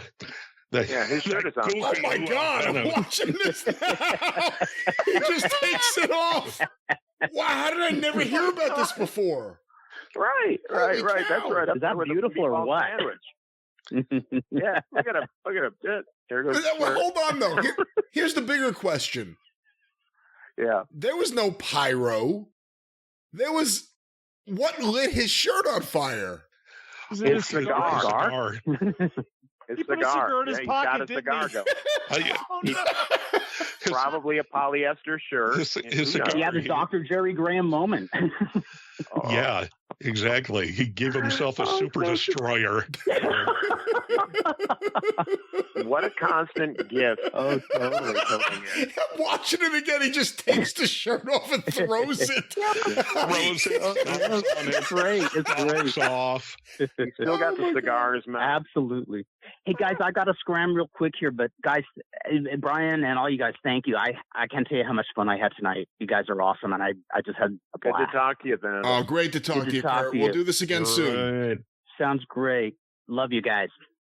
Take care. There he goes. Vandal Drummond himself, Rockin' Jerry Brown, Kurt Brown, leaving the show. I'm now watching Lou Albano in a loop.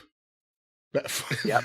Because he takes the shirt off. Now this might be my new favorite timeline. It really is. He throws the shirt like in disgust. Like, God damn you! Yeah. How dare you? I know. There are some prime Lou Albano moments through those old TV tapings. Like, have you ever seen Moondog King is watching the whole thing happen. Yeah. No reaction. So, like, do you ever see there was one clip where Albano's stalking around ringside, and for like once in his life, his shirt is buttoned up, and there's some guy with an open shirt, his belly hanging out, like you usually would expect Lou to be, and this drunk guy just starts almost hauling off to hit him. Yeah. I'm like, wow. Only Albano would, get involved with that stuff. Well, there's one thing at the. Go ahead. Now you got me looking through this Albano timeline. Now, if you listen to it with the sound on, where Vince and Pat Patterson are doing the commentary, they cut off the very end of the clip. McMahon, the other, it's Rick McGraw. It's the Moondogs against Rick McGraw and Steve King. Steve King, yeah. And Rex tags King in, and McGraw tags Steve King in. And Vince actually says, "Tag has been made, and now we're going to see what Steve King can do with." And that's where it cuts off. I assume he says, "We're going to see what Steve King can do with King." and that's where Vince wanted to change everybody who had the same name. Yes. You're now Lance Cade. Enjoy it. and that's so nonchalantly said only a second after Lou Albano takes his flaming shirt off. You know? Yeah. That's incredible. Wow. Well, Mike, you will be the final person to say goodbye to everyone here this week. Any final words? What's up with Mid-Atlantic Wrestling? Well, it's still the best wrestling promotion of all time. That's first and foremost. But I've had a show done for like 2 weeks. But I have some other Arcadian Vanguard things that I have to do that unfortunately have been taking up some time, much like yours over the last week. But there is a show done that will be up on the site. I actually was able to start the Patreon where I'm starting to post up a lot of different things. And I'm really looking for feedback on that too, to see what exactly people would like. Do you want program and magazine scans? I've done a lot of that sort of thing that are up there, old newsletters from all over the place. But do you want extra shows? Do you want video? What are you looking for? That's what I'm kind of looking to get feedback on, because I'd like to find out, so I can get some people on the Patreon thing as well. And, people are doing great with social media, and that's for sure. The Twitter is at Mid-Atlantic Pod, where I just love to be a wrestling fan, which is all I ever really wanted to be. But damn, it's funny how things happen. And I get to relive my youth by posting up lots of things from the dusty era of JCP from 83, 80, really from 83 to 88. There's a lot of that there, certainly, later on. And also before that as well, too, lots of different factoids and things like that. I love doing that timeline, have a Facebook, have the Instagram and all that sort of stuff as well, too. But Twitter is where we're most active. And again, it's just my passion. I love to do it. I have a couple of specials that are planned. I'm working on a couple of different things at once. I got a special thing with Wahoo McDaniel in 1984 that I've been working on a lot, as well as some other things. So, we're going to do 1983 in order like we did 1982, but I'd like to also get out a couple of side projects too, because I haven't done too many special episodes in a while. And I have like I said, a couple things ready to go that I'm really looking forward to doing. So, just the more people that come on and listen and continue to jump on the Twitter and enjoy all that sort of stuff, the more the merrier. So I think I'll have to shell out money just to get that footage of you at Boogie's wrestling camp. Oh, wow. Did you see any Hangman Bruce Poban's merch there?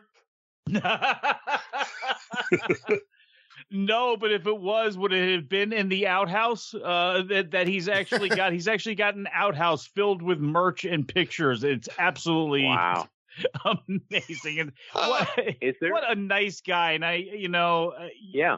I mean, even in his advanced age, he's still lucid, just like a guy that would be in his 70s. He can't keep going on for too long before he's got to take a big breath and rest for a bit. But damned if he doesn't turn it on. He cannot turn it on at the drop of a hat. He is certainly an amazing figure. He's another guy that I wish somebody else would write the book, because I think there's a whole lot more to Jimmy Valiant and some stories that I can guarantee that probably aren't being told. But just he goes back to the 50s, and it's just it really was a cool experience. It was so fun, really, really fun. And again, really lucid. Where did you talk about your visit? Was that on your podcast or somewhere else, or on this show before I got on? I haven't even really talked about it. I had a chance to get up with it was actually Kevin Gill, who does a lot of independent announcing, and he was born in New York, so he was a big fan of Jimmy Valiant his entire life and always wanted to meet him, and always said, if I'm ever around there, I'm going to go there. And when GCW ran Atlanta and he was doing some things in North Carolina, he had gotten in contact with Angel and with Jimmy, and Jimmy was going to be at the same local show he was going to be at. So they were going to hang out with each other on Sunday and then get together on that Monday. And he was going to take him on a private tour. And I had always told Kevin, look, if you go, let me know. And with a couple days notice, he goes, I'm going. My wife said to do this. I got to do this. And I said, well, I got to do it too, because I don't know when I'm going to have this chance again. And it was a beautiful day. I didn't get caught in too much of the bullshit on the Capitol Beltway with these moron fucking truckers. And I actually, it was a great drive. It was a beautiful day from where I'm at in Delaware, 7 hours and about $10 trillion in gas. But it was completely worth it, because it was, again, it's so beautiful where he's at, the home that's right off the hill. It was an amazing piece of property, and also too makes you think. And I always think about this when I'm riding around Virginia and I'd ride down into Carolina, where I think about some of these roads that these guys ran in the wintertime, and it's amazing. It's amazing things weren't worse, and it's amazing guys even got from any point to any point at all. It was an amazing time, and I suggest anybody. I don't know how much he does it. I know he's doing tours, fairly regularly, but I would suggest anybody, if you get a chance, you're in that area, it is completely worth going to. Oh, I'd love to. Yeah. Let me just ask you, if you don't mind asking, if this isn't too personal a question, how much merch did you have to buy? Well, that thing because I was hooked up with Kevin and whatever he had going on as far as his private thing. I did give him a handshake at the end, and I was very, very appreciative. And when I did that, he actually gave me some stuff. But yeah, I mean, like one of the things is, like a lot of guys, I'm not saying everything's for sale, but if you have enough, and you don't have a copy of the book, it's there if you want to pay for it. Yeah. One of the things I would love to get from him is, I think, and Brian, you talked about this with Cornette on the show about the Andre the Giant posters. He's got one, and it's actually covered up with lots of other pictures, but the things he has from Bob Luce, the things he has from, posters from Queens and just all this sort of stuff. It's like, if I did have unlimited income, I would have been walking out of there probably. I can't say for sure, but I have a good bet. I would have been Charlie Brown from out of town. Yeah, you could have just bought the actual Charlie Brown from out of town and have him come live with you. That's right. When I bought his book directly from him, he also sent me a listing to buy his house. It's all for sale, buddy. It's all for sale. Ain't no lie. How much did you pay at that time for the book? Oh, geez. I bought it on eBay, and I said, it's more expensive than most books, but I have to get it. Then I realized it was also a ton of pages, but I think I paid, I want to say 40. Maybe I'm wrong. Somewhere in that range, 30, 40. I got to go ahead and look and see what it is now. I think the last one on eBay, it was they ratcheted it up into the hundreds. No, get out of here. Oh, yeah. So you'll be pulling back on this. Wow. So I guess it's now the Gary Hart book, the Rocky Johnson book, and that book. And Boogie. And Boogie. God bless. Yeah. Scott, the record that Big Mama kept promising that she would sell to me, and then later reneged because I asked her nicely if she was still going to sell it to me. Then she told me I didn't deserve it. Then I later saw it amongst all the stuff that Jimmy and Angel put up on eBay, and I think they wanted 50 for the single. So that was enough of that. I think that's nothing compared to Austin Idol, where I bought a couple of copies of his single from. Who's the guy that did it? Billy C. Wirtz, or Oh no, it's whoever. Yeah, it's not Billy C. Wirtz. Idolaters. I'm forgetting the guy's name from the Idolaters now. I know the guy too. I talked to him on Austin Idol's show, and I can't remember his name. Shit. But I bought it from him, and he was still selling them amongst all his other CDs and stuff like that for like $5. The next time I saw it advertised was on Idol's site, autographed copy with a picture sleeve, $500. Oh wow. Well, if you still want it, I'm pretty sure it's still there. Yeah. No, I still have one copy. I traded one with Cornette, but anyway. All right. I traded it for a Jimmy Hart record. What were you going to say, Lou? Yeah, if you buy two singles from Idol, you get a free hour at his Wrestling Academy. Oh, nice. Oh, I like Austin Idol. But anyway, ladies and gentlemen, thank you for listening to the Sorry Excuse for a Podcast. Opening day, opening week, Star Wars. As usual, the Star Wars is a little more unprofessional, a little less editing than the average show, but we hope you enjoyed it. Lots of baseball, book, and wrestling talk. We'll be back at you soon with More of the 605 Super Podcast, actually actively working on that right now. Stay tuned for more information. But for all of our guests, thank you for listening. Stay in touch on Twitter and everywhere else. If you don't know how to get in touch, just figure it out. I'm on the mood. It's late. But for all of our guests, it's opening day. Thank you for listening. Let's go, Mets. Tally-ho!